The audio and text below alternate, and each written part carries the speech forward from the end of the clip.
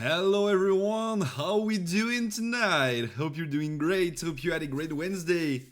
And welcome to the stream. How is everyone doing? Hope you had a great start of the week. I did have. I have to say I'm really sorry.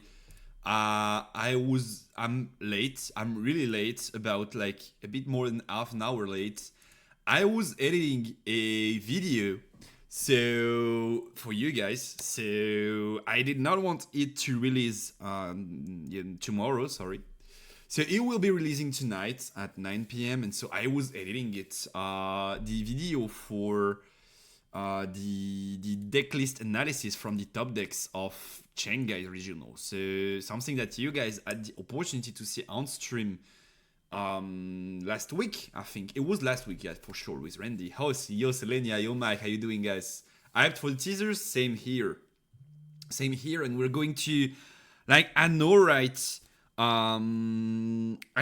we are not on the Randy has quoted me saying bullshit again. What did he say? If you're not here for the content, you should still check it out for his American accent and my awful takes. what an idiot. That's why we love him, right? Yeah, I do feel better. Thank you, Selenia, for asking. I do feel a lot better. I would say I'm back to my 100% self, which feels great, because not gonna lie, it's been about 10 days of being like dead as sick, and like I'm pretty happy to be back to normal and have my body functioning properly. So yeah, last week you guys had the opportunity to see us talk about like the topping list from Shanghai. I originally wanted to release that video tomorrow evening, but then something happened today. If you guys have been in a cave or like sleeping or sick for the whole day, like dead sick, today, or like rather yesterday's night, like today for European people like me, we had the reveals, the first wave of reveals actually for Spiritforged, which is set number 2 of Riftbound, which looks very promising, extremely exciting, with new mechanics, new ideas, new decks that already seem extremely strong. So we are going to meet up with Randy once again. So I hope you guys are not too tired of Randy, because we are going to meet up with Randy in about half an hour, something like that, to talk about these reveals, and not only like watch them, but also like try to analyze how good they are, and how much potential we think they could have in the current format. Of course, we don't have like everything. We don't have every legend. We don't have the 2 colors for champions for the legend. Like, we know some of them, but not all of them.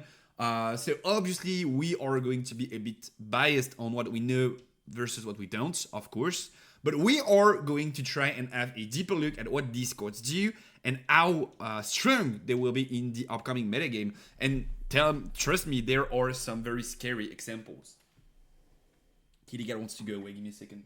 You can go, baby. Alright, perfect. She's out. So that's second part. Yo, Ita, how you doing, brother? So this is second part of the stream. The first one will be about that first Western tournament. Not so much to say about that Western tournament, but still, we are going to talk about it, because it's the first quote-unquote big Western tournament that we've had IRL, at least to what I know. Maybe there have been some like bit smaller ones or whatever, but like in terms of like worldwide knowledge, this is the first big one.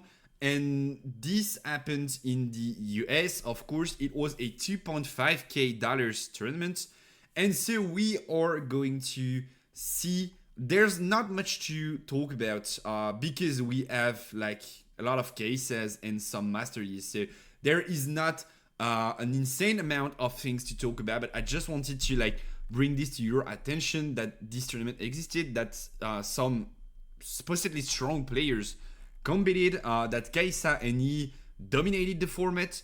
I still think we have a lot to discover regarding like top players building and stuff, because like I don't think we like, there were only 50 people, right? So I don't think like the strong testing groups and all decided that this event was going to be what they were targeting. I think they are more likely to show what they brewed either in Orlando for, I think it's a PPG event, or of course for Houston. I think these will be the main events, and we are going to still like discover a lot of things there. So I would not be too like feeling too bad about having this many cases and Ys in the top cut, because first of all, they seem like the strongest deck, so it's rather normal that we see a lot of them in this specific top cut. And also, I think people are still holding on onto like secret brews and stuff.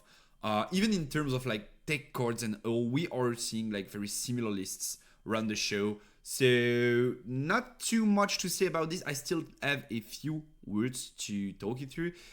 Then we'll also have, I closed the tab for whatever reason, but we'll also have two lists from China, one being Timo and the other one being Airy, that we can take a look at, but nothing too big there once again, because we are starting to see like standard lists for these underplayed legends.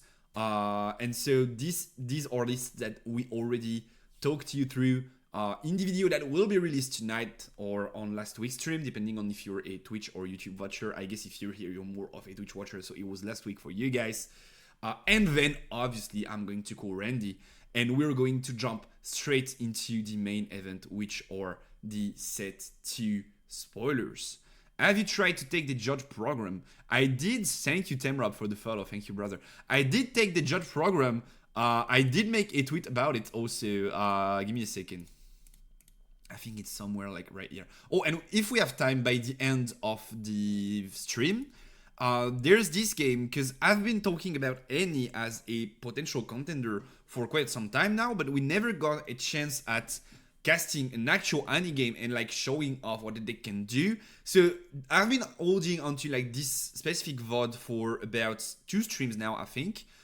Thinking that if we have time, we might want and cast it to showcase what Annie can do in the current formats, especially in 2K.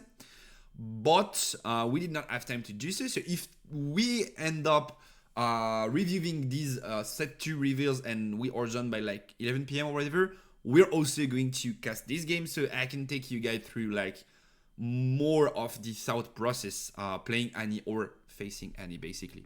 And so yeah, regarding the judge program, I did take it. Where is this? Here. I did take it. I got 100%.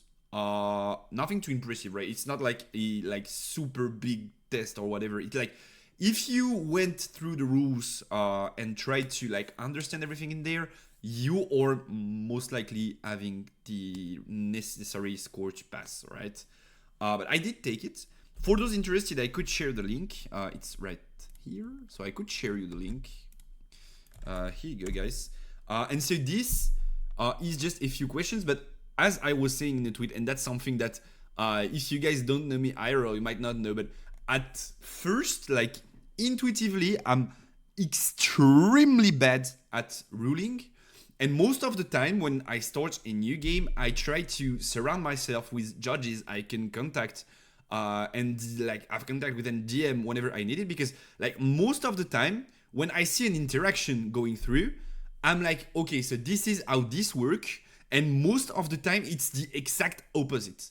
Like I don't know for what reason, because I've been playing TCGs for like such a long time. Maybe it's because I've been playing several of them, so like I tend to mix up things, but like most of the time I get rulings wrong on like you show me a situation in which I don't know the ruling, so you say like this and this, and you have to guess what happens. Most of the time my gut feeling is going to be the exact opposite of what is supposed to happen. And so like I kinda had to go through these rules to try and get them like properly, which was not easy for me specifically. I think it's like not that hard, but like for me specifically, it was not so easy. But I did pass the test, and I'm pretty happy because I managed to pass, which was not a given at the start, like for every TCG I'm playing. So, but yeah, I did take it today. Game can get complicated, but the game is pretty intuitive. Yeah, like I mean, I'm not saying the game is not intuitive. I'm saying my intuition, my inner gut, is like dead as broken, like for whatever reason, I don't know. I've been playing TCGs for more than 10 years competitively, and like still I'm a dumbass when it comes to ruling, but like whatever. So regarding these big Western events, before we switch straight into reveal season, which I guess most of you are here for, but don't worry, it will only take about like half an hour or something like that. Just the time for people to like finish eating, whatever, and then they can jump onto the stream and we'll be together to review these cards. Yo, Tatsu. Yeah, we can try to see if we understand the rules. Yup, you can. Let me just pin the link here. Here you go. So you have a pinned link in the chat. You can click on that and then it will access the ruling test for you to potentially become a judge if you manage to get the 80% good answers rate. Could you share direct answers with us? I mean, not now because of the judge program, but it will be helpful because a lot of people, I know myself included, struggle with ruling there. Alors, for sure, I can. Also, if there's anything that you want to talk about ruling-wise right now, like you had a question trying the test that you did not understand how this worked, I can try and explain. I can't like swear I'll get the correct exact wording, but I can tell you how things work. Basically, like from a bit of playing, a bit of experience, and like obviously reading the rules. So like feel free to like type your questions in the chat right now, and I'll try to like help you guys understand where things went wrong if you want. That's something that we could do right now if you guys feel the need to, because like, yeah, why not? It could be interesting for everyone. Even myself, trying to explain sometimes is the best way to like learn things. One-time trial, or we can try again. I think it's a one-time trial, and then you can try again later, but like later, like not later tomorrow. I think there's some time before you can try again. So like, not so sure, but don't throw it like, oh, I'm going to go real fast and whatever. Take some time and do it like on your own and try to focus. 14 days, yeah, okay. 2 weeks, okay, great. So since I passed, I did not have this intel, but like good to know, yeah. Thank you guys. I got 75. I think I missed the unchecked power one. Sag. I mean, not much harm in me explaining the answers right now. I think they're already flying all over the internet, right? So my goal is not to bias the test, but like if you guys want to understand where things went wrong, feel free to ask and we'll try to solve this together, okay? Because like, I mean, I guess if people want to cheat, they can already do so. So like whatever. I messed up. I ran through the questions and clicked submit before I had a chance to review my answers. Yeah. I think like 14 days is not like such a harsh punishment, but like these questions are tough enough for you to have to read them several times and think through it twice. Like I think there was one question I was not like 100% certain, but like the other ones, even though I was like almost certain how this worked, I had to read them like 2, 3, 4 times and like make sure I got everything correctly set up in my mind so I can like try to get through the situation. Also a big help, which is something that I developed through playing and I can only recommend, is like you try to develop sort of a mental space like chess players, in which you can have like these 3D boards. I know some of us can't, so I'm really sorry if you're part of this. I don't remember the name of the like quote unquote DCs, but like I know some people can't figure pictures in their minds for whatever reason.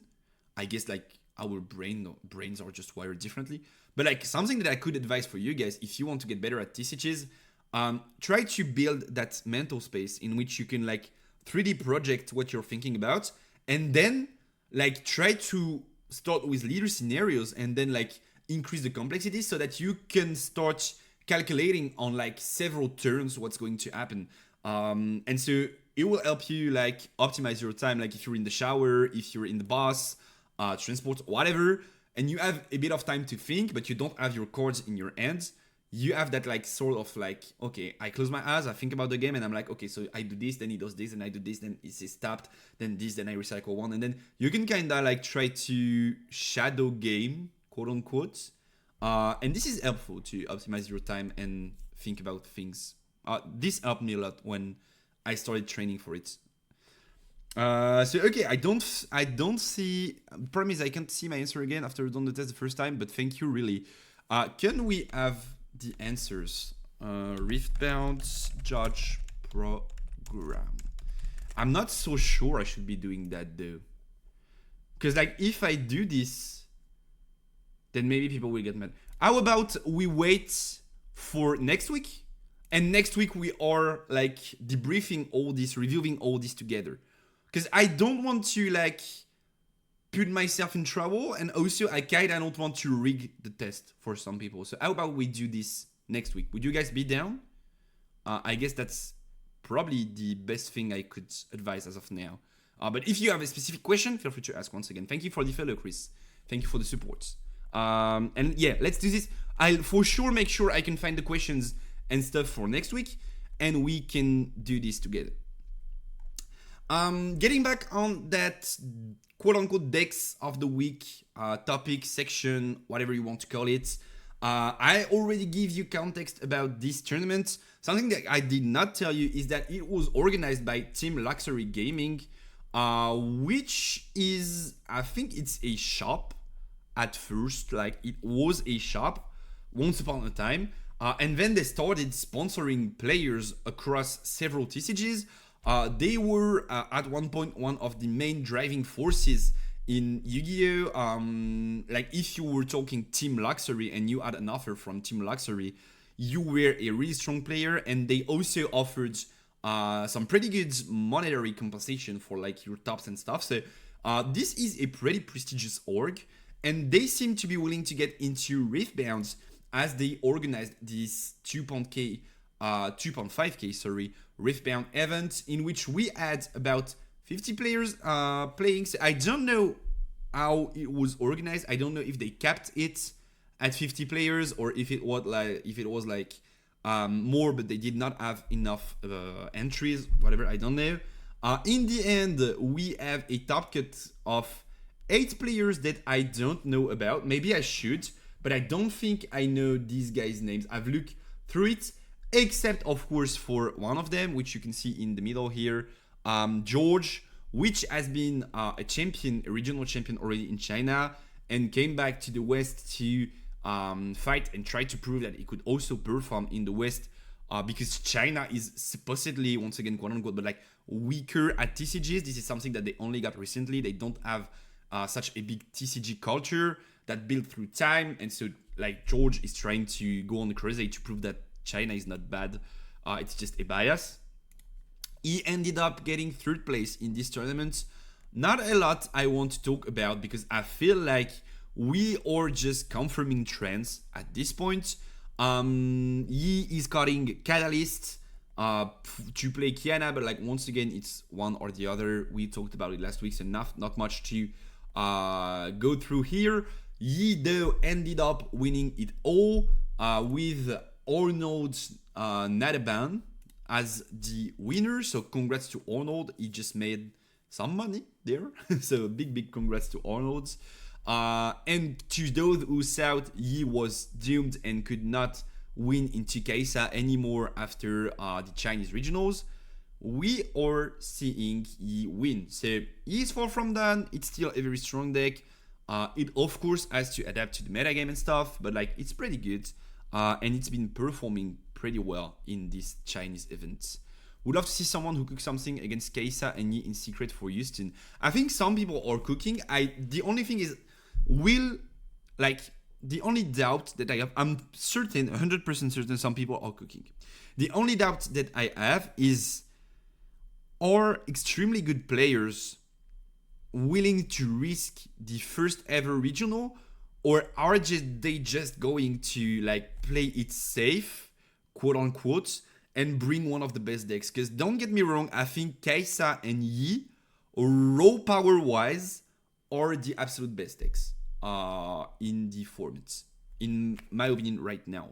But I think you can surprise them, and I think having a certain part of your deck that is unknown to your opponents can sometimes be a bigger advantage than like just playing the best deck.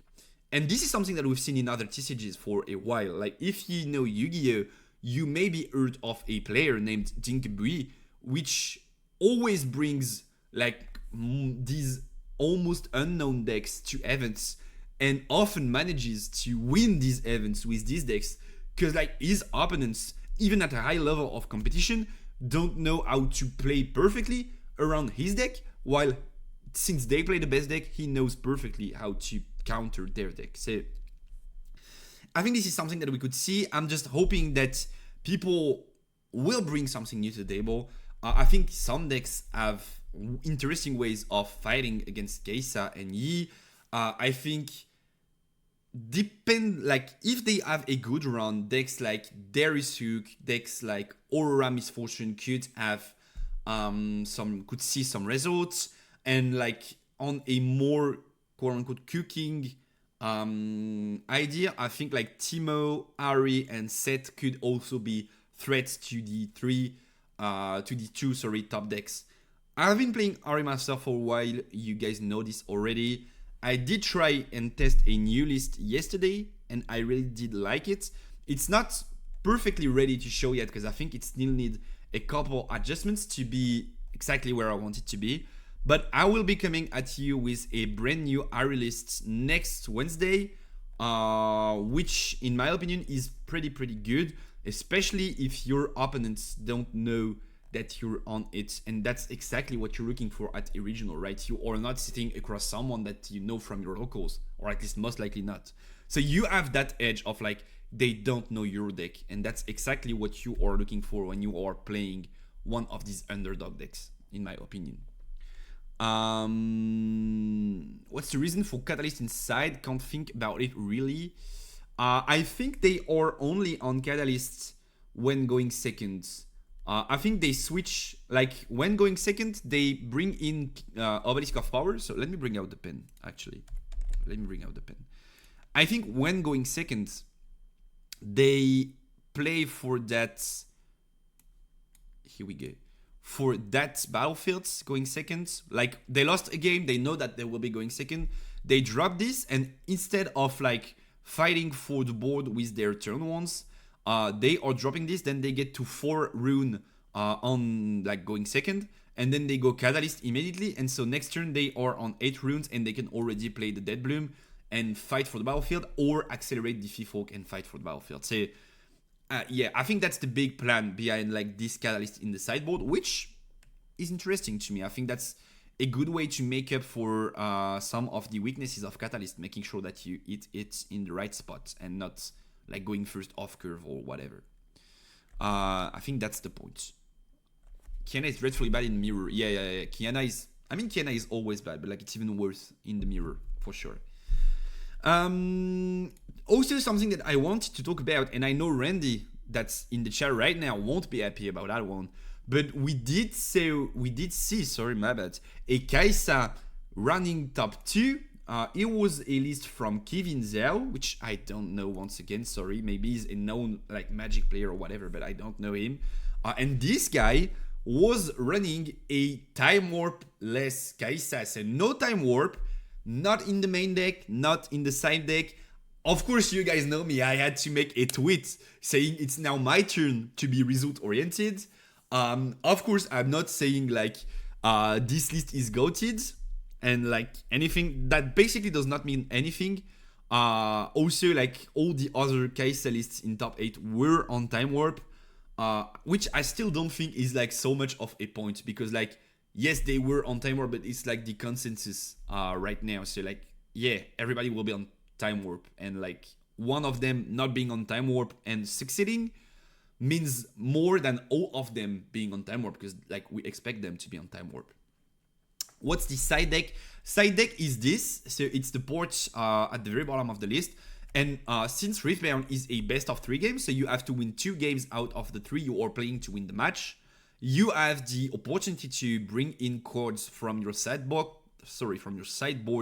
to your main deck in between games, swapping them with cards from your main deck. So let's say I think Retreat is not good against Yi, but Thermal Beam is. Game 2, from like I play game 1 with my main deck, and then between game 1 and game 2, I can take Retreats out of my deck and bring in them Thermal Beams. So basically that's the point of a sideboard, and it's like used in best of 3 TCGs, most of them. What's the limit for the side deck? It's 8 cards. Actually, it's not a limit. It's 8 or 0, which is something that I think is rather funny. Like, you can't bring a 7 cards sideboard to a tournament. It's absolutely forbidden whatever reason. So you can bring either no sideboard at all, 0 cards, or 8, and not like 7 or 6 or 5 or 4. So I guess if you only want 7 sideboard cards, just put a trash card in there because you don't get problem. You don't have problems that way. That being said, I really like this list. I think it's really clean. I think it's really like what we're trying to do with the deck. We have the 8 turn ones that we keep talking about like more and more right now. We have all these little battle tricks that are extremely strong in the early game for Kai'Sa. Then we have Falling Star, which is just extremely strong whenever early, mid game, late game. It's just like extremely strong. And then as a one-off replacing the Time Warp, we have those Watchers and Rain, of course. But as a one-off replacing the Time Warp, we have that Singularity, which is rather interesting. Is probably a like not so good card into Yi, in my opinion, but still something that you could look at as a potential tech card into Kai'Sa, and an extremely strong card in the mirror, because clearing 2 Dariuses or forcing a retreat, but then that's another way to force a retreat, plus Falling Star, plus Rain, plus whatever. So clearing 2 Dariuses or like Kai'Sa champion is extremely strong. And then like you still can combine it with like the other spells that deal damage, because we are not playing the Void Seeker, which once again is a trend that we're seeing settle into the current format. We are not onto these Void Seekers, so we have to find ways to add extra removal to our deck that is not Void Seeker, and Singularity seems like a decent card at doing exactly that. Also, something that we could mention, let's not be biased towards my idea of not wanting to... Oh, my bad. Oh, this one has no Time Warp in the main too. Interesting. So was I seeing the future? My take on Time Warp, if you guys have been following me for a while, is it's way overrated. It's a decent card that gives you opportunities in certain matchups, and that should probably be either a tech card to beat that specific matchup or a sideboard card. Maybe that's what we are going to see settle in the formats. I know a lot of people disagree with me, including stronger player. So don't take this for granted. Of course, that's just my opinion. I've already argued on this a lot. And maybe also something that we could consider, like not being biased, is that this guy ended up losing in the finals to Master Yi. And maybe we could not see the game, unfortunately. I wanted to review the game with you guys, but we don't have the games. I mean, I did not find them. If you find them, maybe send them to me and we could review them together. But like, I wanted to see if Time Warp could have been useful or not in these games. That being said, he lost to Yi in the finals, and maybe Time Warp would have helped him win this specific game, because Time Warp is supposedly extremely strong into Yi, which I would not say extremely strong, but that's still a pretty good option in that matchup specifically. So that's about it for this recap from the Luxury Gaming Tournament. As you can see, every other list but the second guy is on Time Warp. So this guy has 2 in the main, this guy has 2 in the main, then the guy that does not have in the main has 2 in the sideboards, this guy has 2 in the main, this guy has 2 in the main. So like, I'm not saying that this card is trash or whatever, and I was right from the beginning, don't get me wrong. Just a fun thing to say, and I'm hoping this will settle, because I really, not only just to like make me feel proud and be like, yeah, I told you guys you should listen to me, just because I really do think that this card is over evaluated right now and should like not see as much play as it does. And regarding the city challenges in China, you guys probably know that there are city challenges there regarding regarding each city. We have some tournaments, about 100 players tournaments. Supposedly, we don't actually know the rates of players entering, but like supposedly, I think they are capped to 128 players. So we could guess that they are in the 100 players range. And we saw 2 rock decks taking it, aside from the 5 cases and 1 Master Yi. So there were 8 tournaments this weekend, and like Kai'Sa and Yi's combined won 6 of them. But we also saw an Aerialist winning 1 of them. Once again, a bit of that blue Ari approach that you could consider as the first half of the deck, like this. and then a bit of that green Ari approach. So just a mix of both here. Pretty interesting to see, and I think that's what we are seeing the really stabilize at right now. We are getting closer to like the same list every time, which I don't think is a bad thing, but still Ari proves once again that she has a spot to combat in the metagame, not as one of the top 2 decks, but still as one of the contenders to this. And then we also saw a Teemo. If you guys were on stream last week, we talked about Chinese Mundo Teemo, which is kind of this list, including Mundos and then a lot of tools to cycle, being stat decks, 2p5, scrap heap, merchant, whatever. Just like draw discord, find Mundo, and then we are just walking Mundo around the board with like the Tide Turners and the Ride the Winds and all these very powerful cards at moving cards. And so this is a list that we already talked about last week, but it's still proving that it can be one of the contenders too in the format. So pretty happy with the way things are going. I don't think like cases and knees are tier 0, and I think we should be able to see like some of these like less expected decks making a deep run into Houston, and that's definitely what I'm looking forward to. Seeing like some Aries and some Teemos making their way up to like top 32, 16, maybe top 8 even. That would be pretty insane that we don't have a top 8. That's like 6 cases and 2 masteries. Don't say that I have 2 that I'm trying to sell. I guess you're talking Time Warps. Time Warp is extremely expensive as of now. So I think in Europe it's something like 60, 70 euros. And I think in the US, it was the first card to cross the $100 mark, which is a lot of money, which is a freaking lot of money. Robalas does not agree. Yeah, I know. But like, I just give him some time to understand how right I was. And then he's gonna have to come at me and say sorry. So that's about it for this week's review. Is there anything you guys would want to talk about regarding like recent results of tournaments, or should we jump into that Spiritforged section and should I just call Randy? I guess we are ready. So if you guys have any question, we could definitely answer them with Randy. And now we are going to take a look at these reveals for set 2 Spiritforged that were announced this morning, and I can tell you what, we have some solid cards to look at. Let me just call Randy. Where are you at, Randy? Randy. Here we go. Randy is in vocal. And Randy is coming. Wait, I admit you. Let me admit you. Okay, great. Can you speak? Okay. Yes, I said hello, American boy. How are you doing? Perfect. American boy. Great. How about you? I'm excited for Spiritforged, actually. I'm doing amazing. Everything's going great. Aside from me running everywhere today, but yeah. What do you think about Kaisa going second place without Time Warp? I think if she ran Time Warp, she would have won. I might agree. To be fair, I might agree. Like maybe because she actually lost to Master Yi, which is one of the matchups where Time Warp is huge. Do you have any intel about the games? Like, did you have a recap or something?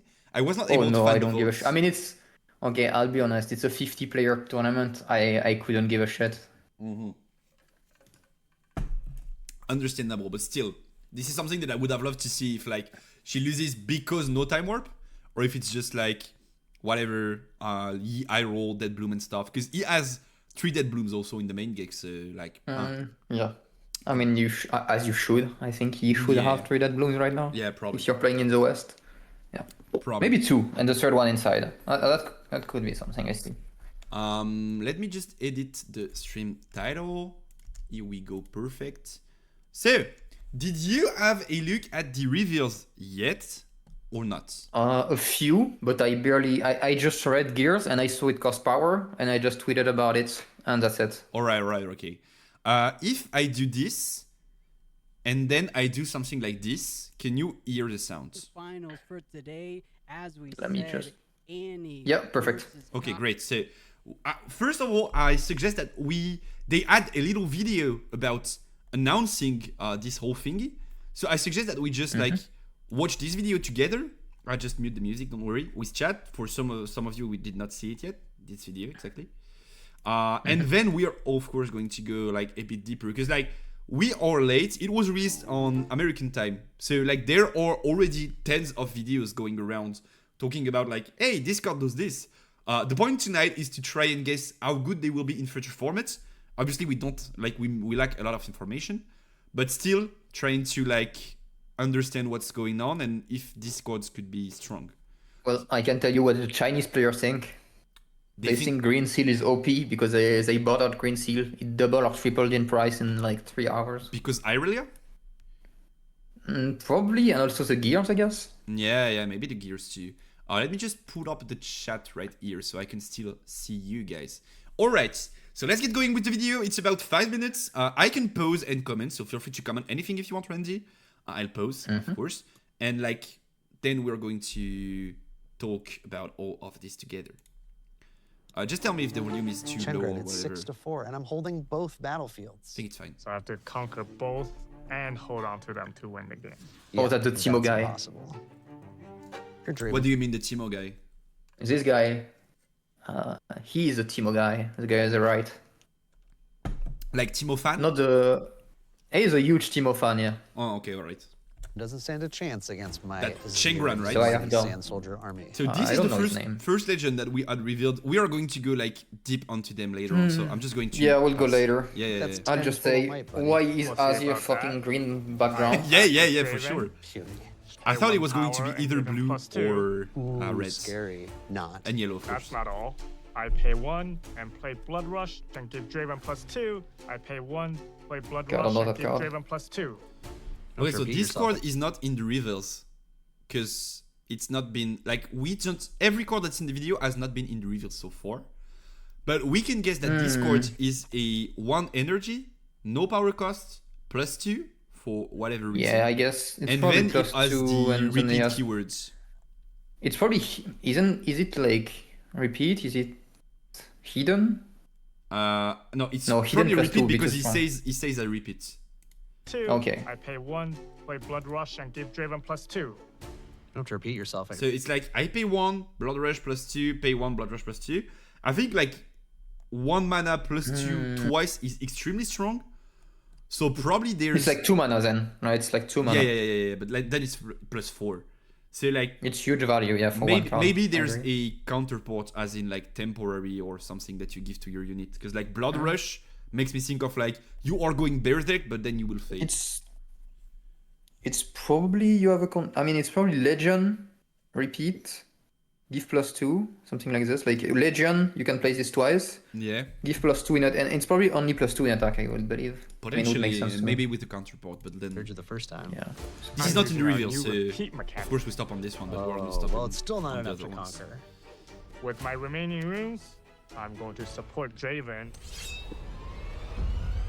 with the longsword. And this I was hyped about. This got me hyped. Uh-oh. Man, The longsword thing? with my 12 might to your 10. So actually I will longsword not conquer this specifically, but like battlefield and wipe your sand bringing soldiers in off the equips board. to the game. Not so fast. I actually kind of like Wonder guessed what it. this thing does. Someone told like I don't know if I can say quick that. draw equipment. But I kind of knew there was like new types of cards coming. I In mean a way. like, yeah. Like we had like echoes from China, I think. Some people I think like at the Chinese events they told some stuff about this, I guess. Or maybe this was just speculation from the people in the start. But so I guessed equips because it would make more sense. I actually thought about either equips or treasure token from MTG, and they actually did both, which is interesting. Which is pretty interesting. One and only Emperor of the Sands, Azir. This card we don't know That about, gives but we him don't 3 have additional enough. might. You do not follow the map, but you must witness. we don't I have think enough intel. some people did get the info. Wait, I Equipment think stare I On have Azir? this. to the one and only Like this on this frame, Emperor of maybe. the Yeah. Sands, Azir. If you have it, feel That free gives to him drop 3 it and additional we might. can look at it after. You do Let not me follow just the map, but you maybe must find it. witness, I don't remember. which gives me 13 total might, 1 more than yours. Your attack is defeated. No. Oh, it's four cost, guess 4 there's might only with one more accelerate. left. I don't have I more. invoke rule 650. Okay. Still decent don't have the cards. 4/4 accelerate is good, I guess. 650. A player may concede at any time. GG. Close game. Hi everyone, Changren and So Dave this from the was the Rift Down fun team. like We hope you've been movie having a port, blast with the and then Origin we stuff. are We've been seeing a into ton that of theory rules crafting, explanation. starting from the initial card reveals, and the team is super energized by the amount of excitement that you, Riftbounders, have shown for our game. As we continue on our Rift Down journey, we wanted to introduce everyone to our second set, Spiritforged. In Spiritforged, By the weapons way, aren't this just key tools, art they're extensions looks of so your good. might and soul. The forged Yeah, I aspect agree. is the steel you wield. I love while the Irelia. spirit represents Yeah. the Ionia If I It's wasn't Spirit so strong. shit at which top has lane, I would lifted play the veil Irelia more. between the mortal and spirit realms and made To its be way fair, home I might be in some of Irelia the main after champions set and 2, because art like for our new set. that's something Spiritforged for takes sure. Origins and builds upon it. If in the every alt way, is nice, with more of ways course. to Yeah, play each maybe. domain, I mean, there are 12 new so many legends, beautiful equipment that Irelia lets you skins. enhance your units in new ways, and a new gear token type. Give me Gold, Frostblade which provides a new Australia, path to please. power. You won't believe some of the cool stuff we Come have on, coming Randy. your way. Not to There was mention one skin 12 you had not to mention. incredible Spirit Blossom Just Overlord one cards. you My could not keys. mention. Dave and Chengren aren't allowed to show you these cards yet. Huh. All right. Well, here's something we can tell you about equipment. So equipment Take a look at is one Trinity of the new Force. mechanics. Equipable for the low cost of a single Yeah. power, it grants your I really unit like this plus idea. two Low life. cost of a It also single gives you power. Oh an my God. additional victory point Yeah, when so you go to actually, battlefield with it equipped. At first, it was tough to Tons of understand how damage. this works. Actually, it's just plus At least for 2 me. might and a victory point. We're Alright, going to alright, talk about moving this, but on. like We've they also are got equipment that's a little pretty tricky expensive. to play, like Guardian Angel, a card that prevents its unit from dying. like it's one just time. it. From But this equipment video, is I was only as thinking good you as only the pay the unit. power Okay, to I might. attach. Okay, I That's feel not kind of exactly true, dumb as it but can shit enhance now. any unit or champion you play. I just But realized it does something. help to know how you use the What equipment. do you Oh my mean? God. Enter Weapon Master, one of Can our you new pause for a keywords that second? allows units Yeah, to for equip sure. something. Tell me. I read the equipments and I didn't see at the very bottom they had like actual effect, most of them. Not all Unless of it them, was, but like, yes, most big. of them have. Yeah, and I was like, Guardian Angel doesn't even fucking like buffs anything. It's so trash. And And same then for 3 force. effect. And I was like 3 4 4 4 2 might. Oh fucking!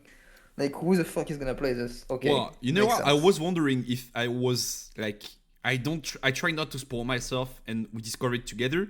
And then I figured, but like, if I do something dumb bassy like this, then I don't want it to happen on stream, so I will do it today, and then I will come prepared. So I can't be mad at you, because like that's exactly the thing I did. I was like, but like, then just paying a power to equip is so cheap, like it's broken.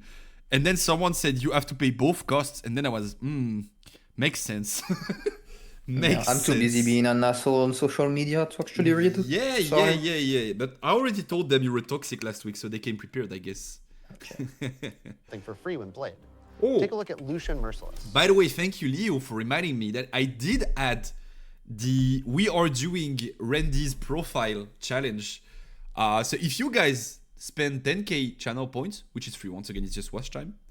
As we talked about last week, we are going to be doing your deck profile, whether you go first or out by day one deck profile. So Oh my god, my out by day one deck profile. is it incoming? So I mean, my Conquer day. again if he wins the fight. yeah. And We with the we right are equipment in going his to hands, do this he if you guys can definitely reach will. 10k points, which I Mastery don't of doubt you equipment can. is definitely strong. You have I about a prefer month to do so. speed. so. Quick Draw is our other new keyword. With Quick Draw, you can play equipment from your hand onto a unit Bro, don't as call a me Rage reaction, Baiter. like on this card, This Longsword. is terrible. Quick Draw makes equipment an important part of the chain. The chain, is that one of our new weapons? Oh my god, Leo doesn't know from my. Gotcha. Neither you or Leo actually knows my deck profile. What do You you haven't mean? seen them because you ran on in Yu-Gi-Oh when I was doing them, and they are now deleted, most of them. Then how could I see them? Who is saying that? Yeah, because you were like not born actually back then. don't know. I'm too Probably. old. There is I mean, something I do know all about. I know you Our new IRL. champion How old are you? legends, Sivir and Renata Classic. 26. These two champions Bro, I'm are 25. all about Shut the gold. fuck up. They create it, and you get to spend Like it. I know how you look. I Only was gold like, gets there's you a no way power he's more than resource in the 30. domain, letting you play more powerful cards. One of my favorite new I think I was champions born. is Draven, Vanquish. Okay, are we listening Who this whole generates video? gold when he conquers. Or we not. Okay, it's close. Okay, it's very close. It's good. Yeah, it's very there's a close. mech. I can handle it. Cashing on Yeah, all there's that a So this Draven And one looks of my very favorite broken. new champions Why the is fuck Draven, do we Vanquisher, have who generates two gold when he Dravens? conquers. Are we Time getting to like a cash new in on all Kaisa that maybe? adoration. Oh my god, okay. if we're Yes, getting you new are. champions for all legends, that's Sorry, I was crazy. just excited for the final mechanic. Actually, let me flex, because like deserved. A guy named Plink followed me on Twitter, and I was like, "Who the fuck is Plink?" So I look at his profile, and he's like something like head of design at Riftbound or something like that. So the guy that basically runs the design section, I think. And so watching his account, I saw some of his replies to tweets because, like, of course, you know, someone is head of design, so you want to read what they have to say. And he confirmed that whenever we have a legend in a set, we will have 2 new champions for that specific legend, for one for each of the colors. So, like, we already have a red Draven right now, but if we have red purple Draven next set, which we do, we are going to have a new red Draven and a new purple Draven. And let's say, like, set 3, we have, like, red blue Draven. We are having another red Draven. Oh my god, this is gonna be like fucking One Piece where we have like blue, yellow Draven, red, yellow Draven, Yeah. red, purple Draven. But like actually interesting to like have options to build. Like a legend having access to like 4 or 5 champions could bring in very interesting stuff to the table. Both Okay, like finish the deck building and side Okay. deck wise. But yeah, let's finish Repeat. that. With repeat, Let's you finish can the play video and I spell have twice, I have a even if question it's for you cost a guys. second time. Spells like Feral Strength are good, but if you have the runes, I we would don't have to assume that's settle also good. true for We can siege have great. spells. Yeah, All this talk exactly. about repeat is Spells making me too. think that our last game. Like we let's say did there's repeat another Draven, too. we have another signature spell, and then both Wait, what do you Dravens, mean? if they are the same colors, can play it. Because like remember that signature spells have both Chengrave, name 6 and to 4, colors and on I'm them. holding both battlefields. And But then if they you are conquer just like both- repeating their game and whatever, so nothing much there. Okay. So that's about it for DVD. Okay. I have a question. Yeah, go for it. What legend do you think could be good if she gets a decent actual like champion? Like what legend is bad because of the champion options? Right now, Yeah. From like set 1. from set 1, extremely interesting question. Let me just pull up the tier list so we have something All the legends, to look at. Yeah. Here. Airy? Nah, Blue Airy is strong. Blue Airy is a very good champion. No, I think Aaron is fine now. Yeah. Actually, Oh, I know volley, my answer. no? Like, if we Yeah, have I a think 5-drop so. volley that 5 does cost? something. Yeah. Yeah, true. If we have a 5-drop as volley well, that maybe. does something, then maybe we can talk about volley be bring something. Kaisa is strong already. Garen is shit no matter what. Lux is too slow. Leona has good champions, that's not the problem. Darius is a good champion. Yasuo maybe could have some sort of like faster Yasuo, no? I mean, Lee Sin champion, I see Lee Sin on Victor. I think Lee Sin champion is pretty good. Like the orange one is Yeah. too good, Yeah, and the the orange green strong. one is like specifically strong into Kaisa, but that's about it. But the orange one is extremely strong, so I would not say it's a problem. Yeah, I would say Lee Sin champion is like very strong. Victor could have a better champion. Yeah. But like it fits But- what the deck wants to do, right? Yeah, So I'm fine with that. it fits the team. I'm thinking, yeah, Volley probably could be strong with a good champion. Yeah, maybe. Something like that gets might added to it based on how many runes you have, and that's like 5 costs. And so you Oh can no, rank- you need like 5 might, and every rune after 5, every 2 runes after 5 give you like 1 might, some shit Yeah, like maybe that. something like that could be great. Could be great, yeah, indeed. So you have like and actual... you could have a better champion too. Like Yeah, I guess so. like purple Annie is fine, but it's not a good card by any means. Talking about decent champions, but strong broken one. Oh, if you want a broken one, most of these like Master Yi does not have a broken champion. Like Oh not my at god, all. Master Yi is broken. What are you saying? Like this guy is like enter ready, 18 defense, and just like white flame it Orange to Yi? hit 14 with gank. Nah, it's, Oh my god, ganking is OP. He said decent. We're not talking about decent, but strong broken. Orange Master Yi Oh, I is not think like he- broken. No Oh, way. he's so broken as a champion. Like it has accelerate, it's good might number, Nah, it does not even and come you close have to ganking. Kaisa. Do you think it come close? No, I think Kaisa is the best one for sure. The red one. I think. I mean, red I think Kaisa is turn 2 broken. champions are just okay. I think turn 2 champions are very strong right now Yeah, because yeah, all yeah. the turn 2 units are really bad. Yeah. I Or- don't think Kaisa champion is that strong. Okay, I think the Kaisa champion might be like a weird take. I think Kaisa champion is not that good. I think it's good for set 1. Ah, yeah. Okay. It's I like could one see of that. those most solid cards, but I it's could not see that. OP. Yeah, I could see that. But like right now, It's just very kinda good okay. because we don't have anything else to play turn 2. So you always have like that reliable plan. If you don't see double turn 2, like double 2 drop. yeah. And I think that's the one main reason which makes it good. Also, I think aggro decks could benefit from having turn 1 champions which Yeah, but I don't really want aggro decks to be too reliable in that way. Yeah, I can understand that. But like if we're talking broken things, like Darius having a a 2 energy Darius that does something, could be pretty strong, for sure. Give Arity more Victor better champions and they are meta defining decks. Potentially, yeah. Potentially. So let's get back onto that Spiritforged topic of the day. I have all of these Spiritforged cards. Oh my god, we're set up.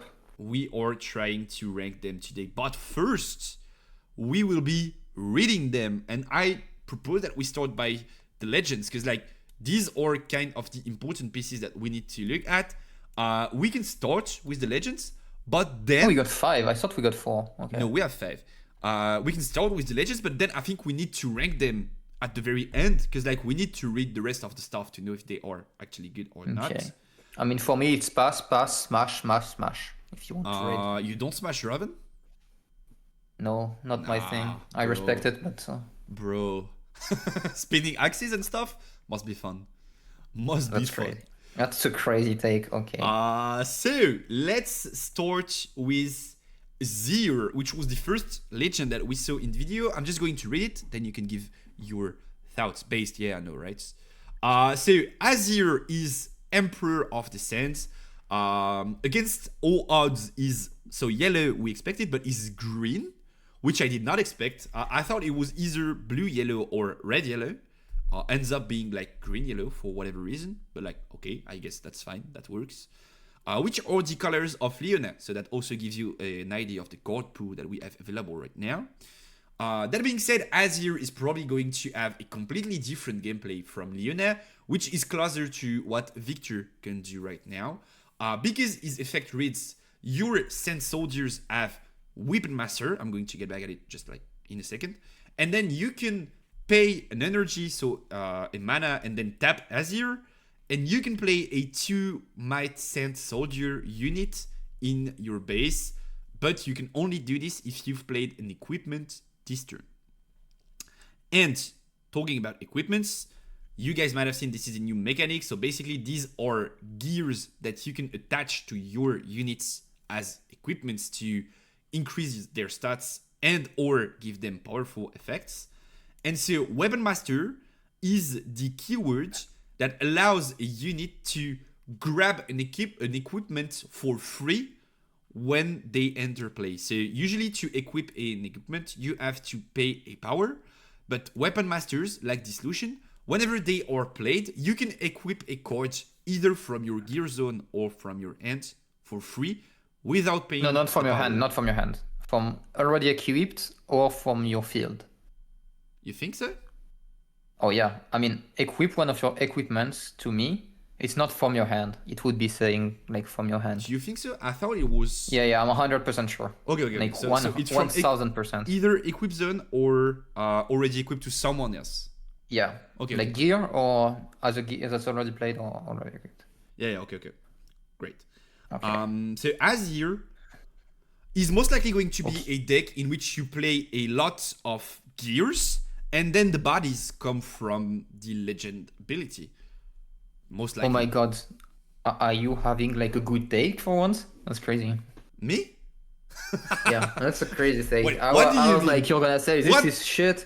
Nah. Whatever. What did I mean, I think this is all. Okay, if we get. Okay, let's put it. If we get. How many? I think if we get 2 good 1-cost equips, this is OP. This has to be very good. This is extremely aggressive of you. I have to say I'm mortified at your comments. Yeah. I think that's a decent card. I just think it depends on the quality of like equipments we get right now, as you said. Because like, it's the first set of equipments. So if we miss some of them, maybe it's a bit tough to have a stable deck. Okay, I'm gonna ask you this. Do you think quality of equipments matter? If your one, like your first turn can be play something, play a 2-drop, and equip it, whatever you played, like whatever equipment you played for free. You basically play a 3-might thing for like 2, and it's like you don't actually have to draw the card. Yeah, like this is and for it sure scales into the late game. But then we have to have at least like 9 equipments that Two. are 1 energy. No, because you can still play like, I don't know, like Pearl maybe still strong. Maybe you play the Clockwork. Like, you can still play some of the strong turn 2 that exist and that will be released. You play like maybe a playset, just 3 off. Yeah, potentially. And then you play 5 or 6 good 1-cost equipments. To fill in the spot. Yeah, that could be something that we would want to look at. Thank you for the fellow Luca. So I think this is going to be strong at some points. I'm just like curious to see how good equipments will be, because now we are still missing a lot of them. But we're going to talk about this later on when we rank them. So that's about it for Azir.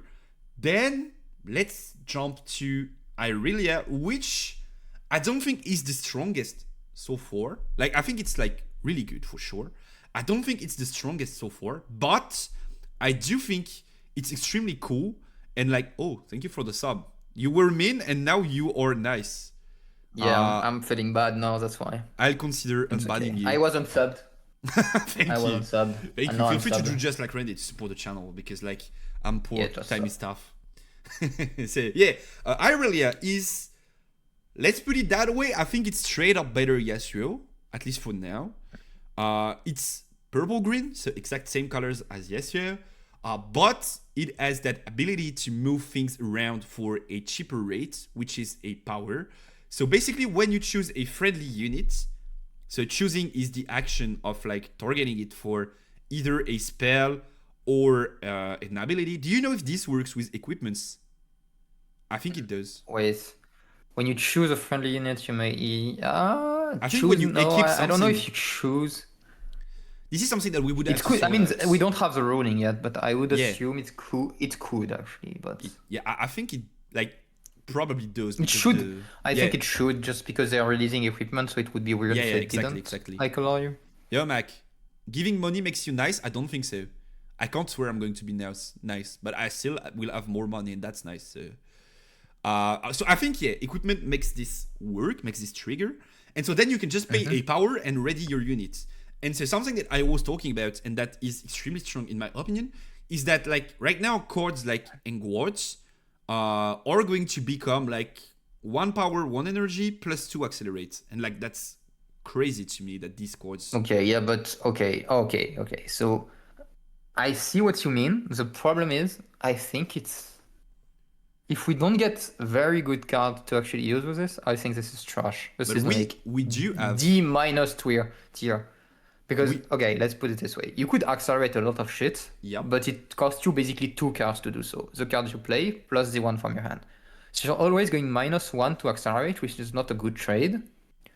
And you actually don't want to play your buffs offensively if possible, and you want to play them on Dreaming Tree, which is basically not the case here most of the time. You could also just bring back your shit from the tree, but then you have like a legend that's only really good on the tree, and every other like spot she's kind of trash. Because the problem is, unless they release like very good battlefields to draw cards for Irelia, I think this legend is kind of unplayable aside from Dreaming Tree. Like so far, like from what I see, I think it's just like it's very expensive, and I really hate paying power. Because what are you saving with this realistically? Are you saving a small guy? Probably not. So then you would have knowledge and ability for like the early part of the game. I guess that could And help. what are you saving like? That could help in like the situation in which like most count decks struggle right now is like going second into Yi.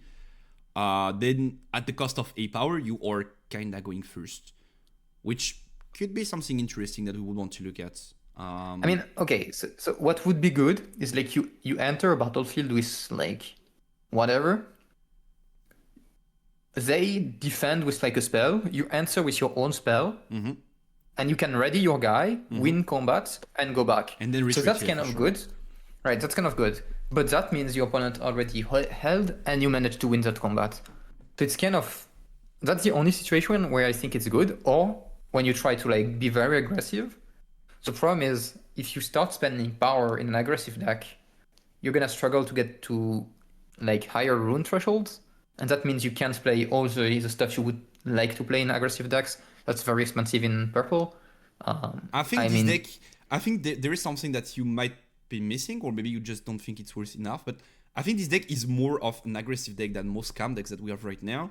Something that I think is really strong right now is like you can most likely double conquer for free with this legend, because like you get in the battlefield, then you play fight or flight or flash on your unit, you target it, so you ready it, and then you have free double conquer. And this I think is extremely strong using purple. So I think it's really strong if you have ganking units. No, because like they're all ready, you send them to the battlefield, then you go fight or flight. Since you targeted it, you ready it, it comes back to base, and then you can send it to the other battlefield. Yeah, but okay, if you have ganking, you can basically push, spend the power, Yeah, it's even gank, stronger. spend the power, and Yeah, come yeah. back and do that on repeat and just like Yeah, fucking potentially, yeah. like take points on repeats. That's kind Like of what I'm thinking. if you're Kane aggressive. and things like that could be also strong. Yeah, I think Kane could be very strong. The problem is, Yeah, so do we Kane, have exactly. like seal number 2? Are we playing 6 seals in a deck that doesn't draw? That sounds not so good. That's an interesting question. Right. I don't think, like, once again, I don't think this deck is like, or sorry, this legend right now is kind of broken. But I do like the idea, and I think we could do a lot of creative stuff with this legend, which is something I that want like. it to work really bad. I'm scared it's too expensive. Like Yeah, I maybe. swear, I'm scared it's not the price I'm ready to pay. Maybe, but like, I Kind still of. think they're, like, it's just better. Yes, you're right. I mean, I prefer Azir. I think Azir is like just baseline stronger than this. Probably, yeah. But like, But maybe purple less has very creative. strong cards. Purple and like Calm and Purple both have very strong cards, while Yellow and Calm are kind of like support colors. Mm-hmm. So Azir might struggle with like punch in a way, like Yeah, not have I mean, enough actual end game. We have something like 15 chords out of the 200. I don't know how many of the sets, so like maybe this will change. But like, yeah. Right now I would agree with that. Let's keep driving for the end of the thingy. The 'cause, like, problem with driving I somebody- see someone mentioning stack deck. The problem, if you're an aggressive deck and you're forced to play stack deck early on, you're losing so much tempo.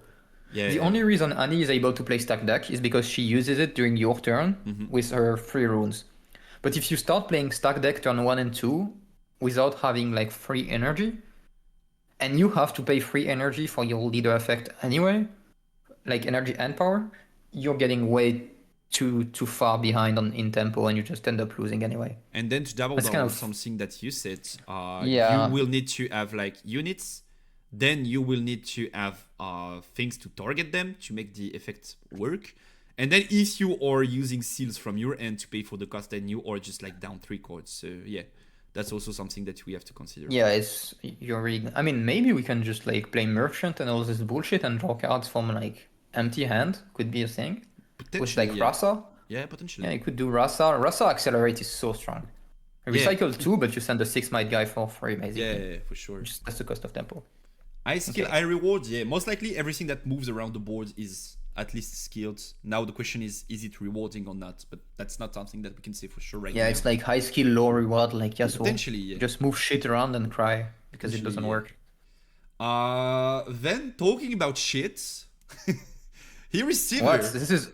Do you think this is shit? No, I just think it's Aurora once again, and I don't like this so far. Maybe we will have What? like reveals to make Discord. But this is OP, no? I think this is insane tempo. I think this is the best one. So just like, to- out of all just to 5. like give them context, this is Body and Chaos, so orange purple, which is Misfortune colors so far, and then the effects are once again related to a new mechanic.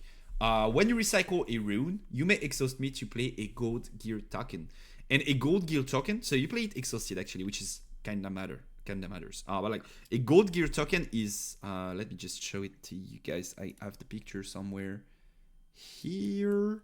Gold gear token is this, and so basically it's a quote-unquote temporary gear that you can tap and kill to add a power. So basically what Sivir says is if you pay a power, you generate a power for free. So like not re-ramping the rune, but still next time you won't need to pay power. And then when one or more enemy units die, you can ready Sivir. So basically I pay a power, I generate a treasure token to play something like, let's say, Dead Bloom, for example. Then I win the combat, I kill my enemy's unit, I can restant silver, and if I have to pay another power, I can just like generate another gold gear, and so on and so on. I just don't like this color combination so far. I don't think it's working. But like once again, we are having like 200 plus new cards, so maybe it will be better than. What Yeah, it's but so okay, far. okay. Let me draw you a picture. Go for it. You play whatever silver champion with that has accelerate. You accelerate it. You enter. You create a token. You enter, kill something, and then you can. Oh, does the token come exhausted? You Yes. said? Yes, sir. Because that kind of sucks a bit more. But I was like, you can just play 4 you can go on Targon Speak and play 4 like, what's it called, Primal, for basically free. You have 2 cost Primal. If you play Targons in this deck, you have 2 cost Primal and you don't pay the power. Yeah. Okay. As a defensive tool, you mean? Yeah, as a defensive tool, as an offensive tool as well. It's just like, if you play on Targon with this, you could have like cards such as Primal.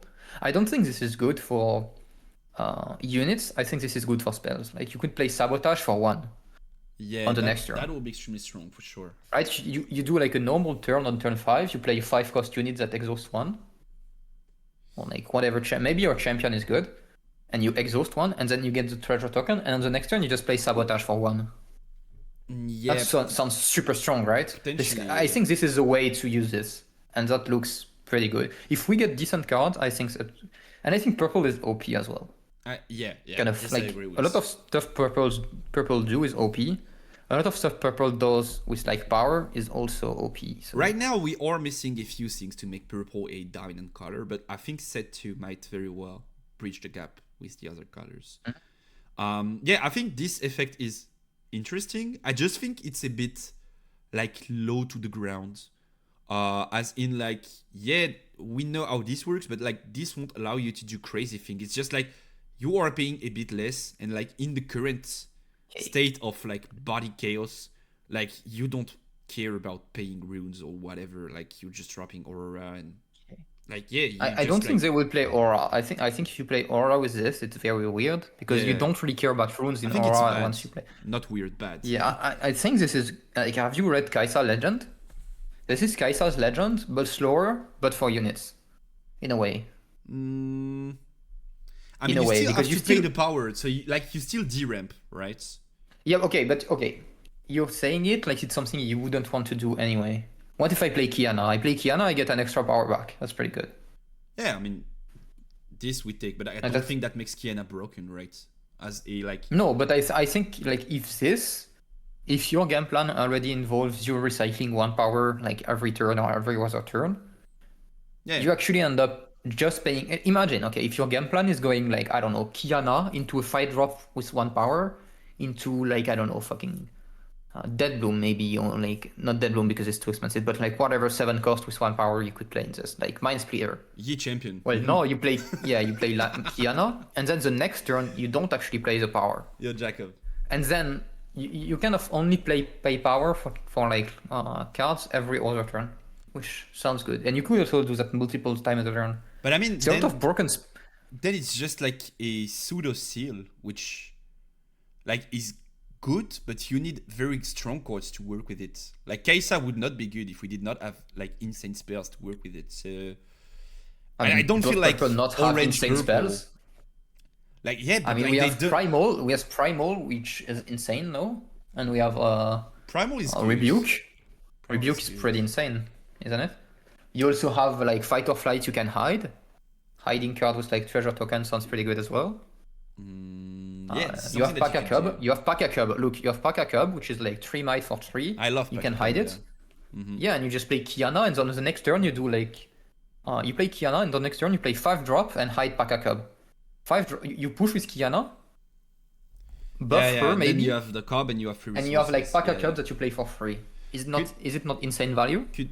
I would not say insane because like you could still play it for like neg 1 rune, but I see what you mean and I think it could be interesting.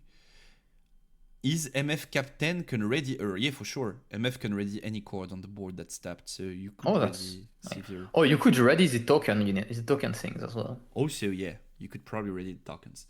So yeah, I think Severe is interesting. I don't think it's like the best legend effect, but like maybe if you manage to get value out of it, It seems a bit low to the ground, but like still, if Okay. you manage to make value out of it, I will then put maybe it it's this good. way. I don't believe Riot Designs team considered some of the stuff you can do with Severe and hiding cards.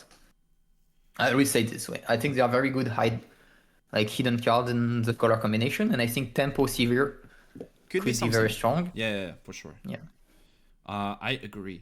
Now let's jump onto the fourth legend, which is Oh, I think wait, I have something. I have On- a on question. Severe? Do you think they're gonna release? No, not on Severe. I'll do it when we talk about Raven. Let's go for Renata first. Okay. So I think Reynada is probably so far, from my understanding, the worst legend of the 5 that we have. It's a 2v2 legend. Yeah, most likely. I've heard people talk about like you could use this to play multiple time warps and stuff, and you know how much I hate time warps. So I'm not convinced a tiny bit by this point. So Renada is when you or an ally holds, you may exhaust me to play a gold gear token. So once again, one of these temporary gears that allows you to pay a free power. And then while your score is within 3 points of the victory score, your gold adds an additional energy. So now your tokens are not only 1 power, but also 1 energy. This is extremely slow.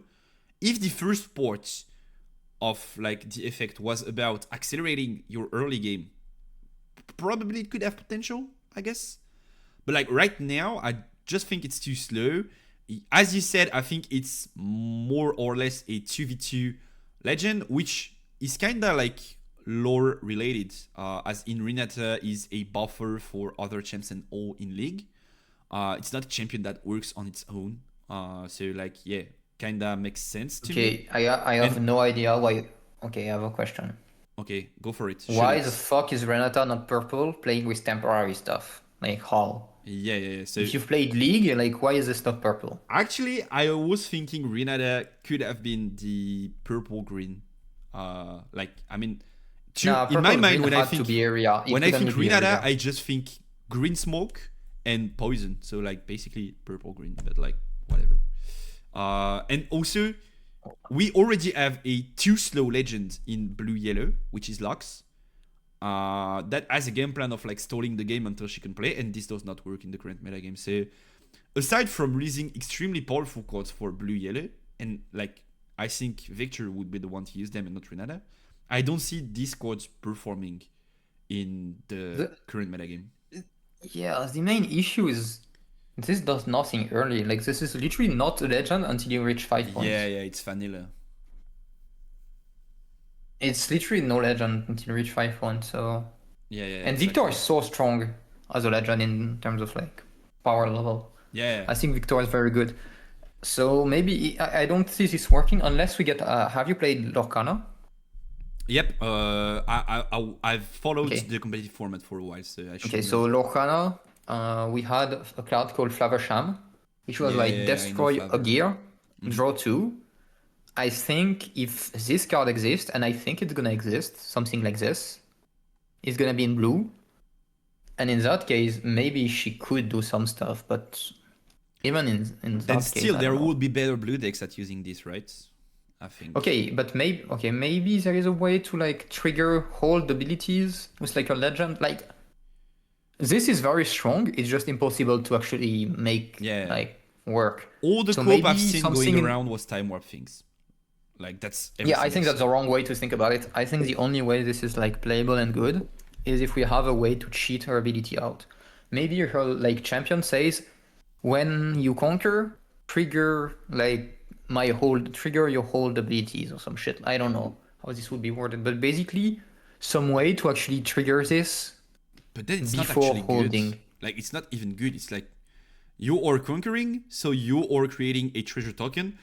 There's a champion that we're going to talk about right after that does this on its own without the legend effect. So I don't think that's good enough. What do you think though about like something I could be fine with? Like right now we're all talking about like current metagame, comedy format, 1-on-1, whatever. You guys know the format right now. What do you think about this idea of making dedicated legends to like 2v2 and alternative formats? I don't hate it. Yeah. I think we need to ban Mastery if you want to do anything with 2v2. Yeah, Because Mastery potentially. just says everything on your, like, you and your ally gains +2 in defense. That's kind of cracked, no? Yeah, maybe we need to have a specific ban for that format. But like the only thing I can think about, I'm not a big Renata fan myself. I don't like, mind it. Actually, okay, I will say this. I don't mind making 2v2 legends. Actually, I think it's better because I actually have a problem with them making 12 legend each set. I think 12 is way too much. Yeah. So if like 3 or 4 Already- are not playable, it's better, probably. I mean, One Piece, I stopped One Piece because I just like don't look at the format for 3 weeks and I come back and we have 10 new fucking leader and I don't want that. Like, I don't want that to happen with Riftbound. I think like 6 legends could be fine. I think 12 is a lot. Yeah, I could So see if that. like, so it's like, okay, what do? You can't make 12 good legends, so are you gonna make shitty ones? What's the idea behind this? Either they like, you are can't shitty balance- or they are dedicated to other formats, which I think is the better option, right? Yes, I think so too. I think if they make 2v2 legends, that's fine. Or Highlander legends, Yeah, I and wouldn't then mind. and then like guess what? We have a 2v2 scene coming by. Like we have a regional, and then we have a like 128 players 2v2 format side event. And then why not? Like maybe some people are going to want to play competitive 2v2, and that's probably fine. So I mean, the problem yeah. is competitive 2v2, it's best of 1, which is meh. Nah, yeah. But that's still something I could see. That being said, I don't think Renata is good. And the only thing I could see, which could be a problem, is that I think we are coming from a very strong IP in League. So, like, very strong universe. And I think some people are attached to one champion or the other. And then, like, let's say I'm a big Renata fan, which is not the case, but, like, let's say it's the case. I'm a big Renata fan, and then She's they cool release... though, I like Renata. Like, they release Renata, and I'm like, oh, I do want to play Renata so bad. And then it's a shit 2v2 legend. I would probably be mad. I could get that. So, I mean, that's the only weakness I could see. Okay, this looks fucking I'll be blunt. This looks fucking unplayable unless there is something that they release that make it actually work. Yeah, but this literally is a vanilla legend for 20 turns. Like, literally, you Yeah, lose yeah, the yeah. game before you can use this. Yeah. Look, imagine opponent play Azir, and he's like, oh my god, I'm gonna play this here, attach it, play a 2 cost for free, slam your face, and you're like, okay, 2 drop, Yeah. 4 drop. Okay, I play this other gear that's ready, my guy. I attach it to a free card, play 1 card for my hand. I'm like 7 in hand, and you just play 2 drop and pass. Nice. Yeah. Exactly. But I will say, don't discard Renata. Because Maybe there at is some one point, yeah. there's one very strong card in blue, which is Watcher, and probably can carry the color alone. Yeah, potentially. But, like, I don't think so for Renata would be the best blue legend by any means. Nope. Talking best legends, though. Let's get to the main event, the showrunner of the reveals so far, which is Red Purple Draven. So, as you guys know, Red Purple is already strong in any. Is there anything you wanted to say? Oh my god, this is so fucking bad design. I swear to god, this is the worst design card since like day 1 of Rebound. This is cracked. This is absolutely I mean, cracked. it's not cracked, it's bad design, I think. Which this makes is it the cracked, way- whatever, but like it's broken. It's so strong. Why is it not when you kill a unit? Why can I just fucking fight or flight my opponent's shit? And they fucking I draw a card. That And why would- is it not once per turn? Or why do you not exhaust me? Wouldn't that Or, be like, and I get stronger? from- Yeah, exhausting would be needed. I get that. But wouldn't killing a unit be stronger? Like you could still lose a combat but kill someone to draw cards. Kill a unit in combat, I mean. So yeah, but like you could suicide anyone and then like, just kill and draw for free. No, kill, yeah, but it doesn't count. Like, right, kill an opponent's unit in combat, I guess you could say, right? But this is stupid because I feel like you just can't push into this guy. Which Yeah, feels so dumb. we're going to get there. of Wait. course. We don't. Okay, no, we don't draw if there is no combat. I No. guess, I'm guessing. If you enter an empty battlefield, you don't draw. Of course, we are saved. Okay, so- So we I are think we're going to fine. have This a is red bad. purple legend, another one, the third one actually after Jinx and Annie. Annie is already good, and I think Draven is going to be even better using the pool of cards we already know from Red and Chaos, which are extremely Okay. strong. Can I draw you a picture? I think Draven is yeah. shit. I thought I made my mind. I think this nah. is D tier minus. I'm gonna tweet about it. right Bro! after the stream. I'm actually gonna tweet. Draven so- is trash as fuck. Okay, let's Okay, put so it this listen way. to Let him me draw and you a then let's picture. agree to disagree. Okay, so imagine I'm Draven, I play my guy, I push, I play my guy. I need mana up, right? I'm not winning combat if I don't have any mana up. If I No, you want to use this don't. defensively ever. No, you don't. If I want to use this defensively, right? I No, you need mana. don't. Have you seen the champion? What do you do? Have you seen the Draven champion? No, I don't care. Wait. Pay a power +2, not 1 spirit turn. Either Yes, but attacking or you, defending. okay, no. I mean, okay, you can pay power. It doesn't matter. It's the same. You need to spend resources to get this. What if I refuse to interact with you and you just go on 2 battlefields and I fucking get rid of your stuff? I'm Kaisa. I go, okay, like I used removal and I let you do your own shit and get a few points. And you get 0 value from this and then I snowball you. So I could agree with that. But I think Kaisa is going to be one of the biggest quote-unquote losers. I don't think she's going to be a bad deck after set 2, don't get me wrong. But I think she's one of the biggest losers of set 2 releasing because of equips. Basically any card that was in Falling Star range or something, now for a cheap amount of rune, you can put it right out of that range. Have you heard about a card called Thermo Beam, my man? Have you heard about Thermo Beam finishing okay? I mean, if I have a board with equips and you just go Thermo Beam pass, I guess I'm fine with the board without equips. How do you have a board with equip and I just have 5 mana? That's not happening, right? If you have a board and equips, I have more than 5. I think you are copying on that Draven is bad, because I really do think Draven is strong. Okay, I don't think it's bad. I think it's way worse than people think. I think if you're a good player, you can play around this in many ways. I think if Draven is the best deck, I'm not playing it and I'm beating this guy. So, that's kind of what I'm saying. Let's just have a tour of what Draven can do, and then we'll see if this changes your mind or not. In my opinion, it will, because not only is Draven a strong legend, but I think all the cards that revolve around Draven or what makes it pretty sick.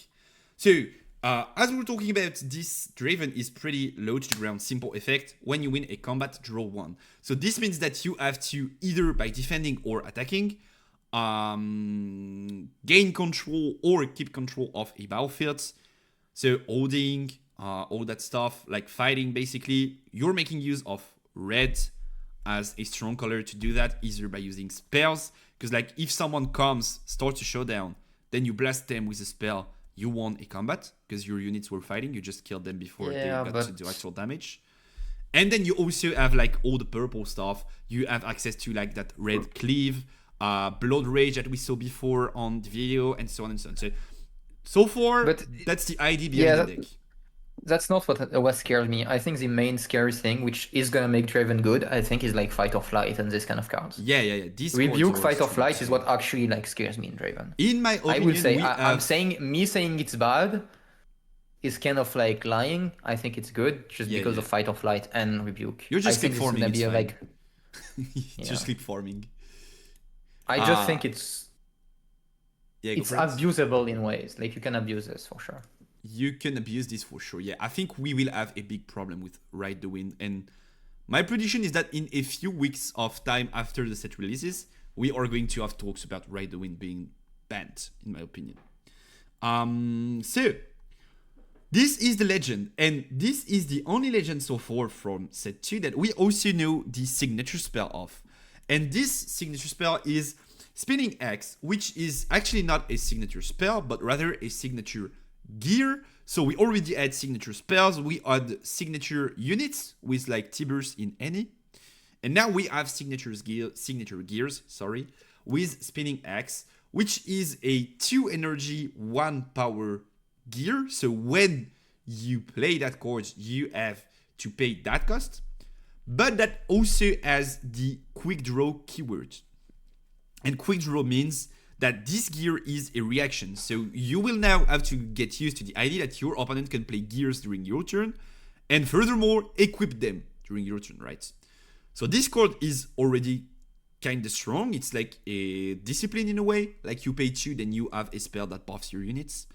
And then it has equip, but I do believe that quick draw allows for you to not pay the power cost I might be wrong on that, but I think quick draw. Oh my god, if we don't actually avoid paying the power cost and then need to pay, no, there is no way. There is no way we have to pay. I think two, you pay and two. you pay 2 and a power, but you avoid the equip power costs. I hope so. I think so. Then this gear has temporary, which works slightly differently from units. Basically, it disappears only if it is unattached, which means as long as the holder of the cord is still alive and well, this remains and does not disappear. So that's already extremely strong.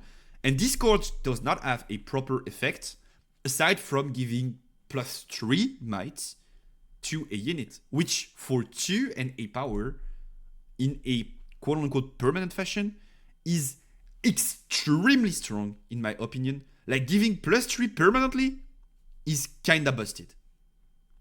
Let me put it that way. What do you think? I don't like paying power. It fucking sucks. Yeah, me neither. But like +3. So like right now we have Kaisa champion. We're going to talk about Draven.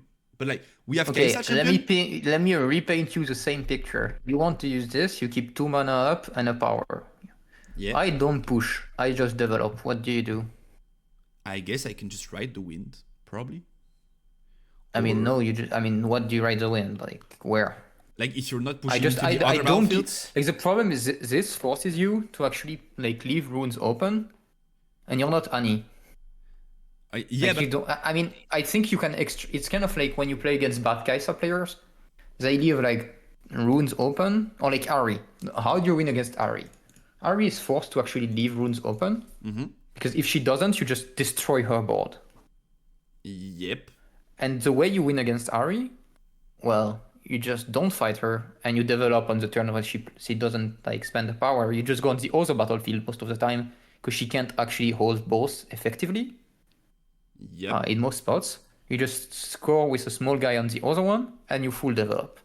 And Ari lost like value. And I think that's what's gonna happen against Raven. This is something Maybe that I'm we wrong. could see for sure as a way to play around it. But that's why I'm saying it's like this is exploitable. The legend ability is exploitable. The only thing that I don't like is rebuke plus fight or flight combo. I mean, the only thing that's like the bigger thing that makes a difference, actually, not the only, but like the bigger thing that makes a difference is like Draven is red purple.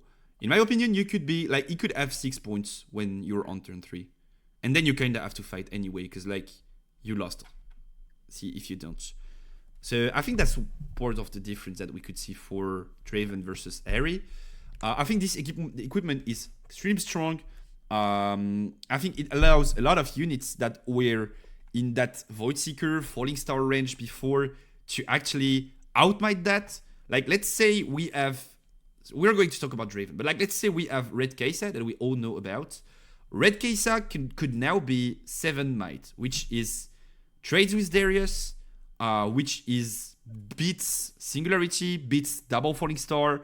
Like, it's such a strong, such a strong value having 7 might into Kaisa.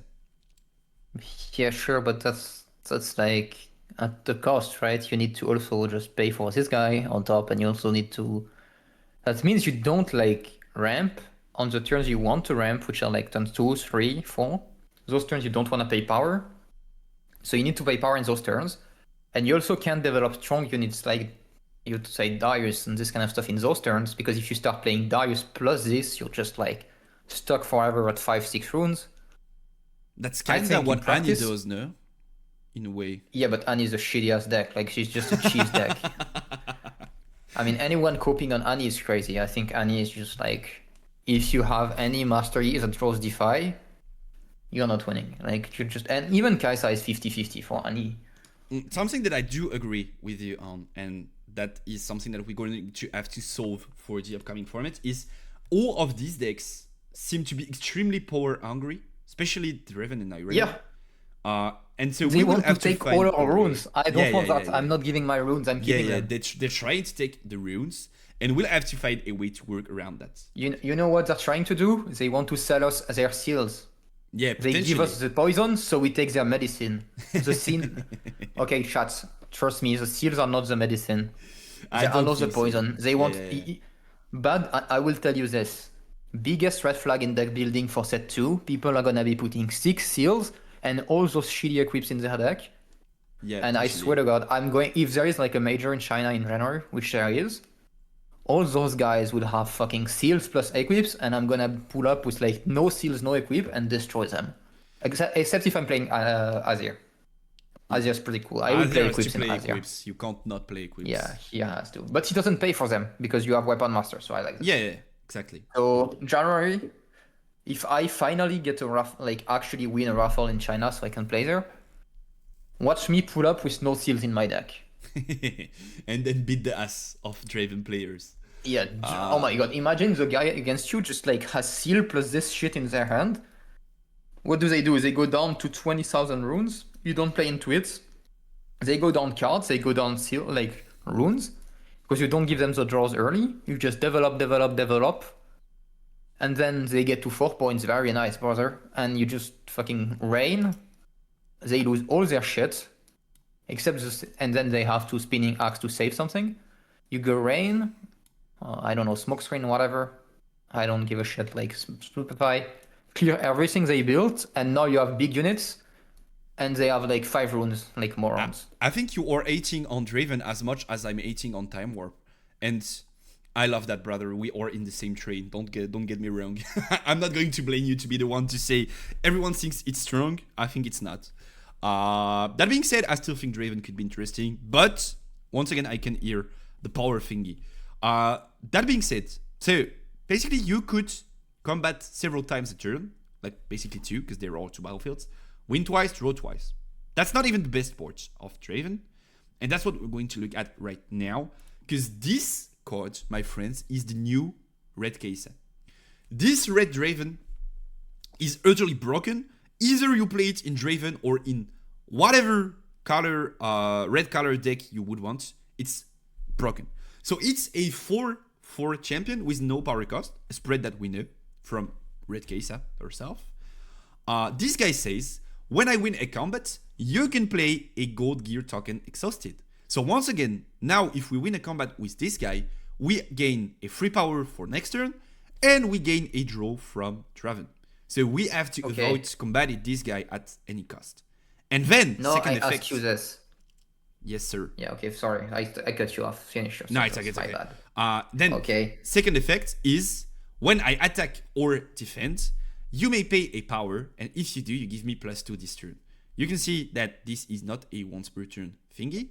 So you could potentially pay like 2 powers, 3 powers to have it like go +6.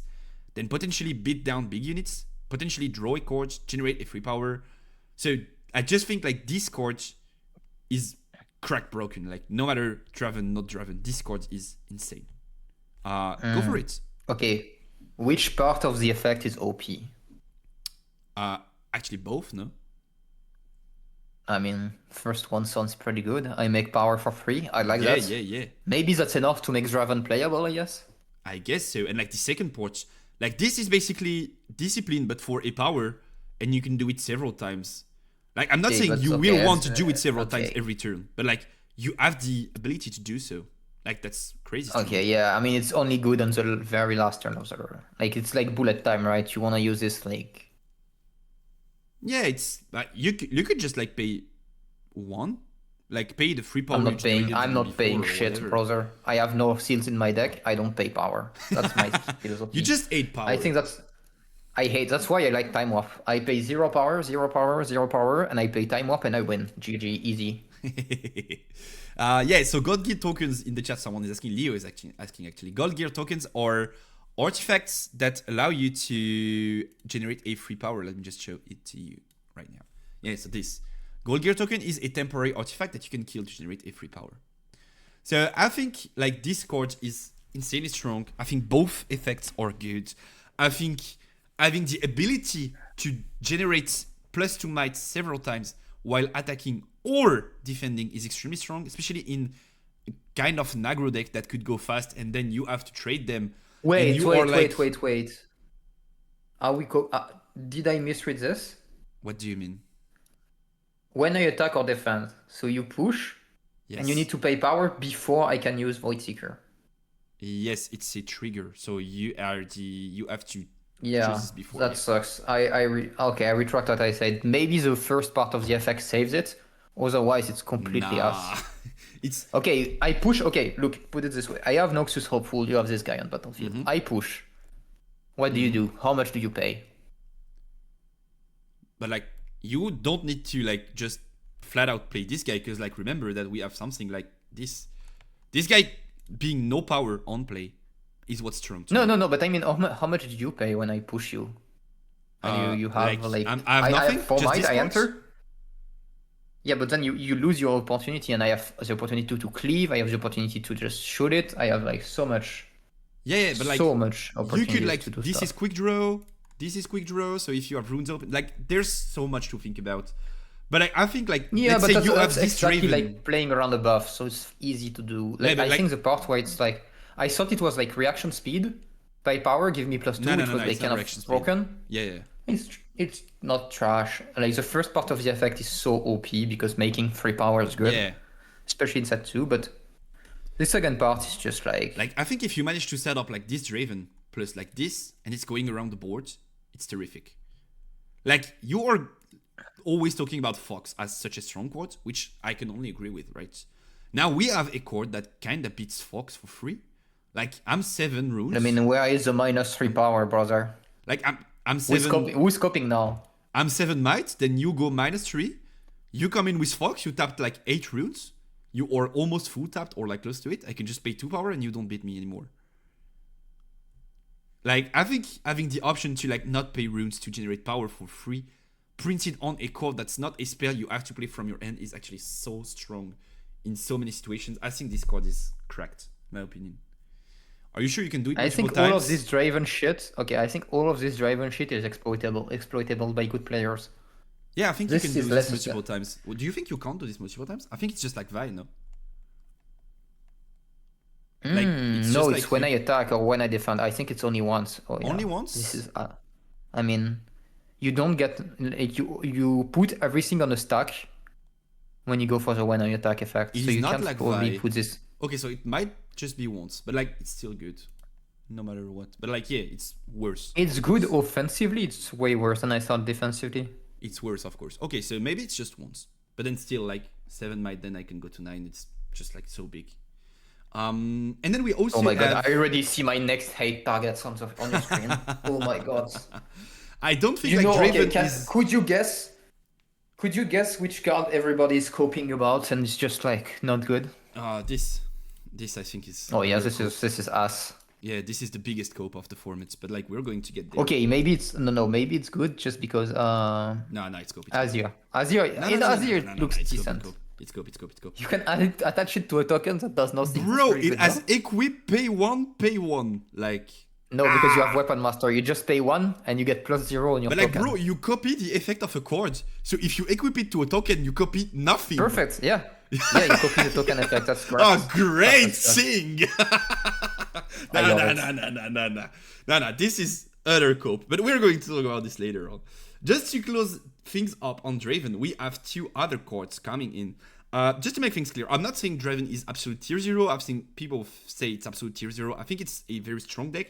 Not sure. Like, we are missing too many cards to say it's going to be tier 0 for sure.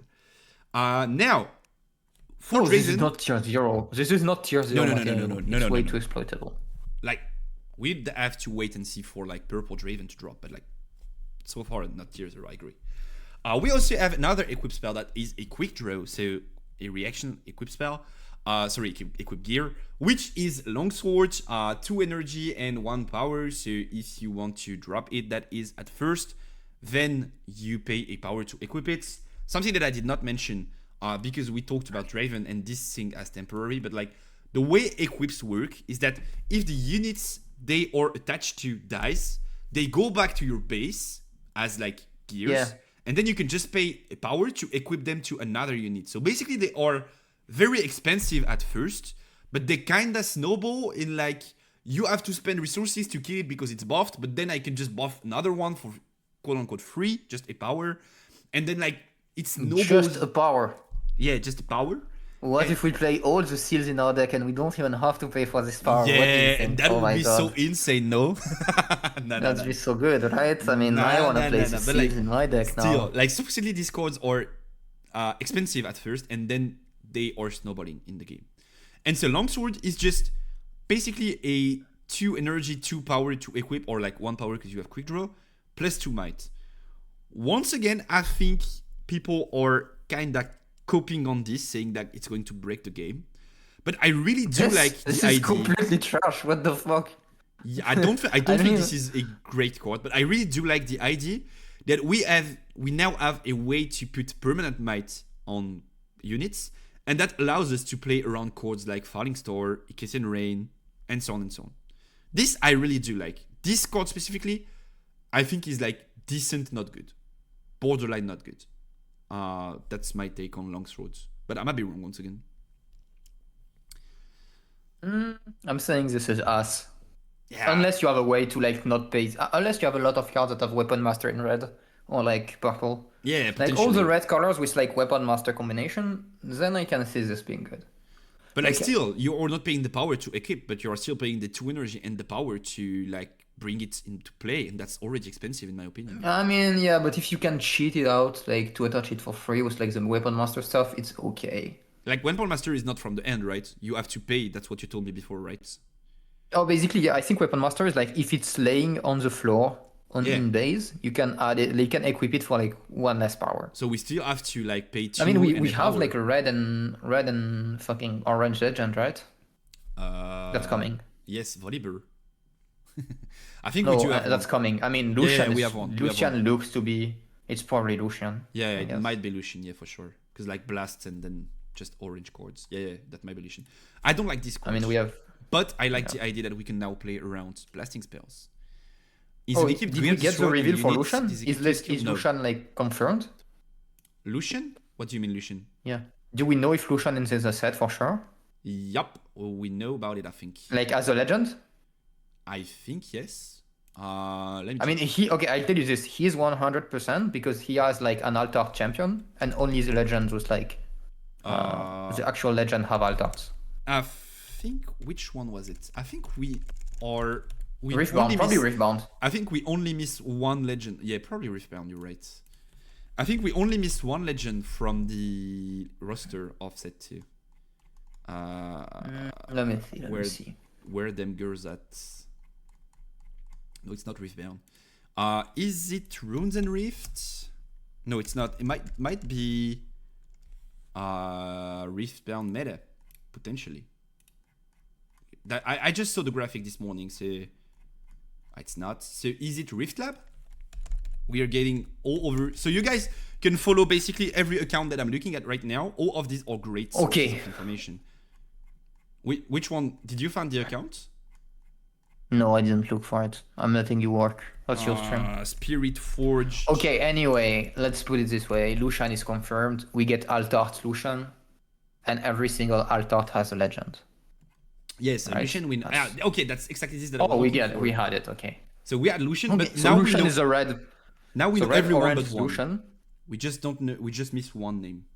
Okay, so red, orange is Lucian, and then Ezreal is what? Ezreal is blue chaos. I thought Sure. Ezreal would be yellow blue. So right now I don't know, but yeah, probably blue chaos. Yeah.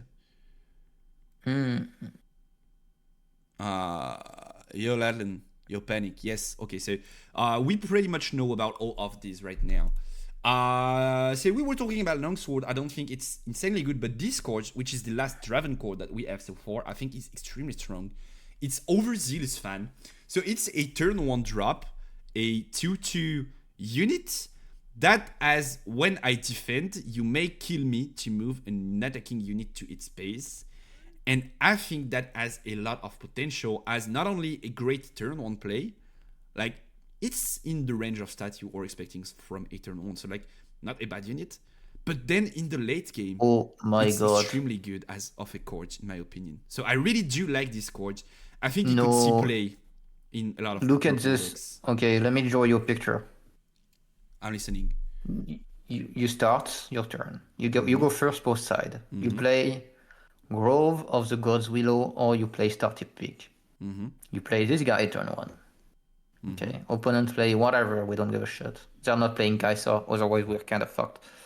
We go on the Grove, and we play another turn 2 from hand on Grove with this guy. And we develop in the back, like another 2 cost. Yeah.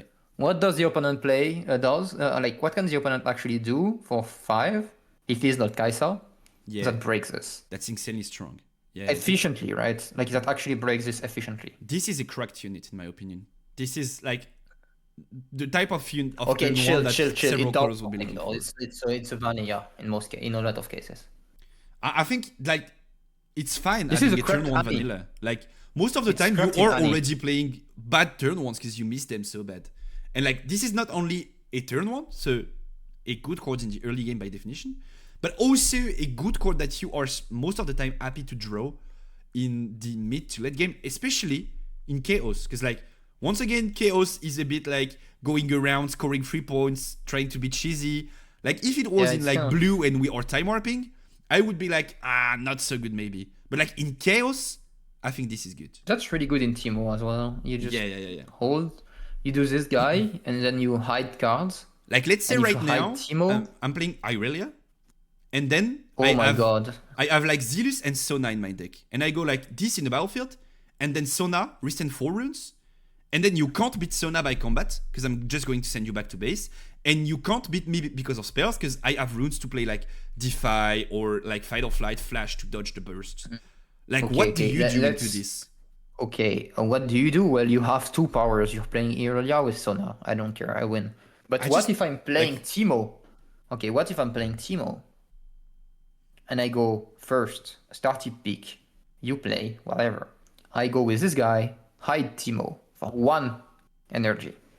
Yeah. And it's now you really push strong. me. I kill this guy, react with Teemo, and you lose your guy goes back to base. I hold my started pick for free, Yeah. No, and I have this is 3 more extremely energy strong. for my turn.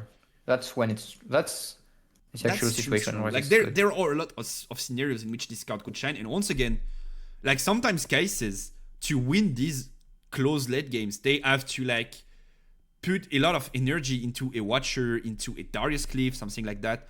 And if you can just like go Zealous, send this back to base, then it's big problems. So like I really do like this card. I think it's extremely good. I would not run this over Merchant. I think I would run both because both are extremely good in my opinion. Thank you for the follow, by the way. Pickup? Because J run Pickup.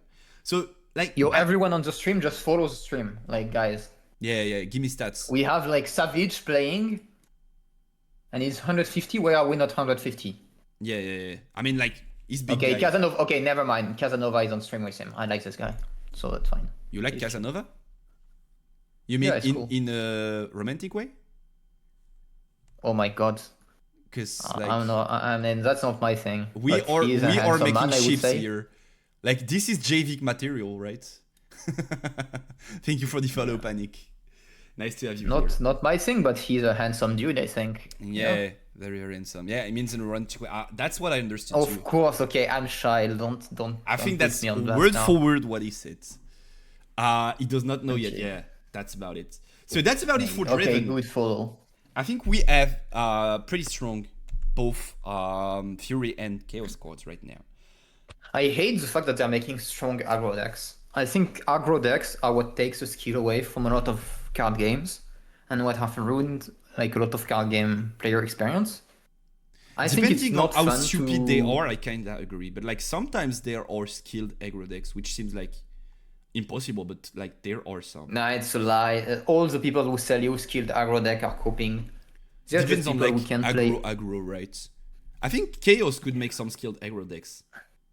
Actually. Oh 'cause, yeah, like, because I move shit around. Yeah. Brother, it's like people telling me Annie is skilled. Brother, Annie is just hopefully I draw my 70% chance of seeing Vi ride the window. I lose every game. Yeah, I think Draven could fix But that. it's skilled. Don't worry about it. I think Because Draven could move fix shit that around. having Vi ride the wind in the champion zone, which pretty good, I must say, pretty good. Now we talked about all of these cards already for red and purple. Let's talk about green. You were excited about Azir, and so for every green card that we get are equip spells. So, equip gears once again. So like Yes. cards that we could potentially combine with Azir. There's one gear I really don't like in this lineup. I haven't tried it, two, but I actually. just saw the cost. Two Oh, actually. you know, Swellsonger is like fine, Nah. whatever. I'm not putting.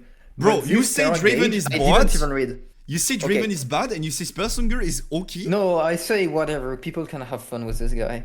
But I know I like combo decks. Maybe I figure some shit out. Okay, you see Sterak. I looked at the cost and I didn't even read it. I was like, there is no way this is good enough. Nah, this is trash. Let's just start with the Doran Shield though, which, in my opinion, is a decent one.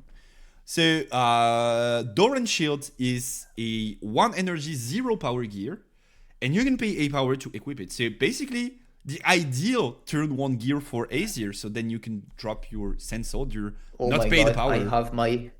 I have my Azir deck, 3 Doran Shield, and that's it. So this is already a good card in Aesir. It gives a plus This is 1 what might. Azir wants, yeah. It's 100% what Azir needs. Yeah, It's exactly. better than what Azir needed, because it has tank on top.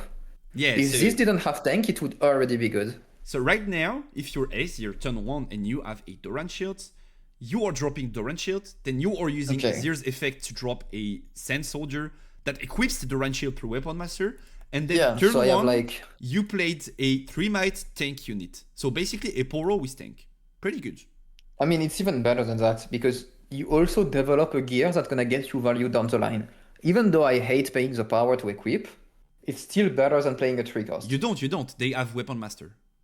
No. I mean, once the weapon mastery thing is gone, once the token like dies, yeah. you still keep the Doran shield. So you're not just paying like 2 for 3 might units. You're paying 2 for a 3 might unit, and the shield stays later on. Yeah. Which that's is true. cracked. That's true. Because you also what's weapon master? Can I reread weapon master? It's when you yeah. play me. When you play me, Oh, yeah, you it's may when you- equip one okay. of your equipments to me.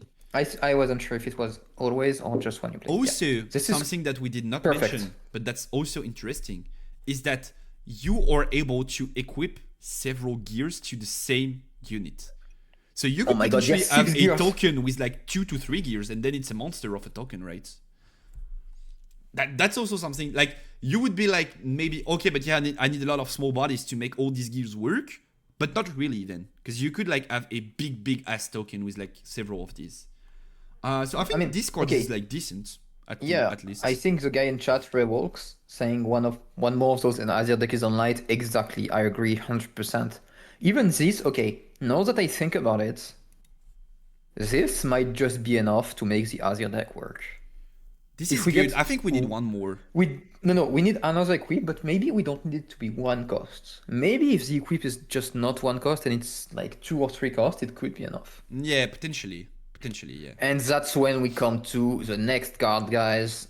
Guardian Angel. This is probably maybe my favorite card with the 2-drop with FTC, but like maybe my favorite card of the first wave of Regal If I would so far. die, kill Guardian Angel instead. So- Heal me, exhaust me, and recall me. So basically, it's like 2 energy, no power cost. So Randy likes this because no power cost, right? And then You heard it here. yeah, then of course you have to pay a power, but once again, Weapon Master in Azir. You give +1 might, which is like pretty decent. But the best part is if I would die, you can kill Guardian Angel instead, heal me, exhaust me, and recall me. So basically, it's Zonia's, but you can't bait it killing someone else because it only activates on the card you equip it to. So I just think this card is like the floor of this card is slightly worse Zonia because it's a bit more expensive, but the ceiling is you have a strong unit setup, and this is just like so much of a better Zonia card. Like this is cracked. Okay. This is cracked.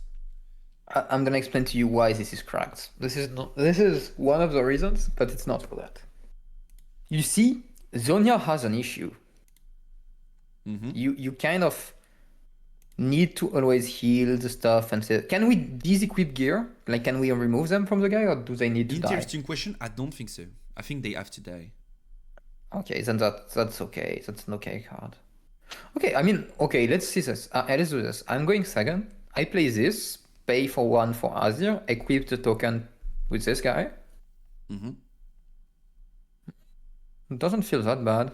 Then you have a 3 might token that has 2 lives. Yeah, basically. I mean, it's kind of a better Zonia in some ways because with a very bad thing with Zonia is that you can't actually play it early to like spend the early like tempo and then get the reward later because it's not optional. Yeah, this is kind of Zonia but optional. Yep. And you can use it the turn you hide it in a way. Exactly. Because it's like you play this early on a turn where you don't actually mind spending the mine, and you just leave it on the field, and then you pay the power cost, which is like hiding Zonia, but you can use it immediately, and you get +1.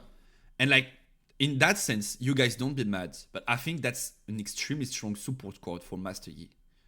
Because like, you drop it It's in like the early Aura game. E. It's even worse for Aura E. Like, you drop it in the early game, then you go like White Flame, let's say, on a unit, and then next turn you can just like equip it to White Flame and like they can't do anything. If they manage to kill White Flame, like it comes back. Okay, Latland TV is cracked. This guy, Latland TV is cracked.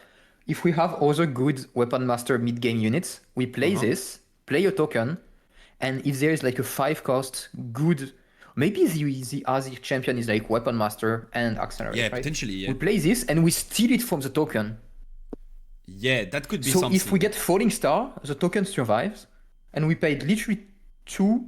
Like we paid 3 for a token that's 2 might. the token but dies. survived. Like it's double No, Falling no. Star and then it dies. Oh, but Three yeah, and but you have three. other stuff, right? It's like you're not using double Falling Star to kill this. I There's mean, no way. if there's I mean, a strong Weapon Master okay. in the mid game, you probably have to, no? Yeah, you probably have to, and then next turn, you have your token. You push with the token on like whatever, maybe the turn 1. You buff it. I don't know. Maybe you push and you buff.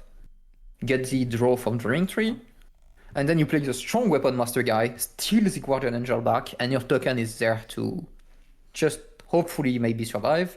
Yeah. And you kind of get those. I think if there is a good Weapon Master that can steal this from tokens, this is cracked. I do like this idea. This is already cracked. Yeah, like this card is cracked for sure. I do like this idea. There's just something that I wanted to tackle, talking about tier listing after that, but like whatever, we could just talk about it right now. I think this gameplay in Azir trying to push tokens and all forces Azir to commit into Draven, which in my opinion is a problem. So this is something that we'll have to see if this does not end up being too much of a handicap for Azir. But I do think like this kind of like I create small units and like send them all over the board opens up for like too strong of a Draven play. This is something that we'll have to look at, but I think this could be a nerf to Azir indirectly, of course. That being said, like this card is crack OP and it's so strong. Like it's so strong on Sona, it's so strong on White Flame.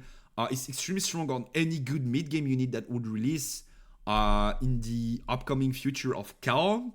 And it's also extremely strong on a lot of combination of colors. Like it's strong on Dead Bloom, it's strong on Red Draven. Let's say someday there's a like green-red deck, then like Red Draven with Guardian Angel would be like terrific.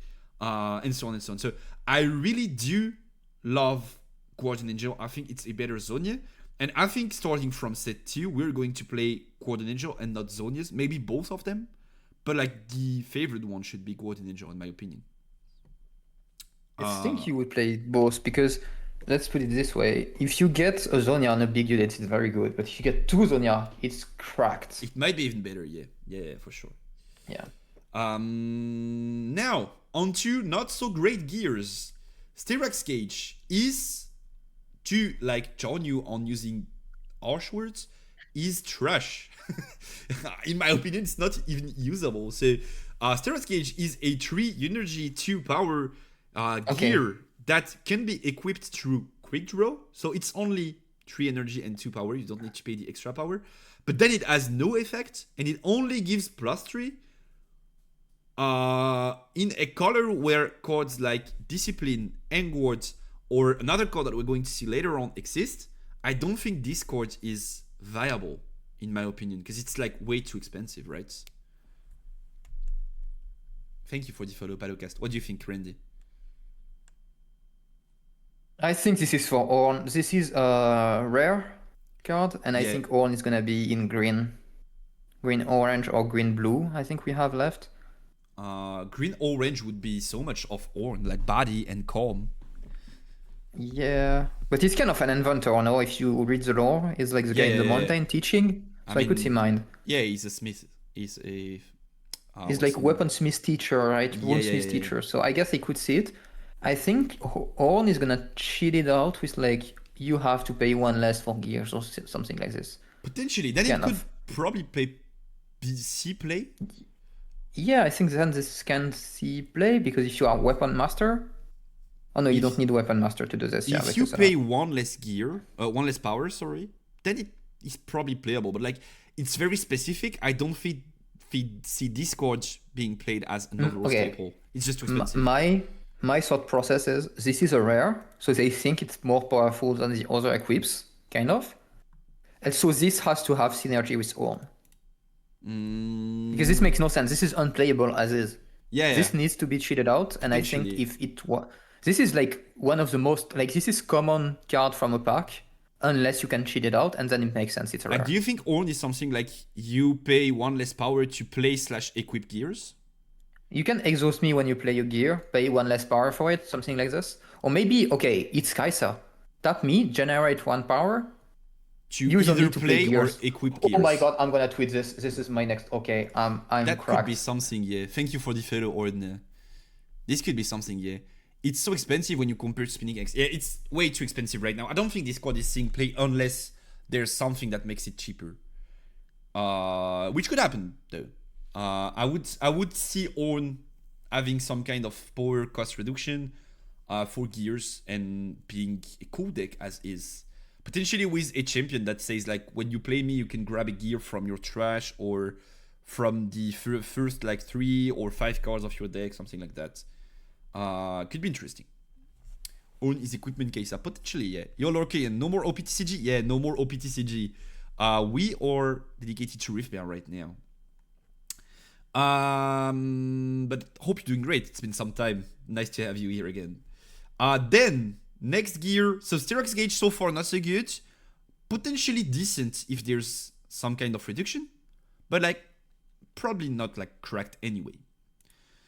And then we have Svel Sanger, which so far seems like people are copying on Discord. I hate it, to be fair. Like, it's an epic chord. Once again, I hate Okay, it. but what if Orn actually cheats this out and the champion is good with it? That makes sense now. That would not make it a cracked chord. It's just like situational goods in one deck, but No. If the champion from Orn has like a good effect that you would want to copy, yeah, I got then that. you can but, only like, play 3 for this, and it can be very good. Then it's like situational because Ord, right? But the chord in itself is not good. That's what I mean. No. Yeah, but I mean, I think it's designed with this in mind. Let's put it this way. Let me draw you another picture. One more. I like drawing this today. Okay. You are kind of an Orn artist champion here. is like a 4 cost. It's a 4 cost, no power. Amazing, no power. I love this. Does whatever when I conquer does this, or maybe it's like tap me, generate some shit. I don't know. Maybe tap me, make a treasure token. Would I not don't think it's work. gonna be the case. Would not work. You can't tap twice. It would not work. Yeah, it has to be. Oh when yeah, I it would not conquer. work. Yeah, so it's like when I conquer, when I boot, like maybe continuous effect. That's pretty good. Yeah. Every single gear gives me a +2, or generate like a gear. I don't know, whatever. And you do this, so you attach this because on turn 2, on turn 3, what do you want to play? You want to play turn 1 in Riftbound. You want to play a 2 cost. Turn 2, you either want to play double 2 cost, or you want to play a 4 cost. So that could be your champion. Potentially. Very reliable. Yeah, very reliable thing to do. And on turn 3, what do you want to do? Well, you want to push one battlefield with this guy you played, because naturally the opponent is going to be on the battlefield you're not. Most of the time, you trade battlefields. You play this, and you actually want to have extra mana to defend your guy or to use spells. It's rarely on turn 3 that you fully tap out. That's the turn you start not tapping out.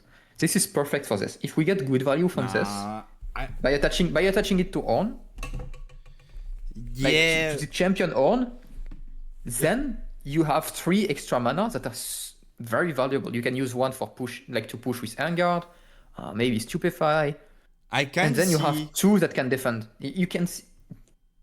I kind you of see see it work where now? you're trying to get me, but like my big problem is if you're doing it that way, you can't use Weapon Master because then Orn is already on the board, so you have to pay the full cost. And like this card is 3 energy plus an energy to equip, so 4 energy, and then 2 power, 1 to play it and 1 to equip it. So even though we say that Ornn is just like you pay 1 less power, maybe, then it's still 4 energy and a power for 0 raw stats because you don't get might from it. So like the unit would have to be insanely good for its effect to be valued at 4 energy and a power. Okay, I can't. My picture is wrong. I drew a bad drawing. Yeah, but like I love artist Randy, so please don't send him off. Please keep drawing pictures. But I just think this card is too expensive. And I think like if you have an effect on a 4 and might card, like 4/4 cards, that is worth paying 4 energy and 1 power to duplicate it, then just this card is cracked and you don't need Svelsonger. Because like 4 energy is so much. Also maybe in Ornn could be something. But then like it does not make it a great card, right? It just makes it situational for like one deck to potentially use this. So if there were stats, like let's say you were talking about like pushing with a unit that has When I Conquer, and then this card is like +2 might, then why not? It helps us reach that goal of conquering, and then we trigger twice. Potentially I could see this as a great card. But like I think there is one thing missing from either too expensive or has to give might or has to be attached for free to make this card a proper option. In my opinion, I might be wrong once again, but I just think it's too expensive so far. I want jacks and random weapons. This is probably bound to happen at some point. I think a second copy of units is mostly better. Yeah, I do agree with that. I think like you can do so many things with like 4 energy and 2 power that the effect has to be cracked for you to want to play this. And it most likely has to be the champion too. Because like if it's not the champion and you are not guaranteed to get the specific card you want to have double effect on, and you get this card, then you're doomed. So no, I don't think it's good. But I might be wrong, though. Did I manage to draw the right picture, Randy? Are you on the train? I think I was pretty good artist sketches right now, no? Like, yeah, I can get behind this. Decent. This works. I agree. Okay, I can get behind this. This is an okay take. Hear me out. All legend is 2 cost 2 might. Tap me to equip gear to units. If I'm tapped, all gear gives 1 more might.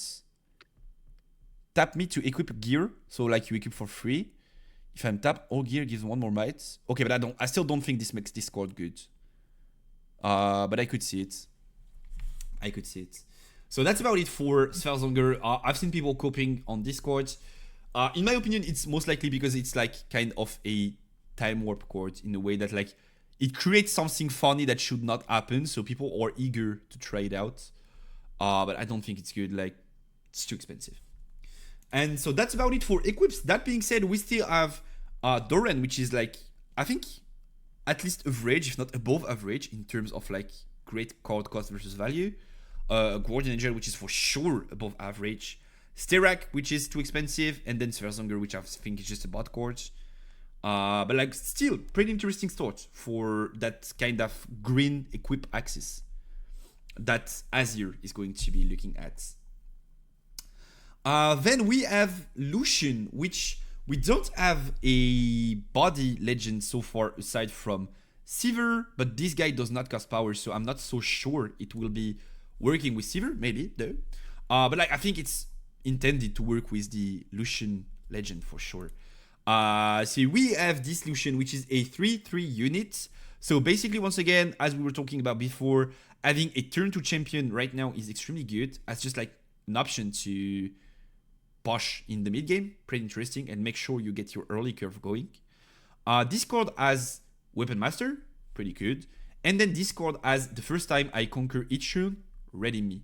And this I think is extremely scary because if we start to see gears with like When I Conquer or something, then this could be extremely scary. Like you go conquer, retreat, and then it's so hard to deal with because like let's say the gear gives it like 2 might, then it's 5 might, it's big problems. What do you think about these cards, Randy? Or ganking, yeah, could be a thing too. In MF, that could be a thing too. Pretty interesting take here. So you think we play this? We add 3/4 and we conquer, get 2? No, I don't like 3/4. I think it's too expensive. But like, let's say we have a good gear at doing something like When I Conquer or just a good effect overall, and then we give this like 2 might. then this could be a sick unit.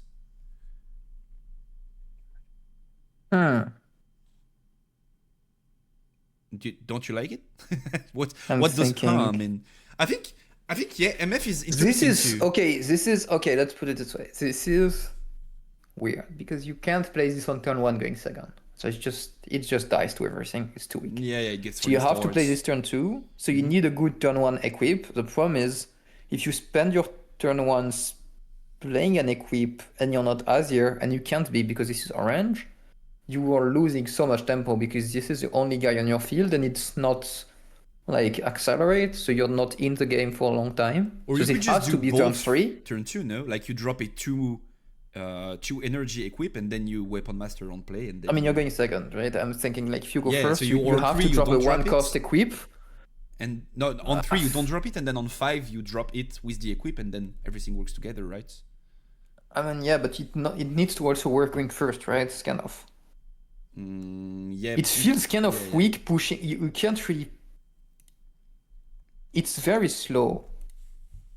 You spend all your turn to make this guy equipped with some shit, and it doesn't get a payoff immediately. So unless Lucian, like actual legend, can ready it, or like, oh, when you equip a gear, ready, like pay 1 power, ready the unit you're actually equipping. Yeah, that could be something. Okay, then that sounds pretty good, right? Because I can get immediate value from this, but if I can't get full value from this, like not immediate full value, that kind of varies like way too slow for me. Also, I think someone in chat Lucian was could be talking about that. MF. That could be interesting in MF too. Like you conquer, you ready, you give ganking, you gank, you conquer again, you ready, you go back to base. Oh no, it's the first time, so you don't ready twice. Yeah, okay, but when you get to this point, I think the problem is the opponent already run out with the game because you passed your turn. If actually you can't have a way to get this guy ready immediately, it's gonna be way too slow. Yeah, potentially. Yeah, I And could see also that. Falling Star exists, right? You play this guy in orange. I mean, this is just like Falling Star times 2 fodder. Yeah, I could see that. So I think okay. So first tweet I leaked on. I'm sorry guys, I leaked on. It's generate 1 power, use only to play gear. I'm sorry, this is own effect. Lucian effect. Lucian effect. I think someone in the chat said something interesting about like having those relic guns as like rolling pistols as signature. I think that could be something related to gears too. Would be interesting. Because like Lucian is based on resets in the actual game. So like Okay. maybe like you conquer, This is the you leak reset. for Lucian. I got it. When you equip a gear, you may exhaust me,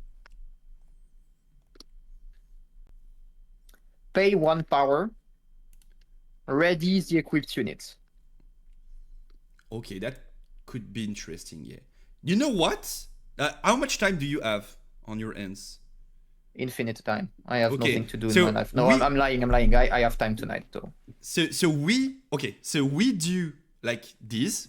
We end up doing like this review thingy, and then we jump onto a section in which we try to predict the other legends. Like we have all Oh my god, I Lucian. already started my section. I'm cooked. Yeah, but we have 2, but we still have some more. And then we'll draw like... Okay, let's go. Let's focus on this guy. So Yeah. Lucian is shit if Lucian doesn't ready your units. I'll tell you this. This Yeah, is not yeah. good. You But heard I it think first, guys. this squad is still interesting. Like it could have some potential if we see either some way to read it or some gear that's good enough to make it scary might-wise. This is something that could be interesting. Maybe we could have like a gear that ready it. Potentially, yeah. Potentially, like an expensive gear, but like you have Weapon Master, and then like it's like +2 might and readies it. It could be interesting. A lot of stuff to like quote unquote look at from what we're going to see revealed later on. But like I think this card has potential compared to like Svelsonger, which I think is just bad overall. But the gear that gives it might is definitely not Trinity Force, because I think this one is 1, too expensive, 2, not efficient enough. So basically Trinity Force is you pay 4, then you pay a power to equip it, then you give 2 might to your unit, and if this unit holds, you score an extra point. So basically every unit becomes green airy in vacuum. But like bro, you have to pay 4. You like, let's say you are Yi, because supposedly this should be good in Yi, right? You are Yi. If you have the runes necessary to pay for, equip it, wait another turn to score and to hold, and then score with that specific unit, you were already winning that game, because that means your opponent has no way of running over your bodies. So I just think it's a win more card. So far, I don't see a way this could be good. It's too expensive, too slow. I don't like it, basically. What do you think? I think this is the worst card so far. Even Renata is more playable than this. Yeah, like this is just too slow. In my opinion, you can't play this. You can't make this work.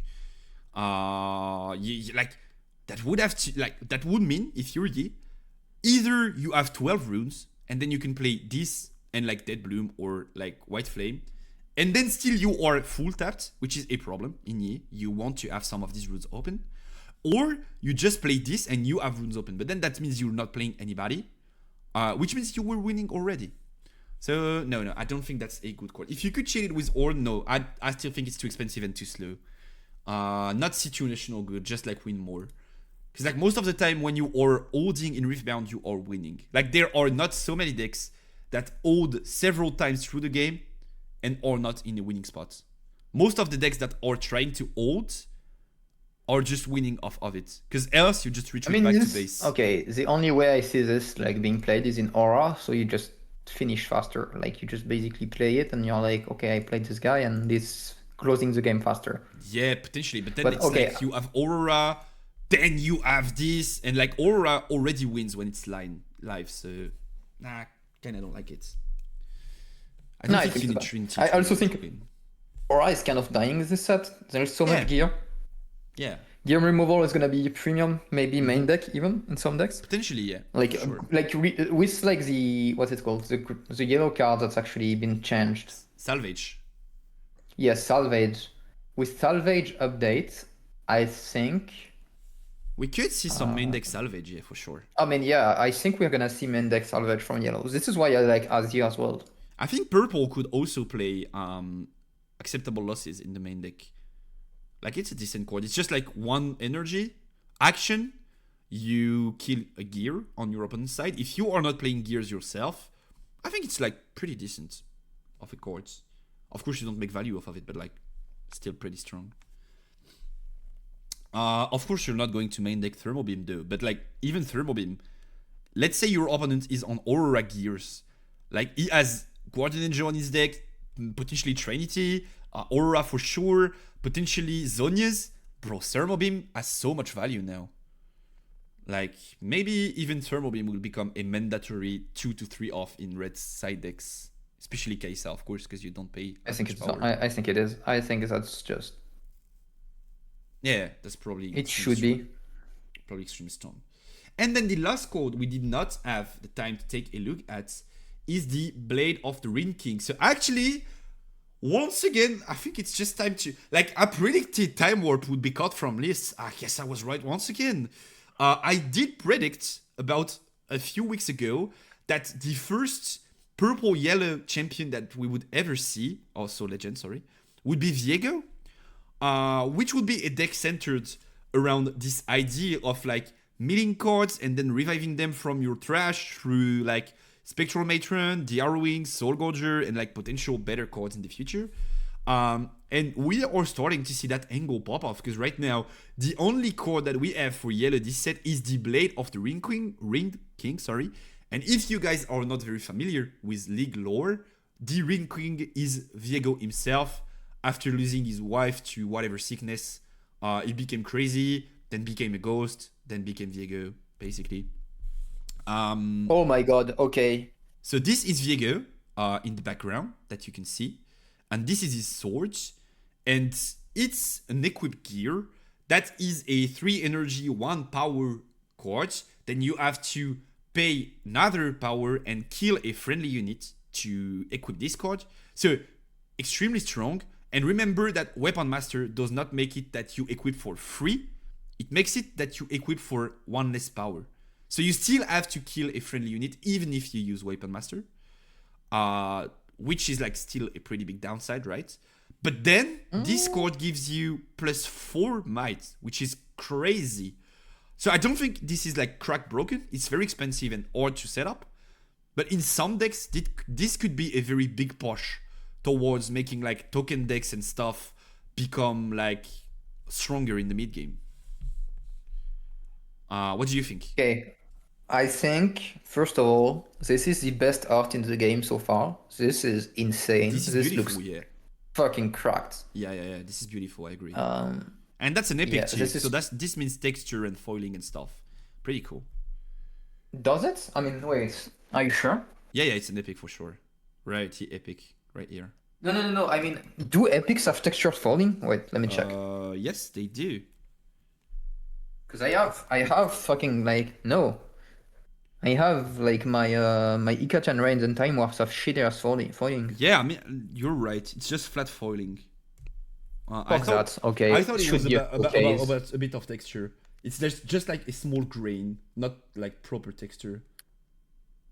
Yeah, it's just like you were right. I can't show you to the camera. Okay, like, so first, we have one big thing to talk about, guys. Just after this, I've got an update in my ear. Someone leaked something to me. Very important. I have the right to leak this on stream. Oh, what is this about? Okay, I'm gonna have to... No. First, we evaluate this. This is good. Why is this good? Okay. This is decent. Would you say good? No, this is cracked. Okay, this is very good. Okay. For might, okay, first of all, the primary low cost equips like the blade, like the longsword, you get very little value for a card. So even if you have to pay more for an equip, the fact that you get more out of it makes it better in a way. Like cheap cards in Riftbound are bad.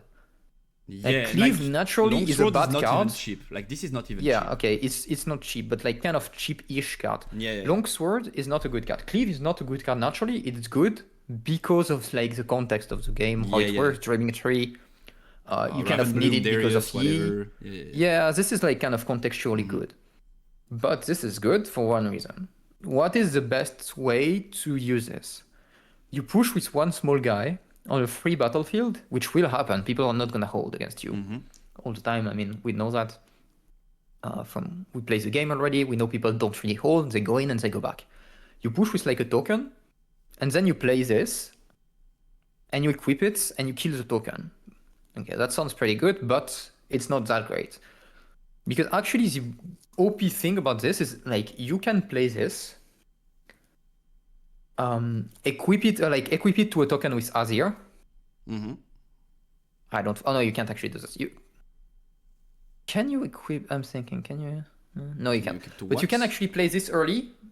Yeah. And then later on in the game, when you get the opportunity to push with a token, you equip this and you get good value. And you basically go onto the free battlefield with one small guy, kill it, and go into the good battlefield that's like contested with this +4. And you get 2 points in a turn, and you have a very strong unit that's standing. And you can kind of do this like twice or thrice in a game due to how the game works. This is basically Cruel Patron, but fast. Because you can actually play this early and then pay for it, like kill the unit later. Potentially, this is then very you good. have to be able to generate a lot of cheap bodies, right? So like aside from Victor, I don't think even Azir could generate enough bodies to make this work, no? No, but like Darius Hook or something is pretty good with this. Yeah. I think. Darius You Hook already or Victor. the potentially. only good deck that plays yellow seals is Darius Hook. You definitely need yellow seals though if you want to play this. Yeah, you kind of need the yellow. Okay, I'm assuming you play this in Hook or like in something that can actually cheat it out. Yeah. Then I So could that's see kind it. of my idea, right? I don't think it's cracked, but then in that specific situation, I could see it being good. Yeah, for sure. I mean, you only play one power though, because you always equip it with like Weapon Master, probably. I am assuming now that I know the Azir champion has Accelerate. He has Accelerate and Weapon Master. Would make sense to me. Yeah, potentially. Like from a design standpoint. Yeah. So yeah, that's what I'm saying. Okay, do you want the leak now? The huge leak. Yeah. Tell me the leaks. Tell me the goo. So once again, I was right. Do you know when I said Draven was ass? Click on Draven. Draven, which one? This one? It turns out you read all the rules, but you don't remember them. This one or the What other are one? this one? What Okay. are the conditions to win combat? It's like there's a contested battlefield and you end up as the winner. No, there needs to be damage dealt. That's written in the rules. For real? I mean, someone literally just actually linked that to me. Are we sure about that? Because like that changes stuff, right? Like you can't just like enter combat and then fight or flight and then draw. Yeah, that's kind of, someone just said this to me, and I'm like, is it a reliable source of information? I have the source. I have the full source. Wait. Okay, so this might be true actually. Let me send it to you. I don't think this makes Draven ass, but like this makes it. I mean, it makes it like the way you couldn't avoid Draven being strong is if they do the unfair fight or flight and rebuke things. Yeah. In that case. Combat. So I sent you the link, and if you go move combat, you go to combat third Q&A section. Yeah. Where is this? How do I win combat? Where is this? This guy. Player wins the combat if player wins the combat. Wait, let me just look. There must be a combat. Where is combat? I can't type. End of combat. No. Combat. Is it maybe that? If only their units are present after okay, a player wins a combat if only their units are present after combat damage has been dealt. So this seems to be correct. Apparently, you have to deal damage to be considered winning a combat. So this does make Draven worse, for sure. Does it make it bad? I would not say so. But like this makes Draven worth. Because then, once again, you don't have access to these like ghost or fight or flight shenanigans to like bounce your opponents and then just like free win that combat. So you're apparently right. I think that's correct. And then that does change a lot of stuff. Yeah, I think you might be right on it nerfing Draven. To the point that it's trash, I don't think so. But like this definitely does make it weaker. So was your prediction true? I mean, like, if nobody was aware of this, maybe like some people would think the same as you are talking to us. Like maybe people just did not get that rule. I did read the rules, and I did get 100% at the test. Not to flex, but okay, I got 75%. I told the Jinx player to suck it.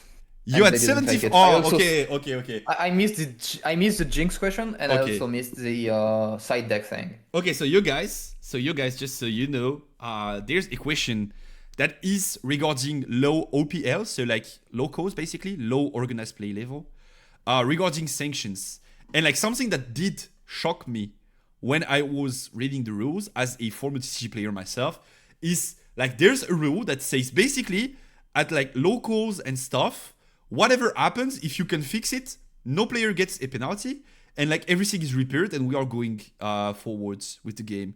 And I was like, this might be used by cheaters, but also I guess it's fine for newcomers. But that made me think. So that's how I remember that was a thing. But like, yeah, at low OPL, basically anything you can repair is repaired, and there's no sanction issued. Does not include summoner skirmishes though, I think, because like these are not considered low OPL, because like you can get buys and stuff. Okay, so we are done reviewing these cards, and thanks for the intel on Draven, by the way, pretty useful. How about we now rank them? There's just another one that we need to look at that for some reason was not... the wolf, it's like two... Yeah. I can give it to you. I think it's I two costs, reactions, or you have it. Yeah, I came prepared, brother. I came prepared. Okay. Here we go. So this is Feral Strength. This is the only card that is not in the gallery that we know the full effect of, because like some of them cards we have bits of information, but we don't have everything. Feral Strength is a new spell for Calm, which is a reaction, so that's already a good thing. You much prefer a reaction than an action.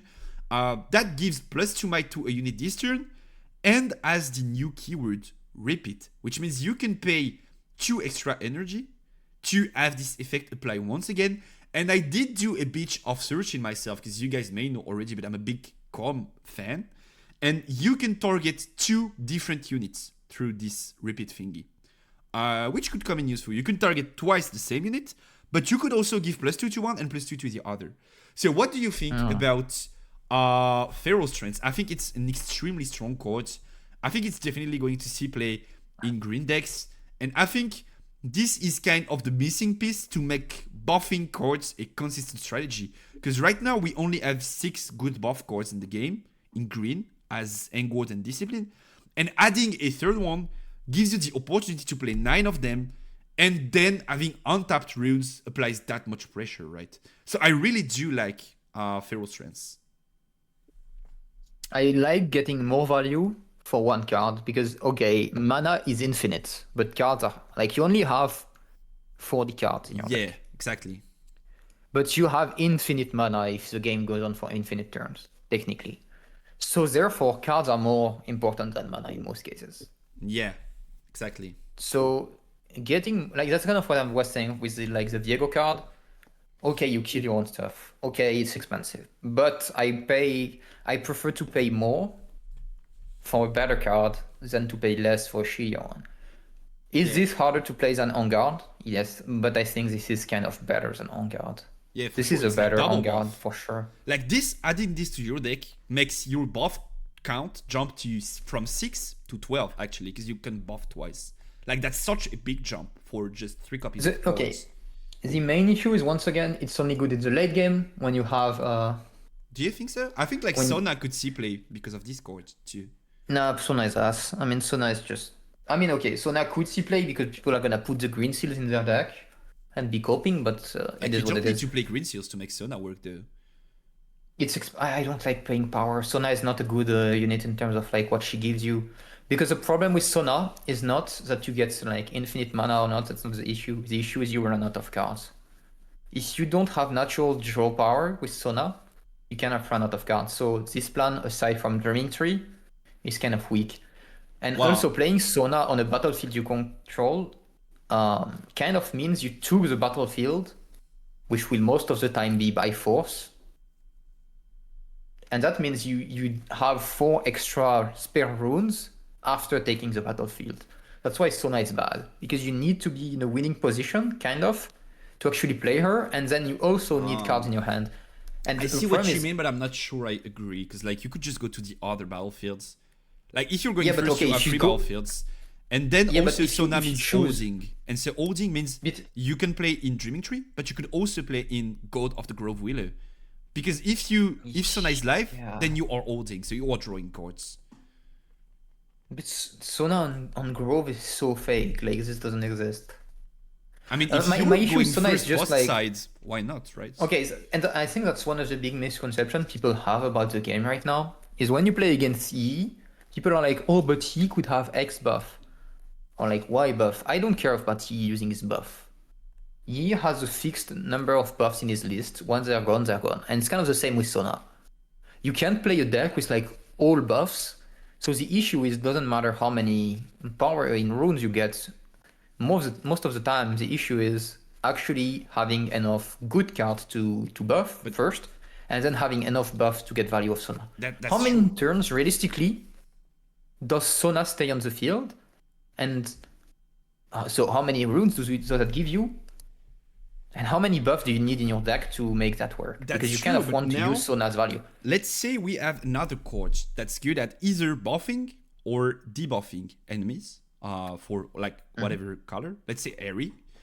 Now we could play Sona with Engward Discipline, Feral Strength, Stupefy, Smokescreen, and like X card that I just talked about.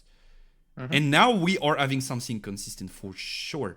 So I would not be too surprised to see people at But there least is a cross, experiment with right? Sona, and then maybe I see it played competitively, in my opinion. I get it, but this needs to take the space of On Guard. You can't have this and On Guard in your deck. I think you Aside want from to the play game, all of them, Oh, though. okay. If you want like game 1, maybe on Dreaming Tree, but then game 2 and 3 you can't, right? You can't afford to have cards that don't draw, like buffs that just. On Guard is so ass when you don't have Dreaming Tree. I won't lie. I'm not even playing On Guard in Master Yi most of the time. I'm If playing you it are like 2 on offs. like Stupefies, then consults in the deck and stuff, I think it's okay. You just have to like make up for your weaknesses with other cards. But like these cards, one of the bigger problems of Sona right now is playing around Falling Star, because Falling Star is such a strong card. It's even worse when... I mean, that fixes it. Yeah, that fixes That it, because you can fixes target it. 2 units. So I do think that Discord is somewhat of a fix for some of the major issues come at, be it like ratios of buffs in the deck and playing around Falling Star. I think this is a strong staple for sure, and I think we could see buffing and Sona become viable in the upcoming future. So I agree with this being a strong card. I disagree with Sona being viable. I think it's mostly gonna take the spot of On Guard. This is also possible, yeah, for sure. I think this is taking the spot from On Guard, or like, it's not gonna be an addition to the deck. It's gonna be a replacement of some number of On Guard. Discipline is just so efficient as a card. You can't really busted. Yeah, risk. Yeah, it's completely busted. So I think this is mostly just replacing 1 or 2 of your On Guards. Potentially. Or maybe you play 4, right? Maybe you go 2 On Guard, 2 of this, something like that. I just don't see Sona making it, because of if there was like a second on Discipline. If this was more expensive but drew you a card, I would see Sona maybe being viable, but this doesn't. Yeah, like pay So my power problem and is draw Sona. cards. Yeah. Then with repeat, that would be broken. Like pay power, draw 1, repeat, draw 1. That would be so broken. But I still love that card, and I think it's a I staple. mean, it could be in the deck. repeat and you pay power again. Yeah, potentially, yeah. But like that would still be strong. Draw 2 would be so strong. So we do agree that we like these cards. Like depending on Sona or not, whatever. We just like think this card is good together. So how about we now rank them, and let's start with the non-legend cards, so then we can like use all of the points we made before to rank the legends. So Feral, we just talked about it. I think it's a good card. It's not like, okay, so basically the tiers are Cracked is like OP, absolute staple, have to buy it, play it. Good is like, yeah, probably a good card that you will see in melee decks. Mid is could see play, but not so good. Meh is like, you probably will never see it played. And bad is just straight up ass, like you will never see this for sure. So in my opinion, Feral Strengths would be somewhat good. What do you think? Yeah, I think this is a good game. A good card. Yeah, I think so. Someone is just confirming in the chat, by the way. Sorry, Andras, I did not see your message. Someone is confirming that Draven does not trigger if there are no damage dealt with rulebook's assessment. So I have a cat in my face. But like, thank you, Andras. And also, hello, thanks for your help. Last time I could win the first Nexus Night in our TCG shop against Finals Yi and before 2 cases with Ari. Congrats, Baylor. Tough times ahead for Ari, but I do have a brew coming for next week that I've been playtesting yesterday, and that's extremely strong. And spoiler alert, it's including Sona. So Randy will probably not like the list, but I can tell you what, it worked pretty well in testing so far. Anyway. I can say that. Anyway, I don't believe it, but yeah. Overzealous fan, I think, is cracked, no? Like, it's not good. It's like straight up cracked, no? No, I think it's. I wouldn't be surprised if this didn't see play in the end. We could have better 2-drops. You think Zealous is not seeing play? So you would I think it's mid. I think this is cracked in any. Everything else is kind of ass. Like, okay, in Timo, okay, it's probably good. It's at least good. I would be down. I don't not think to it's. put it in the I wouldn't cracked say tier. it's cracked. But I think it's for sure a staple that you will consider whenever you play a purple deck as a turn 1. I mean, okay, I think it will be a staple, but not because it's cracked, because you have so many, like, you have so few 2-drops that do stuff in purple. Yeah, that's even also true. merchant is kind of ass sometimes, so like, it's not ideal. So I would say this is gonna be see like a lot of play, not because it's cracked, because it's just like played in purple. Yeah. I think it's a good call. I don't think it's better than Feral Strengths does, but like I think they're close power wise. I think Feral is kind of a small. See you next week. Sorry, what were you saying? Small improvement Feral over On Guard probably, or like a variation. But the other guy is probably gonna be played just because it's a purple 2-drop, and we have no good purple 2-drops. Yeah, probably. Blade, I would say, is mid.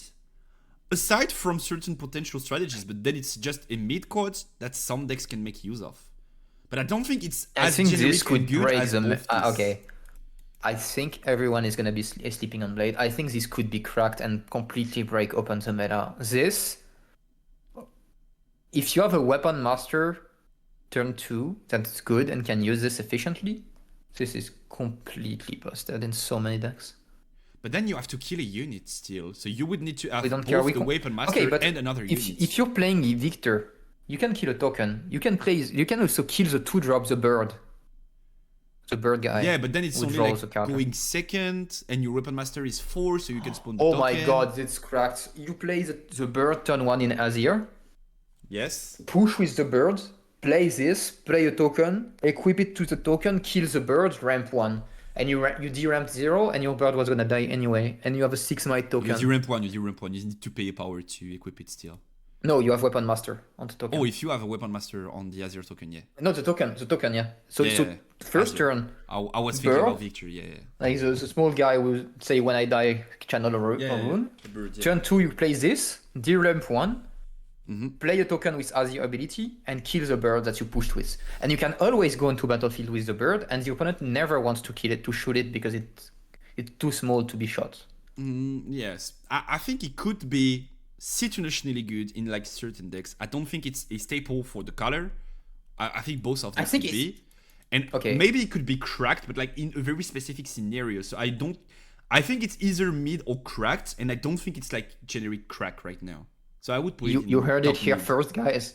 On release, buy your blade. It's cracked. And then if it's not good in set 2, you can ask Randy for a refund. Every single one of you. Exactly. Yeah. I mean, okay, there is no downside of buying this. The Randy artwork is sick. gonna buy out So the whole market of Blades of the Rune King. okay, if this is not cracked, it doesn't matter. The artwork is sick and you want it anyway. Yeah. I mean, yeah, it's a pretty beautiful card. So, do we I agree that we think put it in this mid? is either meh. I think it's either meh / bad or cracked. I don't cracked, think yeah, there is like an kinda. in between. Kinda. So let's put it You in can put May it in for meh, now. but I think it's cracked. I At some think point, it could might be cracked. I mean, Azir seems so good with like all those turn 1 options if you build it correctly. Yeah. Okay, so You get so few downsides of playing all those equips early with Azir, and then you get all these upside if you can actually transition to the late game very well. And I mean, Feyfolk is a very strong card, so you kind of don't de-ramp because you do like the weapon master equipping to your tokens. You get to the mid game, you get to the late game, and you play Feyfolk, which has like rush. You spend power to equip to Feyfolk, but you don't care because when he dies, he will give you back the runes and draw a card. This actually looks like a. I'm gonna do an impersonation of someone. Chat, try to guess. Okay, so let me draw you a picture. So we are playing Feyfolk, and then we are equipping Blade to Azir token, and then we are killing Feyfolk, and we are ramping 2 and drawing 1. Like, this is so busted, it's cracked. Okay, I'm kidding. I'm back. I'm kidding. Just yeah, like you mentioned Feyfolk, and I was like, if he's going that direction, like if he's going that route, I can't. but just kidding, brother. Just kidding. Okay. Put the axe in bad. Just Just kidding, brother. put the Draven axe. Don't in be bad. mad at me. Don't It's be mad at fine. me. You think this is bad? No, it's not bad. This is just. This is bad. Is this bad? I'm gonna farm those Draven players. Like trying to have a like objective standpoint, like something that's rational. Is I think this this code's is mid. rate This is bad? mid. This is mid. This is mid for sure. This is what I would say. Copying Pog. Yeah, kinda. I would say that's mid for sure. I would not say that's extremely strong. I think combined with all the other. Put codes that blade in are- cracked, by the way. Put it. Just put it there. This- Worst case scenario, Nah. it gets you views on the thumbnail.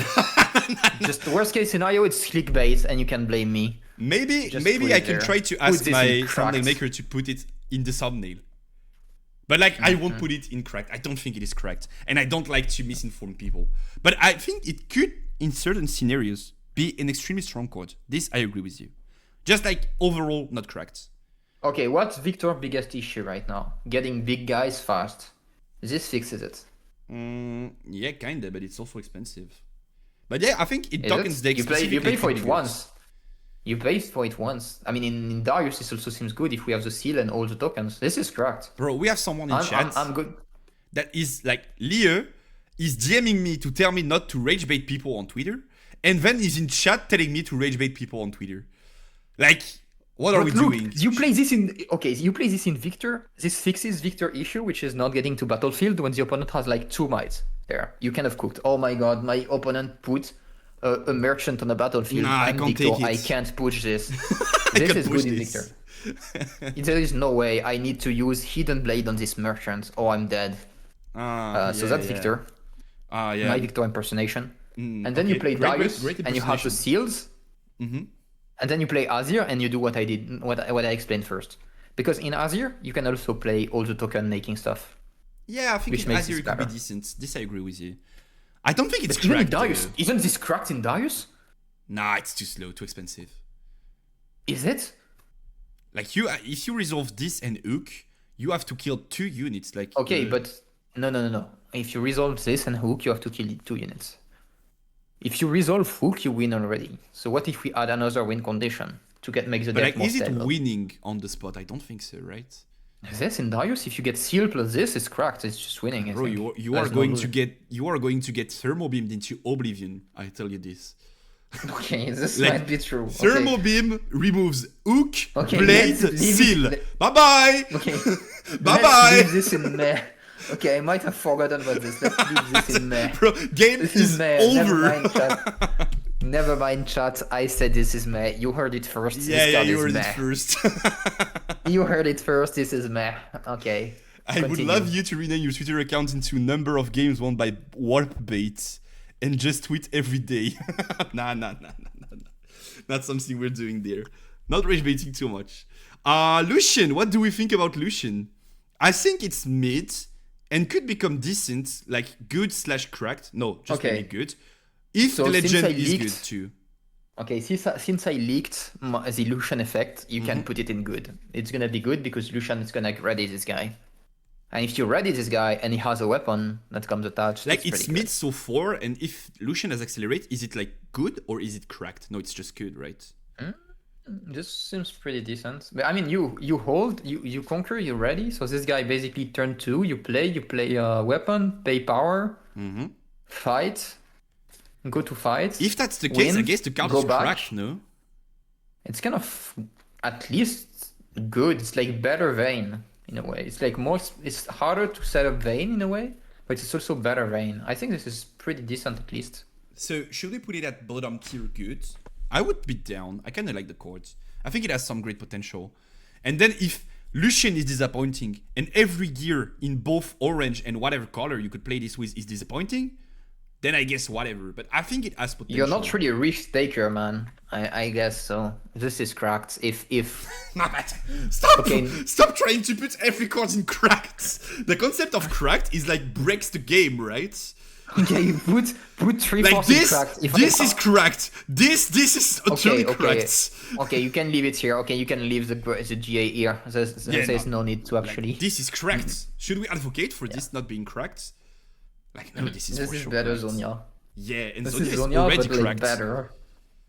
And Zonia is already the most cracked card in green, and no one knows it. People Yeah, refuse yeah, to yeah. believe it.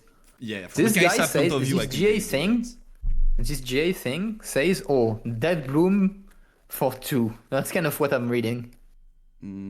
Yeah, I could see that. And I think like just Guardian Engine is cracked. And on the opposite, I think our very first bad card is this piece of shit. I think we have a pretty good definition of what's a crack card and what's a Okay, trash I card. would say Triforce is as good in Riftbound as it is in League right now. It's which bad in means- League. I've not played League for Oh my like, god, so it's completely ass in League. Alrighty. so Triforce I mean- is not something that we want to play in either League or Riftbound. Yeah. No, Triforce is shit. Too slow, too expensive, whatever. Oh my god, Doran Shield. What do we think about Doran Shield? Isn't I the have run my shield like opinion. mid, but then in Azir it's good? It's mega cracked. Are you crazy? Overall, Okay. I could put it in good and like gets cracked in No, but- Azir. Okay. Like, aside from Doran Azir, Shield just is the overall both- cards. Okay. Overall card. This says, if I'm going second, I have a use for my extra mana all the time. And when I'm going first, I'll just lose it later.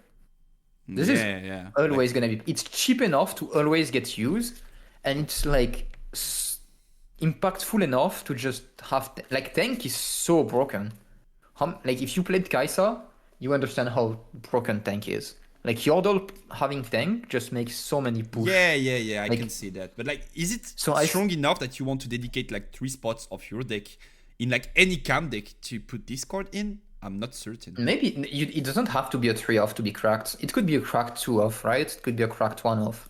I think the fact that you can play this turn 1 going second makes this actually just very good. Yeah, so potentially good. I don't think it's I on the think same power it's- level as Guardian Angel though. Like I think Guardian Angel is It's just better than above all of I these mean, it's cards. better than Feral Strand for sure, and all the 3 other cards, I think. Yeah, we could see this as the top of good. I could agree with that. And like in Azir specifically, it's cracked though. Oh yeah, Like, this is cracked. In the, Azir in the is vacuum, very I think strong. it's just a good chords. Like from what we've seen so far, I think I'm playing Azir next set for sure. Potentially, yeah. If there are good equipments, I could see that. Gold is not an actual chord, so let's just not put it in the tier list. But I just tell you that I really like this idea of like kind of the coin in Hearthstone of like a temporary resource that you can generate through whatever means, and that allows you to like go fast at a specific standpoint that you need to be strong at. I kind of like this mechanic. More moving pieces means more skill, so I'm all for that. Yeah. I think Pedo was talking about spinning being good and then shield going in Azir and not spinning going in Azir because that there would be problems. Also, longswords talking about equipments. Is it Yeah, meh or this is is- it bad? If we need equipment, I guess that's an equipment. So that should be meh, right? I mean, like, Blade of the Ring King is meh, but with the potential to be good or to be worthless. But it has potential to rank up. I don't see longswords going out of the meh tier for quite some time. I just don't think this card is good enough. It's too expensive and too slow, in my opinion. I like the quick draw part of it, but like it's very expensive still. And then it's like you have to use it on several units over several turns to finally make it worse. But doing so, you are still paying power over I time. really wish this was in Severe. Potentially, yeah, that would have been. Maybe we great. can maybe we can generate enough tokens Yeah. with the Draven champion to make this work. But that's the only way I can see it so far, like work so far. Yeah, and with what you told me about combat right now, I don't think we are generating that much treasure tokens if the opponent is playing correct respawns. That's what I'm thinking, right? But I think this could be good if we find a way to generate treasure token. Because if we find a way to actually pay for this in the long run, it's not that expensive. Like I don't think the expensive cost of longsword is like the initial cost. 2 and 1 for like a reaction is bad, Yeah. but it could be it's if we can find a way to just like kind of cheat out the value, like the recurring part of it. It can probably work like in Yes. some kind of ways, So but it should be mid, but like never gets out of mid, right? Like it's always a mid court.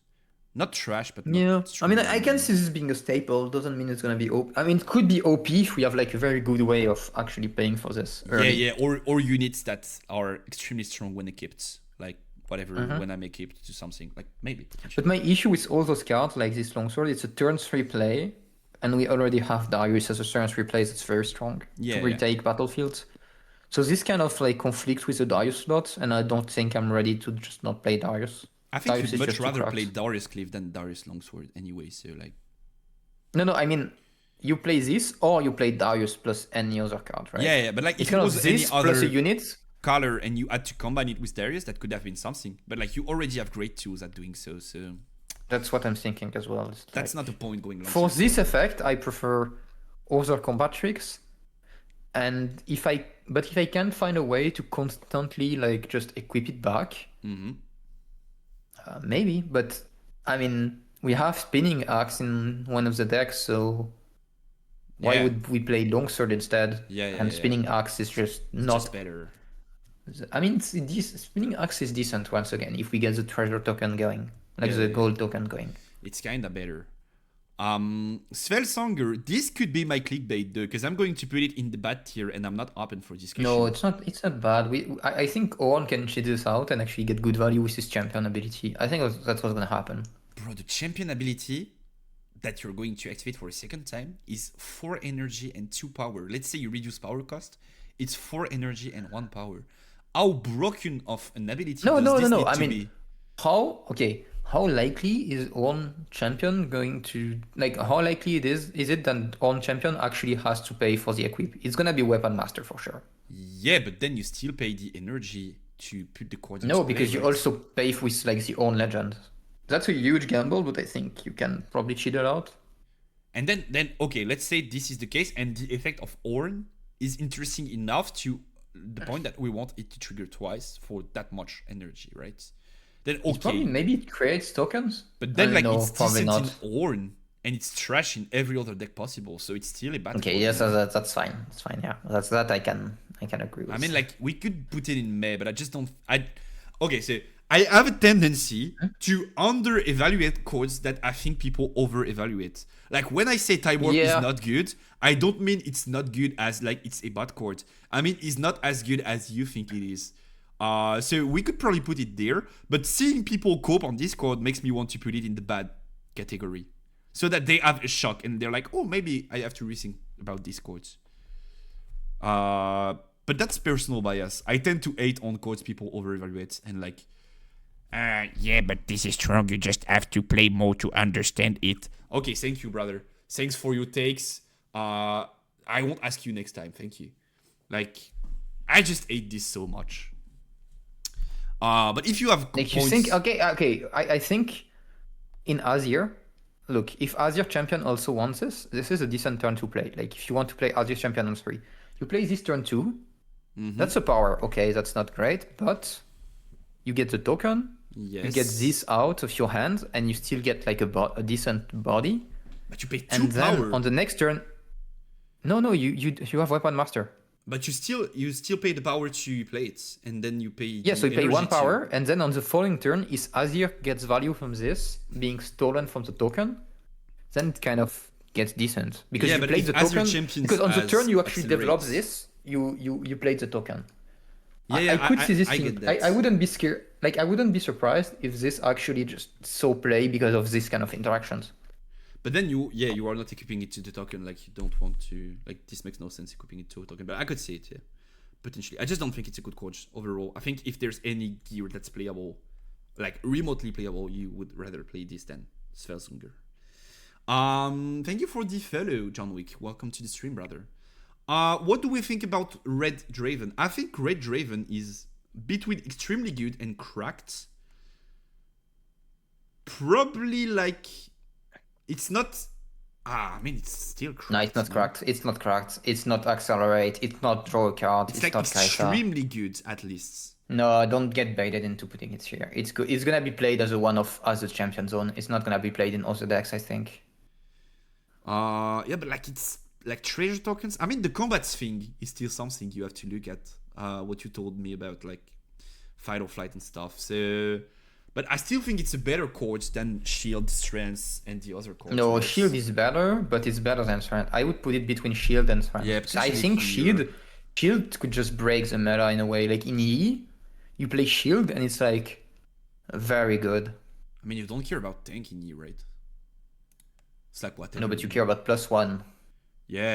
I mean, it's like just 1 energy plus 1 converts fine. It's not even 1 energy. Like in some, I think shield, if you have decent turn 2 with like weapon master, could become just a very good. You go turn 1 2 drop plus shield when you go second, and then you have weapon master on 2. In orange could be the case. We have Lucian.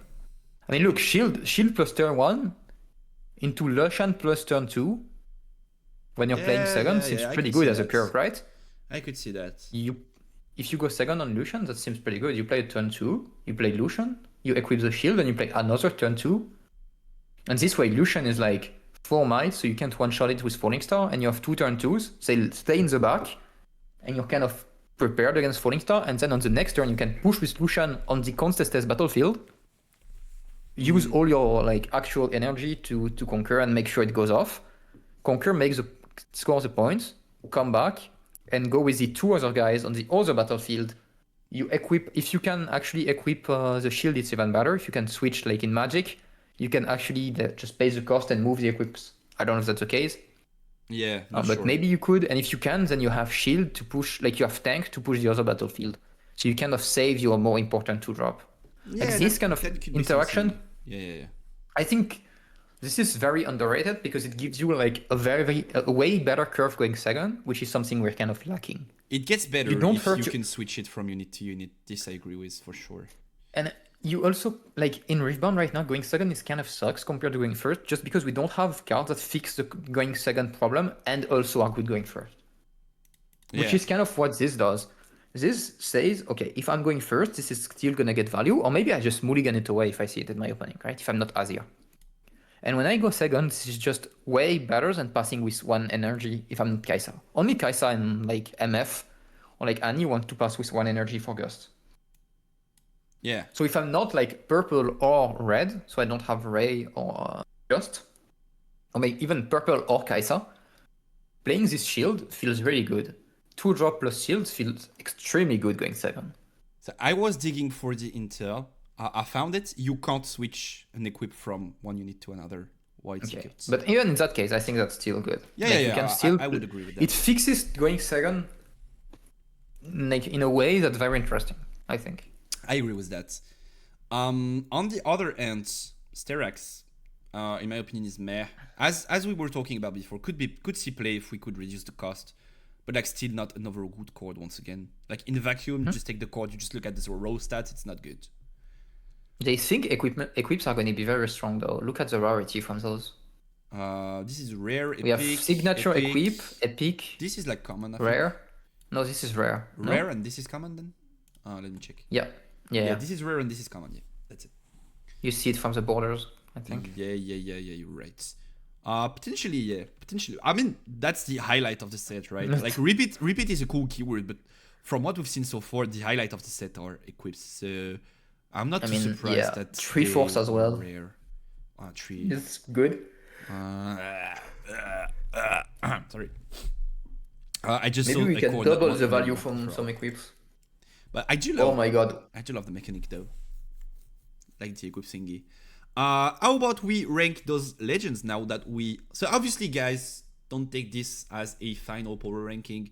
We are missing about 250 cards out of the set. No, but we will be trying to 200 rank cards. potential. It's 221. Yes, we are missing can see 200 cards. So we are ranking potential more than actual power right now. Could change with future reveals.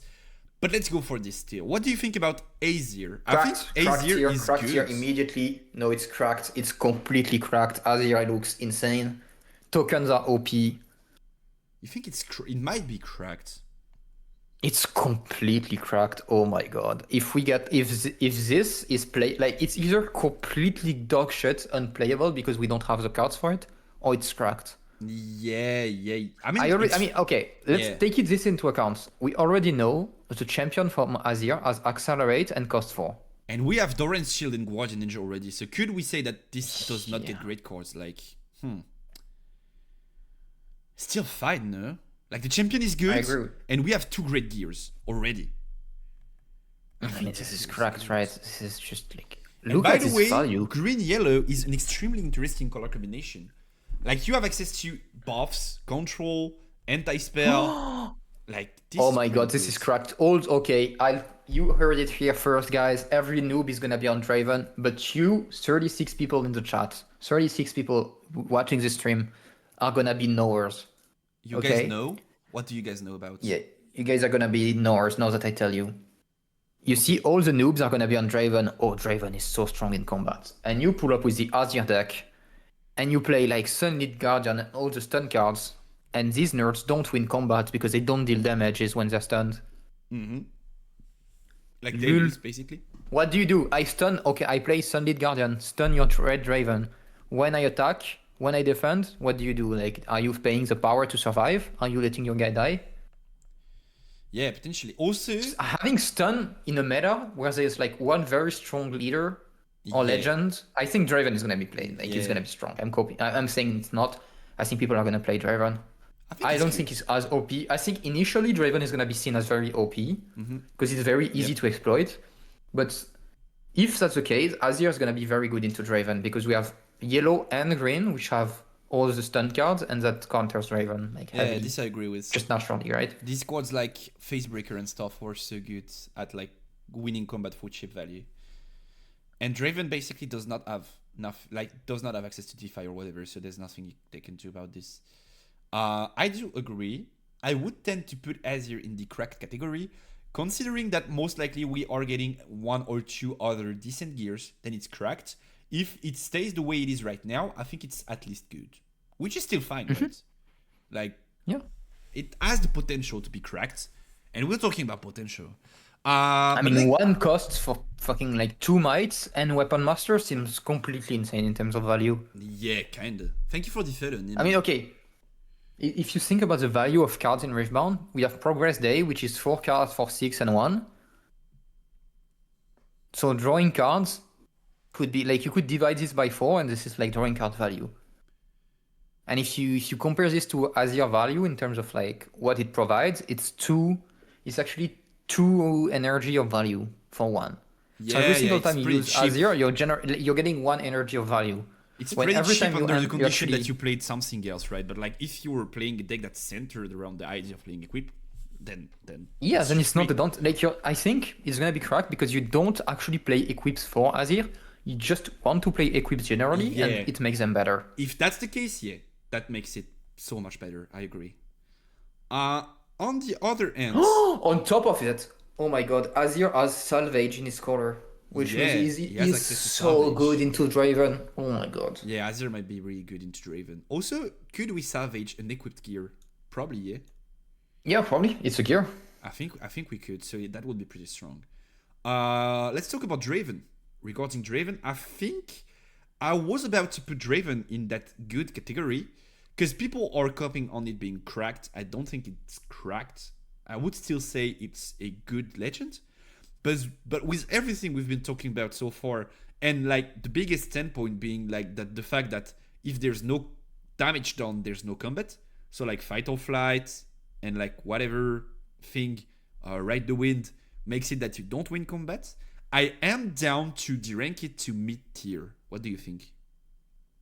I don't think it's bad. Like to be I fair, think it's this good. is I still think a it's. decent I think legend. generally. I think generally it's good. I think being an aggro deck in an early meta is always also very strong. Yeah, think this I is agree good. with. I was like, if you guys have played One Piece for a while, or like any other TCG you could probably compare, I was always an advocate of like, be careful about these early days of the format because like everyone is playing like Animal Zoro and stuff and saying like it's correct, but they just know how to attack and you don't know how to play your deck because it's new, so you die to it. But Yeah, I agree think with that could be I Draven. think this is. I think you can put it in mid at the end of mid. I think it's better than in good at the end of good. It's better than Better than Lucian? maybe it's better. I think it's better than Lucian. Probably better than the 2-drop, and that's it. Potentially. It's I kind think of it's still also like carried good, because but like it's- not crack broken, right? Yeah, I think the champion is also very strong, which makes this way better. It's a 2-drop champion that's also very playable, so I think that's like. Yeah. I would see Draven. Like, my point is not to say it's trash. It's once again to say I think people are coping on this and it's going to be like decent. Yeah, me too. Like, I actually think it's gonna be good, very probably. good early. Yeah. But And- I think, okay, Yeah. if everyone is playing Draven, I'm very happy putting up with my Azir deck. It's kind of what I'm thinking. This I agree with. Super overhyped. Yeah, I think so. So once again, my tendency of like deranking stuff that's hyped by people when there's no reason for it. But maybe it's like actually good. Yeah, you're right. Seaver, we might have our first discussion about not agreeing on the chords, because I think Seaver is probably mid to meh in like the way it is, and if it gets good, it's only because like the chords you play in there are inherently good.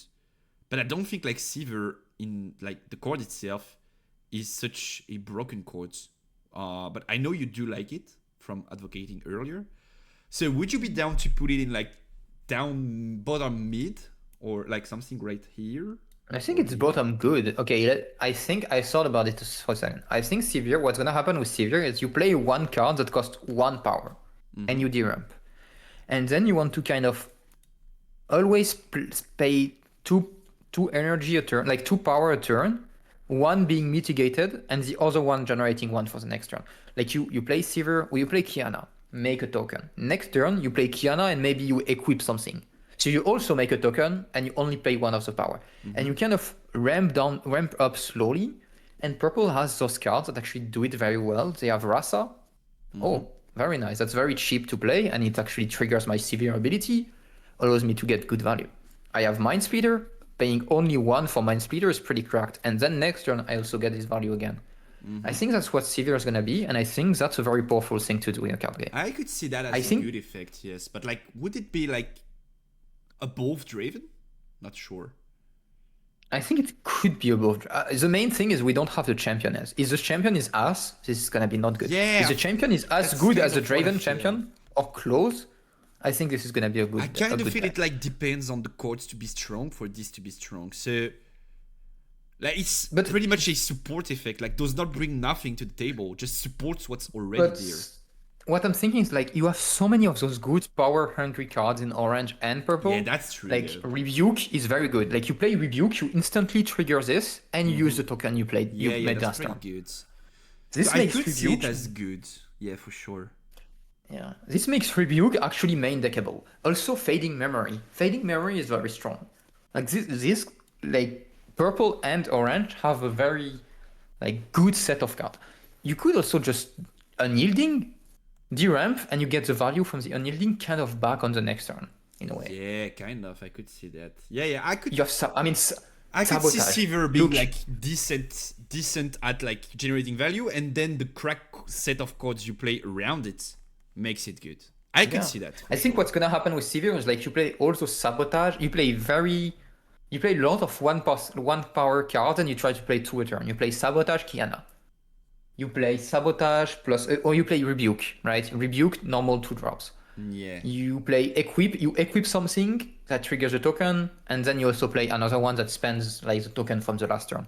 I think to make Severe good, you need to get this cycle of like token spend it, like every single turn you pay a power, so you slowly ramp up. To play like double power cards every turn to have like the token and then Or you 2 make 1 value. power cost. Or 2 1 power cost. Yeah. Like you play Sabotage and Kiana, that actually works, right? You That play works, Sabotage yes. and I mean Sabotage is such a cracked card if you get the Yeah. rune back kind of. So basically you ramp 1 by 1 because you're paying a power every turn, but Yeah, that means that you kind of early pay on- cheaper cards too. You kind of don't do it turn 1 and 2, and then from turn 3 you do this, so you go from 6 mana to 5. On the next turn you play Mind Splitter, so you go from 7 to 6 Yeah. and back to 8. You kind of start chaining, and then after Mind Splitter, you have Dead Bloom as well, which really works well with that. You can go Mind Splitter into Dead Bloom, I could see that, yes. and maybe you just ramp. Maybe you just play Also- Ramp Severe, and you Okay. immediately go to the big guys. Okay, no, I found the key, bro. I found the key. Mm-hmm. Like, isn't this fucking backpack extremely broken in Severe? What's the name? No, Pack of Wonder. Pack. Because now, no, not this one. Not this one. It's a Treasure Trove. Because now I'm going to recycle a rune to ramp 1. So for free, I trigger the effect and draw 1 too. So I have a token in the early game already without paying a rune. Isn't that broken? Oh, you play this and you make the token for free on turn 1. I could see Ram Severe playing this, yeah. Yeah, something like that. And then you get to like those mind splitters and stuff. Like Yeah, and pretty the idea fast. of Ram Severe, is you, instead of getting stuck on 8 or 9 mana, you actually go fast to 11 or 12, and then you can play big guys plus have enough for spells. That could be a thing. Or just you ramp fast to like those mind splitters that are big bodies. Okay. Do I think Severe is gonna be like the best deck in the meta? No, but I think it's a very strong rogue deck. It's kind of like Yeah. Ari, Darius, all this stuff. I think Severe is gonna be very playable. Way more than Leon and all this stuff. Buy your foils treasure troves because they're going to be $10 in 2 months. too late. I already did it. I bought all of them. Bought at the market. Let's get down to Irelia. Either this is like mid/meh, or it's like very good. But it kind of depends on like these value cards that we get for both green and purple in this set. Or like one, we're stuck in the Yasuo state, or two, we have just what it takes to make it to the next level. And then this is something that you and I have been both advocating for some time, is that Yasuo is very close to actually being a good deck. We are just missing some cards. And since Irelia is better Yasuo, if we get those cards, actually, it I don't know might if be it's very better good. Yasuo. I just think Irelia is like, I would put it in Meh, because we didn't see any of those cards so far. There is nothing in this set so far that we've seen that tells me Irelia is good. So I would put it in Meh. Isn't it like mid? Like, I think it's still playable, no? Like, purple-green has to be playable.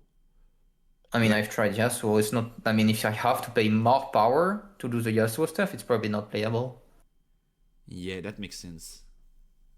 Also Yasuo's depends on problem if is, like- equip is choose or not, right? Like, that changes a lot of stuff. Like, if you have a Doran Shield roaming around, and then Doran Shield adds accelerates as a keyword, then it's way different than if this does not work. But I think it should. So probably it's like mid, no? I don't think it's like as bad as this card. I mean, okay, I think Irelia is not okay. It could. I know you really want it to be good, and so do I. But so far, everything I've seen doesn't make it work. Nothing on this list actually makes Irelia better than Yasuo. Don't you think if Like, there is equips target the when you choose thingy, it doesn't matter because interesting? equips are so expensive already that if I start to pay more power for equips, it's even worse. That makes sense though.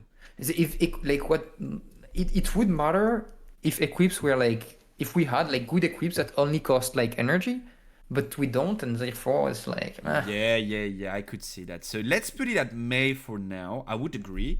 And then if we get those mid-game codes that we are desperately looking for, potentially could be good. But like right now, I do agree that it's at best mid, potentially May. I like the effect. I think it has some potential. We just have to find a way to make it work without like deramping 20 runes a turn. In my opinion. Why you think equips are bad? Oh no, we think equips are good. What do you mean we think equips are bad? Like the best card out of this wave right now is Guardian Angel, in my opinion. And then the best legend is a guy that works with equips. So I would not say equips are bad by any means. I really think both are strong cards. And then the last legend we have to talk about is Renata. I think this is just straight up bad. Maybe this is the worst card. Is it worse than Trinity Force? no, it's better than Trinity Force. It's sure. better, Trinity and then Force it's is better like than Spells from okay. Death. From what we saw, Trinity Force is just not playable. Yeah. I mean, it's probably playable as a one-off in MF Aura, but then you already are exposing yourself to gear with Aura, and now you're exposing yourself even more. So I think naturally, just this Trinity Force is not good. The Trinity Forcing is Yeah, barely playable. And then like Renata is in that range of like, don't think you can do anything with it. Maybe you could play something like Renata Yi in like 2v2 and have some fun with it. I could see that. But like for sure in like one-on-one competitive standard play, this is not something that you want to play in my opinion. It's just too bad, too slow. So are we done with that list? Do we like now that we settled everything, if we take a look around what we ranked, is everything fine? I think everything seems fine from my perspective. Yeah. What does Azure do? Okay. So Azure says if you played a token this an equipment this turn, you can tap Azure, pay an energy, and then you can spawn a 2 might token that has Weapon Master. So it's pretty strong. By the way, it's just like Send Soldiers, right? It's not like every token I'm getting like baited. Yeah, Send Soldiers. It's Send Soldier. Okay, now real talk. Have you seen the new foil from like Nexus Knights? I did not.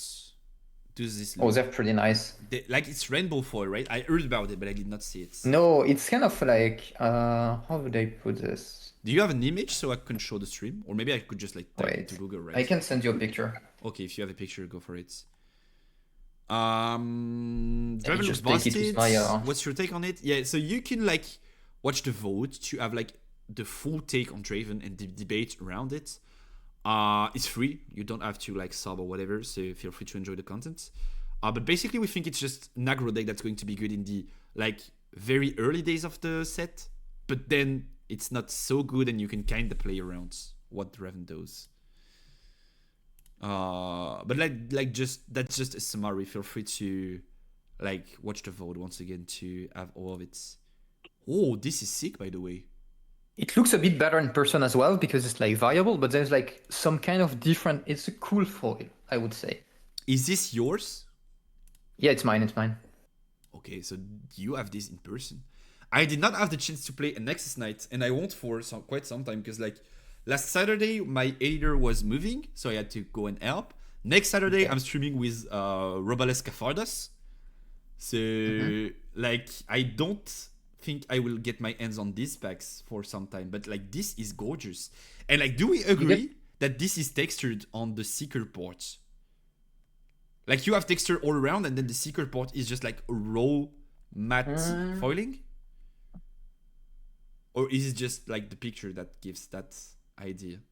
Like if you can see what I mean, like this port like right here seems like to be a different texture. Yes, so the Seeker thing is not foiled, it's behind it, kind of, so it's pretty good. Yeah, and it's the same for... Yeah, it's pretty. It looks pretty good. I want them now. That looks kinda this I hate though.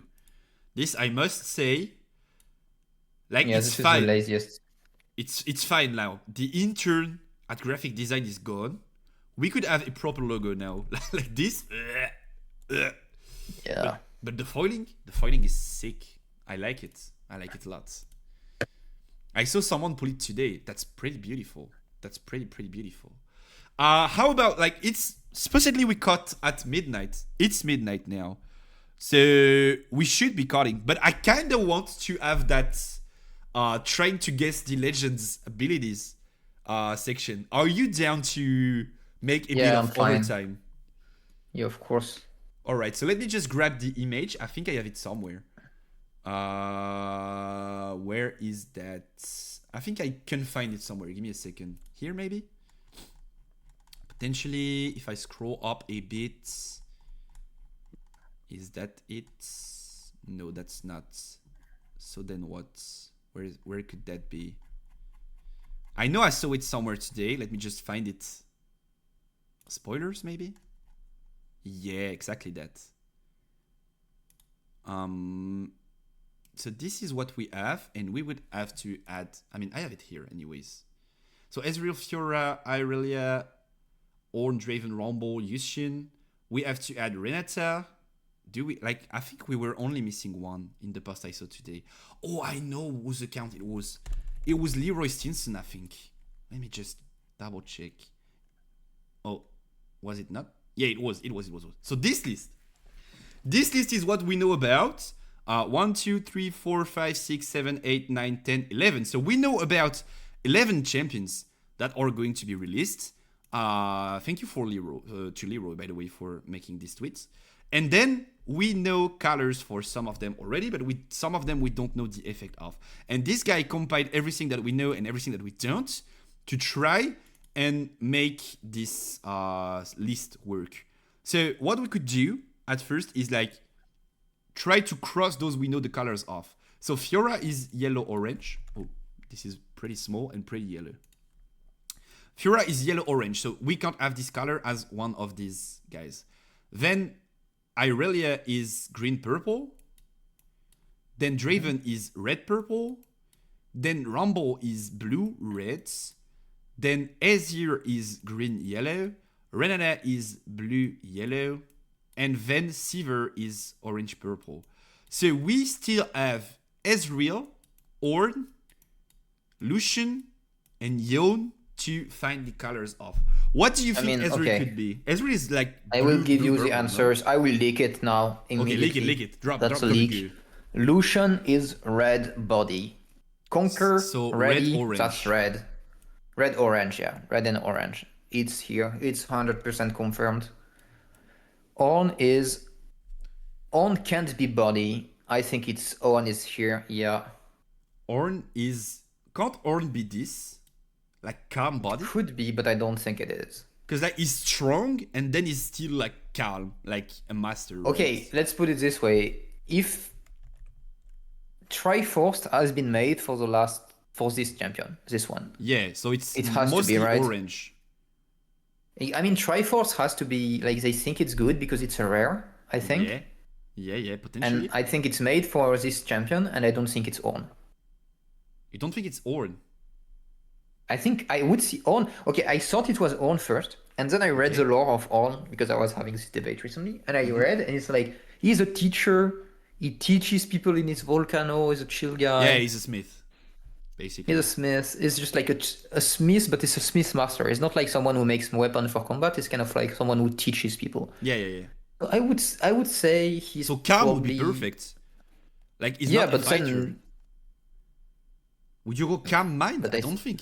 I think we go calm. We have to go calm body for Ornn. but then Yone looks pretty good in calm and body, no? We use this. What do we have left if we use this for Yone? Ezreal is this. This is Ezreal, 100%. Chaos Mind, 100% Yeah, Ezreal. this has to be Ezreal. This I would agree with. So this would be Chaos and Mind. So this is done. Then we have Calm and Mind could be Yone too. Like Yone being some sort of a magical spirit in Mind. And then still pretty much linked to the nature and Yone stuff. is not fucking like calm and mind, is it? Like who else do we have as a like calm magical champion? I'd rather have Ornn as bodies than mind. Yeah, but I'd rather have Yone as a samurai as a body, no? Potentially, yeah. So I we still- agree that this is most likely this guy. I don't know. This could be Yone, no? Yone kind of is furry. Fury Order, and no. Order? No, he's not Order. Yone is not Okay, Order. yeah, Order is kind of... I mean... Yone Ornn is is green, green. orange, so he can't play Yasuo's chords. Yone has to share a color with his brother. Yeah, but like both have calm, right? So that does not make us go any further. in, There, like, okay, now thinking that you about say it. that, there is no way Yone is like mind. Yone has to be either fury or body. But like Yone can project his mind through his spells there. But he could be body too, for sure. But Ornn, yeah, it could I be. don't a see lot. Yone. mean, I don't see Yone being older. That's the thing. Like older But champions kills- are like all the kill Victor, spells, Darius, like guys that like to like That's true. Azir, like they like to order people around. Yone does not do that. I would say Ornn is green orange. That's possible. So calm body, and then Yone Yeah. is calm mind, and then the last guy is we don't know who. No, Yone is not calm mind. If Ornn is calm this. body, Yone is the red or and yellow. There's no way. Yone can't be order. Yone can't be order. He can't. Then it's not. Then all. I mean, Yone is. This is Yone on the right. There is no way Yone is actually just like. But then what about the There is no way Triforce Yone is Fury? mind. I refuse to believe Yone is mind. I refuse to. Okay, so Yone is either Red Fury or Body Calm. Yeah. I guess I would rather say is Red Yellow than Calm because I really do think Ornn is Body. So let's put it that way then. And then this guy is like we don't know who yet. So Yone is Fury, then Order, and then this guy is Calm / Mind. I'll just take a screenshot of this, so we now know every Legends color for sure. 100% link. Yeah, Leak. confirmed, leaked. Yep. Leaked for sure. You heard it first, guys. It's I'll leaked. just take a screenshot of this, and now we can start working on the chords. Could I have the screenshot to pop up though? Because it's not. Could you work properly, please? Yeah, great. Let me just save this. And so now we can start working on the chords, starting with the ones Randy leaked already. So Legends guesses, and I guess there's a maker somewhere around, right? Riftbound chords maker. Yeah, whatever. Let me just clear this. Okay, great, perfect. Exactly what we were looking for. So set whatever prototype, I'd say. Oh no, Origins. Type Legends. Now, you said Lucian was going to be... Wait, what did I write down? Lucian is red-orange, right? So Fury, body, name Yeah, I think. Lucian. Oh, so Lucian here? Yeah. And then like whatever, Desperado gun, something like that. Description is effect, right? Okay, so what's the effect, brother? You leaked already, so just go for it. Yeah, I linked it. It's okay when you play an equip or when you it's either when you play an equip. I don't remember. They leaked it to me, but at headquarters, but I don't. When you play an equip or when you equip a unit. When you equip a unit, it's probably this. Okay, so you when you equip a unit, equip to a unit, you can pay 1 power. Pay so like red, orange, No, whatever. no power. Multi. Yeah, this one. Yeah. You can pay this. To ready it. To ready it, yeah, you can pay 1 power to ready it. So this is basically Mistfall, like when you buff ready, but for gears. Yeah, and maybe it's like exhaust me and like pay 1 to ready me. This kind of bullshit, but that's like I don't know. Or I it's don't just remember. like seeing like orange Lucian. Could be like exhaust me when you equip to when units. you conquer ready me. Yeah, exactly. It's just it. It's just maybe it's when you equip a unit.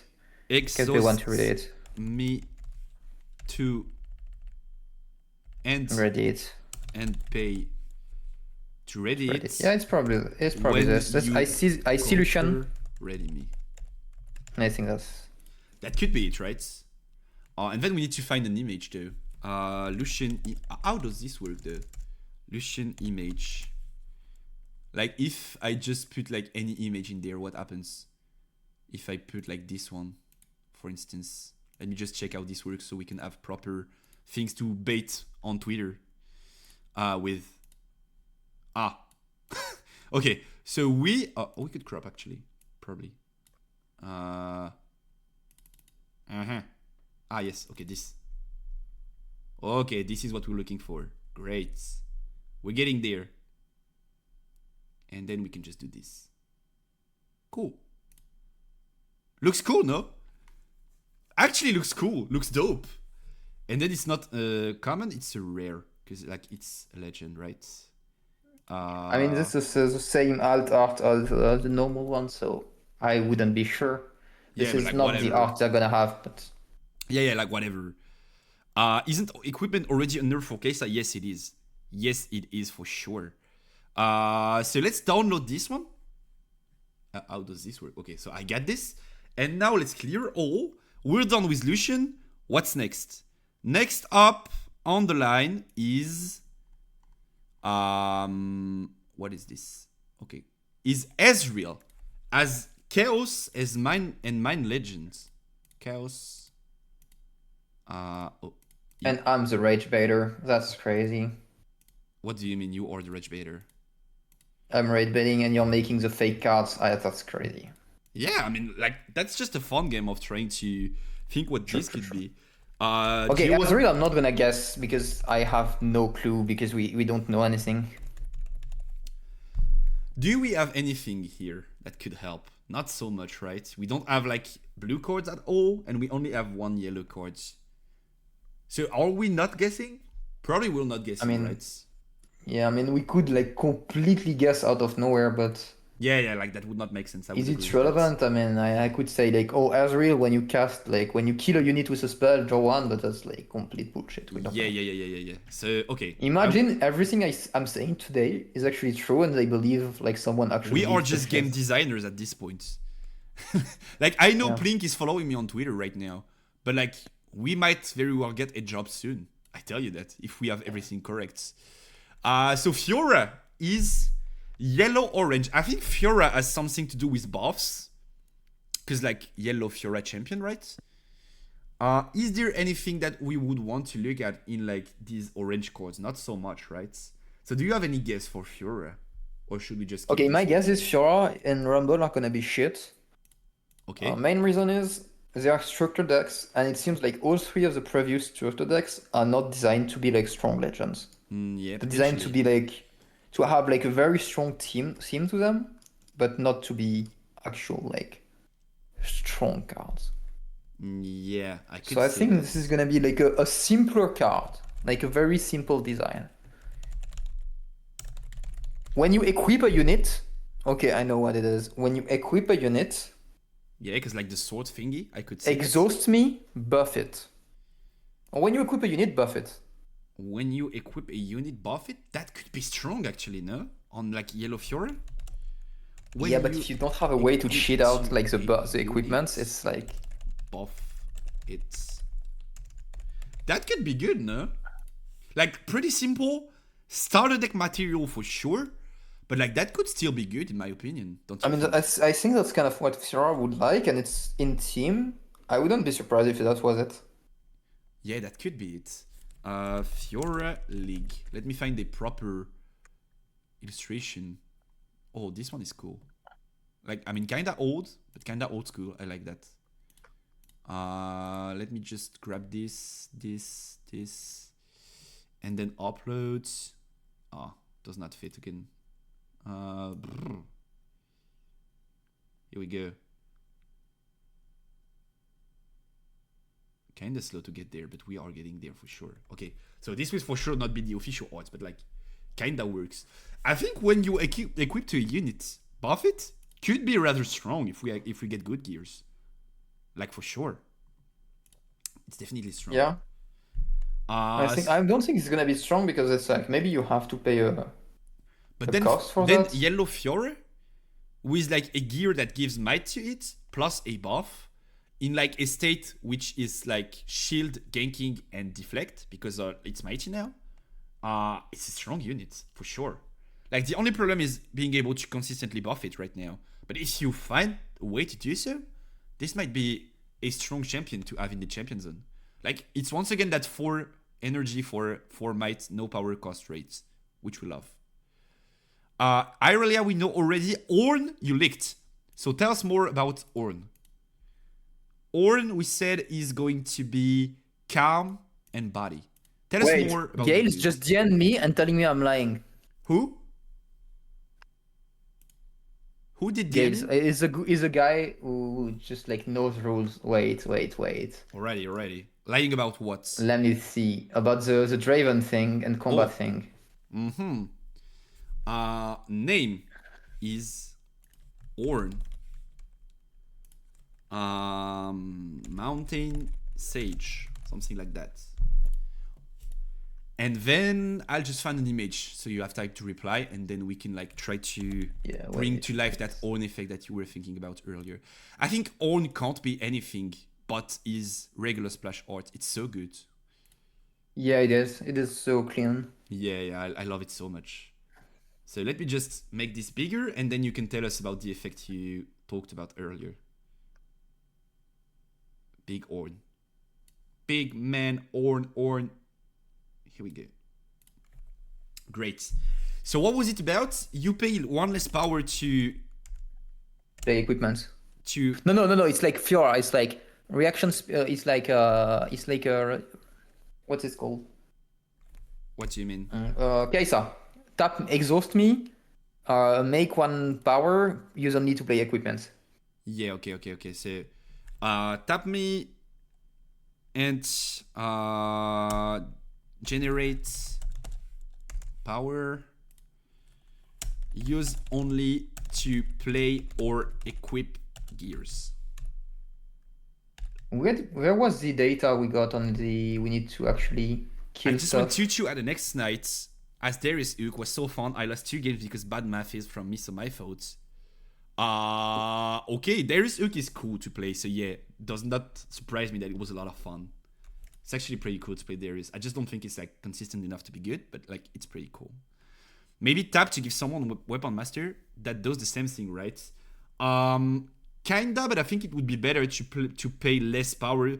Like Weapon Master only skips the like equipping ports, but like you also have to put gears into play. So it would actually be better to like be able to use to play or equip, so that you can tap Ornn to play the gear for free, and then next turn you can equip it for free. So you can like use Ornn's effect twice on the same gear. I think that would be a bit more like a bit more flexible and like just overall better. And so this is a rare. Okay, maybe I'm spreading lie and disinformation. Let me just Regarding make sure Draven, I'm yeah, not. don't worry. You can like, or maybe do we add something like when you conquer, or when you conquer, untap me once again? No, I think it's fine just Yeah, I like think it's this. fine as This is is. enough. Yeah, I think it's fine as is. I agree with you. I mean, they made this literally for like it's something they're already made kind of, so I wouldn't be surprised. We need an Aurora legend and make her signature Dazzling Aurora. Yeah. So we need a Hook legend and make her signature Hook Darius. And then we have decks of all time. I pledge this won't happen. All this gear removal coming up in the future, Aurora stocks going down. Yup, kinda. This Rainbow Rune is a recycle of normal rune. It's a power of any color. So you could basically play anything with it. So that's the symbol for like any power. So we now have Lucian, Ornn, and Fiore. What else do we have? We have Rumble as a blue-red. But once again, we don't have any blue cards. And red cards seem more dedicated to Draven than anything. So I don't think... Like maybe Rumble has something to do with overeating.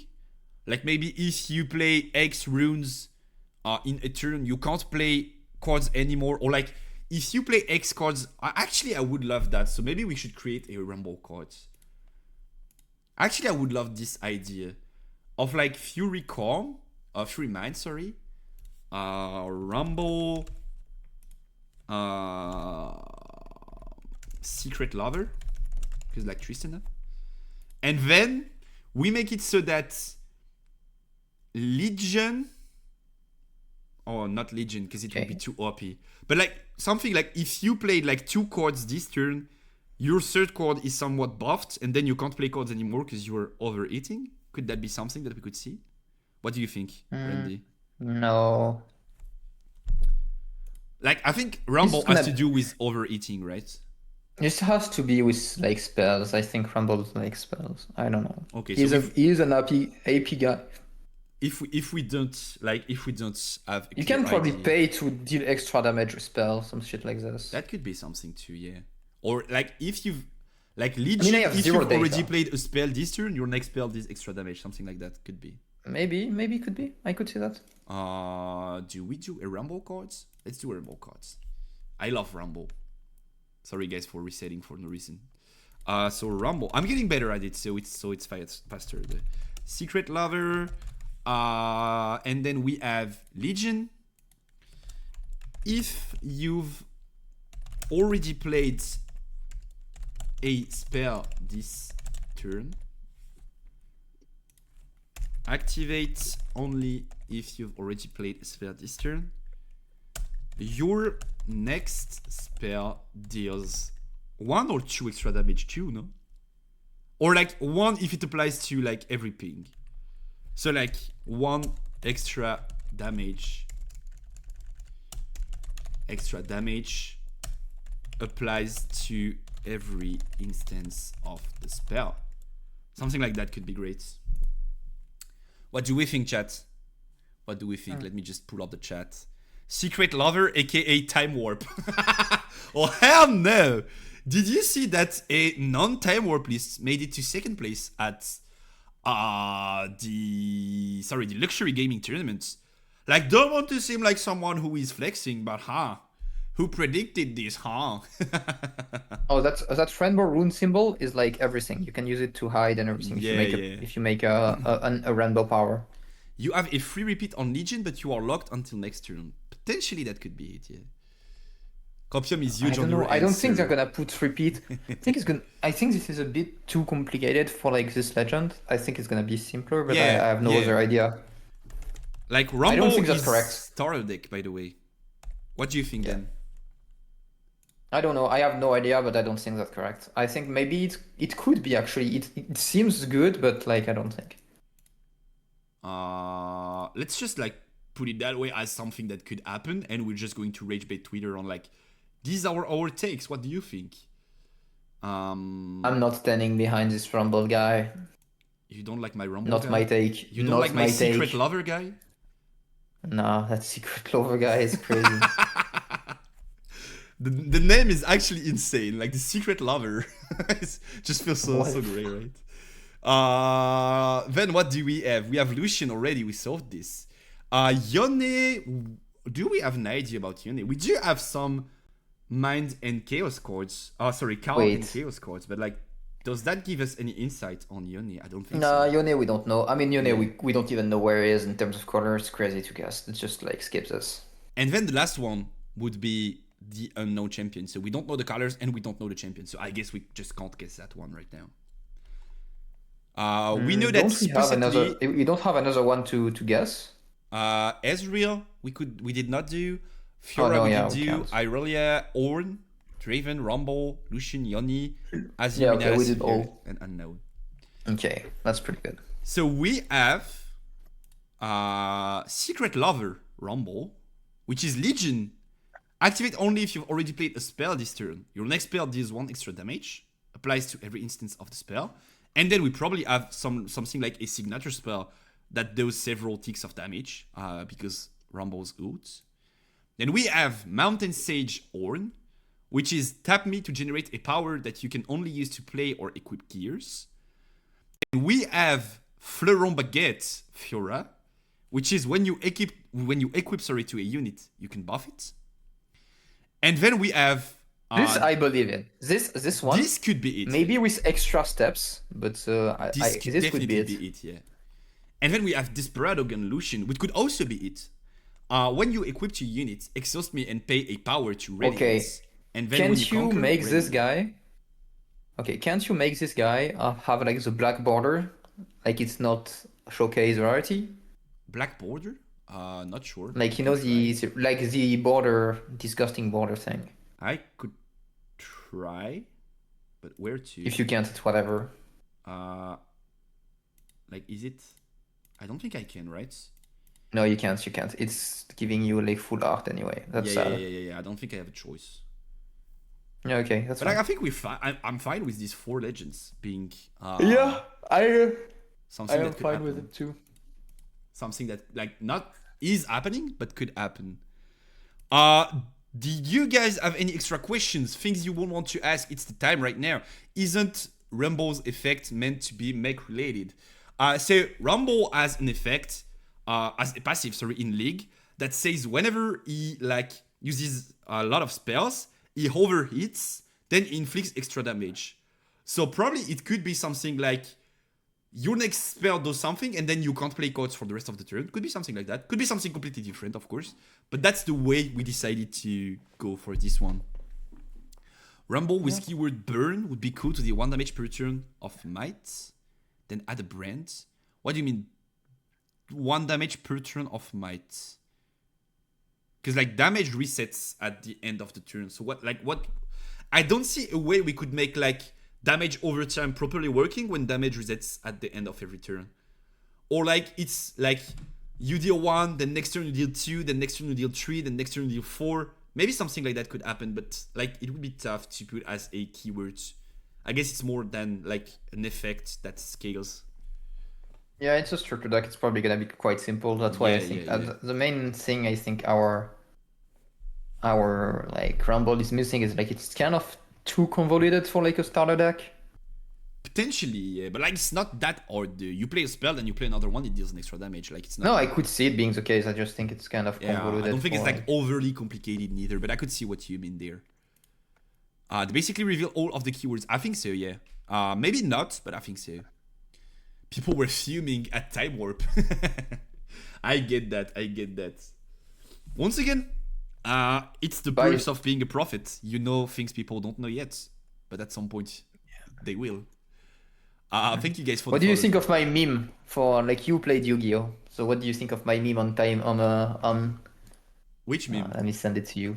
Yeah, send me the meme. Shout out Rumble. Time Warp so you can deal extra damage with a falling star. Shout out Rumble. Yeah, actually this would be a great effect. Like that extra instance of damage would be pretty cool. You sent me a meme. And you can't really play falling star in Rumble. You deal ramp 2 for that. Yeah. Even if you deal 4 twice, it's very expensive. I like the meme. But they probably don't know, like most of them. But I like the meme. Let me just show you guys. If you played Yu-Gi-Oh, you know how it's gonna feel, and that's exactly like that. Yeah, I have a tech in Nibiru, on Nibiru, which basically is time warp. It's like, it's extremely good only when it's not played. And then when it's played, Yeah. like, people are playing around it and it's not good. And then it stopped being played, so people stop playing around it, and then it's good again. And basically, you just have to be the first one to have that idea to make it work. But if you are like following the trend and a bit late, then it's just basically never good. That's my take on like Nibiru. But like, if you guys don't know Yu-Gi-Oh, basically that's a code that says whenever you drop 5 summons or more in a turn, which is like most of the time done in Yu-Gi-Oh, your whole board gets blasted, and then Discord spawns on your opponent's board, and they give you a token, and that's it. So the point is either you are able to like drop something that can negate Discord, like quote unquote defy Discord before 5 summons, or you kind of have to like only go to 4 because then your board is getting rocked. So Discord is kind of a meme in Yu-Gi-Oh for a lot of stuff, and I do agree that Thermal Beam in set 2 might be crazy strong from what we've seen so far. I mean, it's a crazy punish just because it exists, and maybe that's kind of like gets some people like. Yeah, I think like some decks could like just lose the game straight up, being thermal beamed, because like they have like a crazy gear like Hook or something, and then they have like 2 equips going around, or Aurora if you will, and then they have 2 equips going around, and you're just going like thermal beam and they lose the game. I could see that being the thing in set 2, like thermal beam being a mandatory sideboard cards for red decks. Thank you, Spear, like Hail, for the follow. Is there anything you guys would want to talk about? Else, we're going to find someone that we could raid, because we've been doing overtime already. That being said, I did land about half an hour late on stream, so basically we just made up for the time we missed together. So I guess that's fine. Oh my god, I know we are gonna raid. There's one guy who was like, "Are we testing with new car and new car talk?" Are we testing is probably.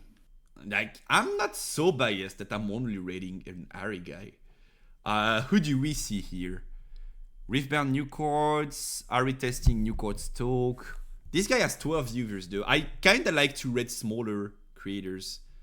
Like, I'm in the smaller part myself, right? But like, I kinda like to read smaller. Let me click on this. I like TCG Arena in Spanish, I will for sure not read. Testando Precons, I will for sure not read, because like you guys probably don't speak Spanish. And then I think someone is streaming in French, which I could read potentially, but like if there's an English option, it's probably better, right? So how about we read? Maybe the VTuber. I think okay. Yeah. Okay. So either VTuber Okay, I will or say the VTuber looks more entertaining. I just looked at both. Okay, so we are going to that VTuber. Yes. Let's go. Do you know when next reveal is scheduled? I have no idea, but I will be analyzing it. Maybe with Randy if he's down to. But like, I will be analyzing. What was it? The next reveals? Yeah, we can do that. Okay, so I got news from Gales, who's like a judge and pretty knowledgeable about the rules. Apparently, you win the combat even if there is no. It's like they mis-explained it in this paragraph. Okay. They tried to explain something and they explained it wrong. Okay. But Draven should work when you gust and stuff. Okay, so like there has to be a unit to initiate a fight, but then if you move the unit, you still draw. Like there's still a combat. That's about it, right? Yeah, there's still combat technically. Like even if it's written after, like they said, after damage have been dealt, it doesn't mean they need to be dealt. It just means like after the step where they would be dealt is what I'm saying. Okay, all right, cool. But I'm gonna clarify this. I'm just gonna make your day, Randy. Someone in chat said, Randy TCG, big shout out to your Yi guide, super helpful and way better value than George. Lol. Oh my god. You guys don't know how many DMs were sent this afternoon, but I can tell you what, there were a lot. That makes my day, so I can only guess it makes yours even more. Okay, yeah, I mean, I'm really happy about the shout out and thank you for the return. That's I'm actually something late on the vote vote for Yi because no one has wanted to play against my Yi. But if you like the guide, don't hesitate. Make a review on it so people can actually know and have an honest feedback on what people think. So yeah, Like, if you think it's good, say it's good. If you think it's great, say it's great. And if you think it's like decent, just say it's like say what you think. We were in honestly, France. so people have like actual good returns on it. I'm guessing it jibs beyond Riftland. So yeah, we were in France to get both of us. Randy is like kind of traveling around the world.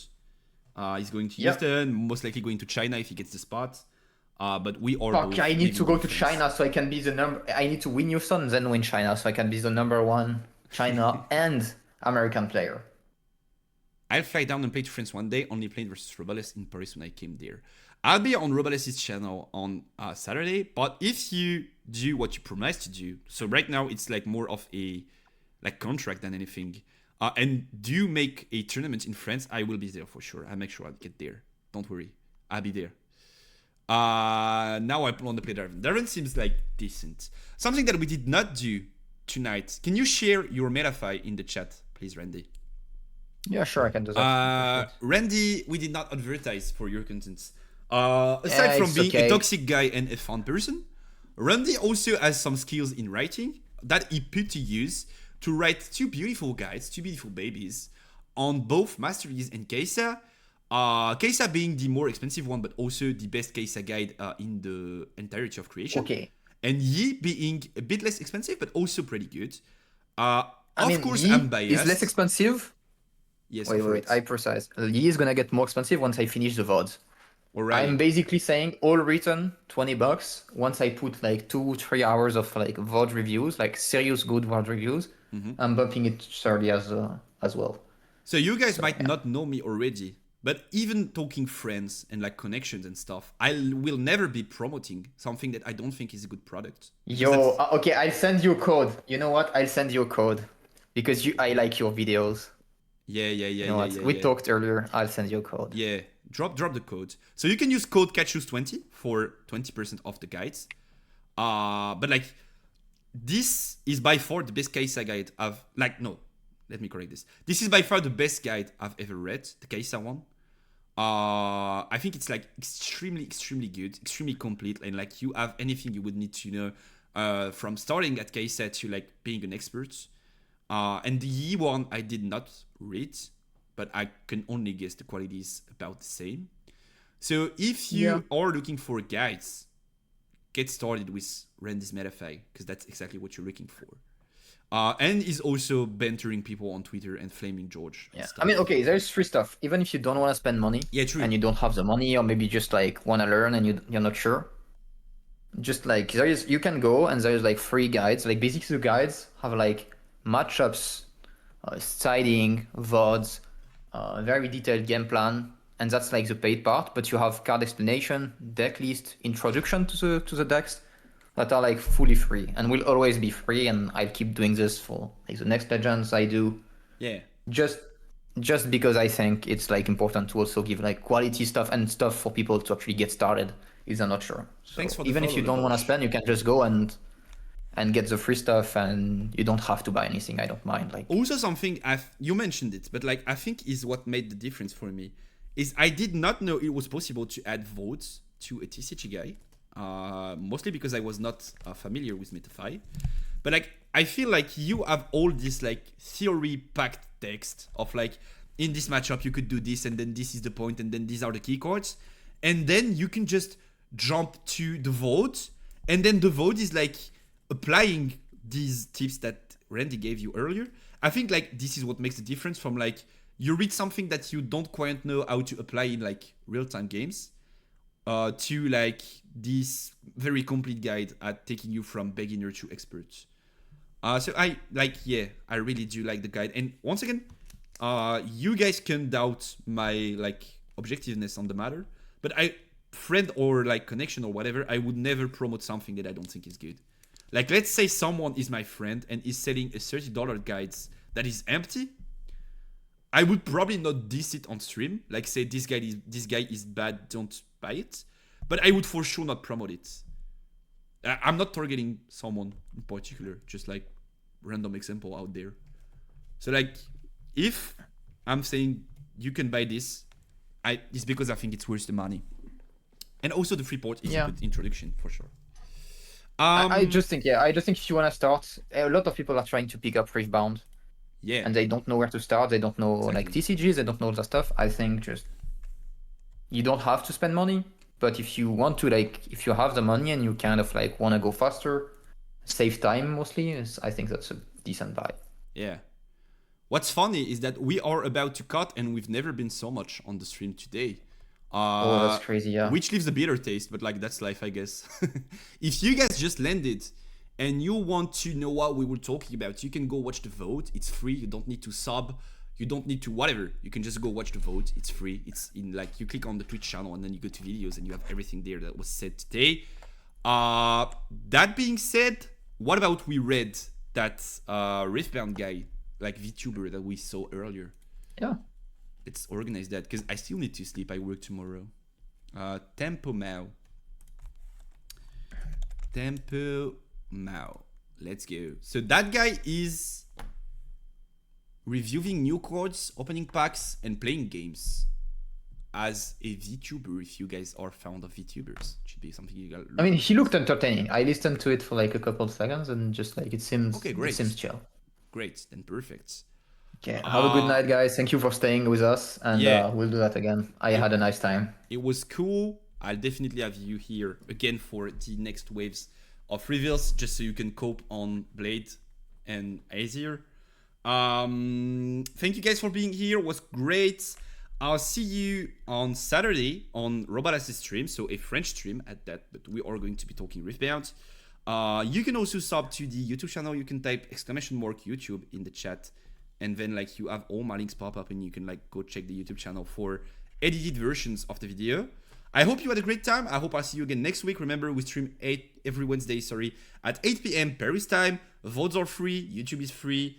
Feel free to drop a photo though. That helps. Support is awesome these days. We are getting a lot of new subs and stuff, so like that. Thank you, Randy, for being here. Go subscribe to Randy's Metafy. And with that being said, thank you guys, all of you that said it was a great stream, and see you next week. Bye-bye.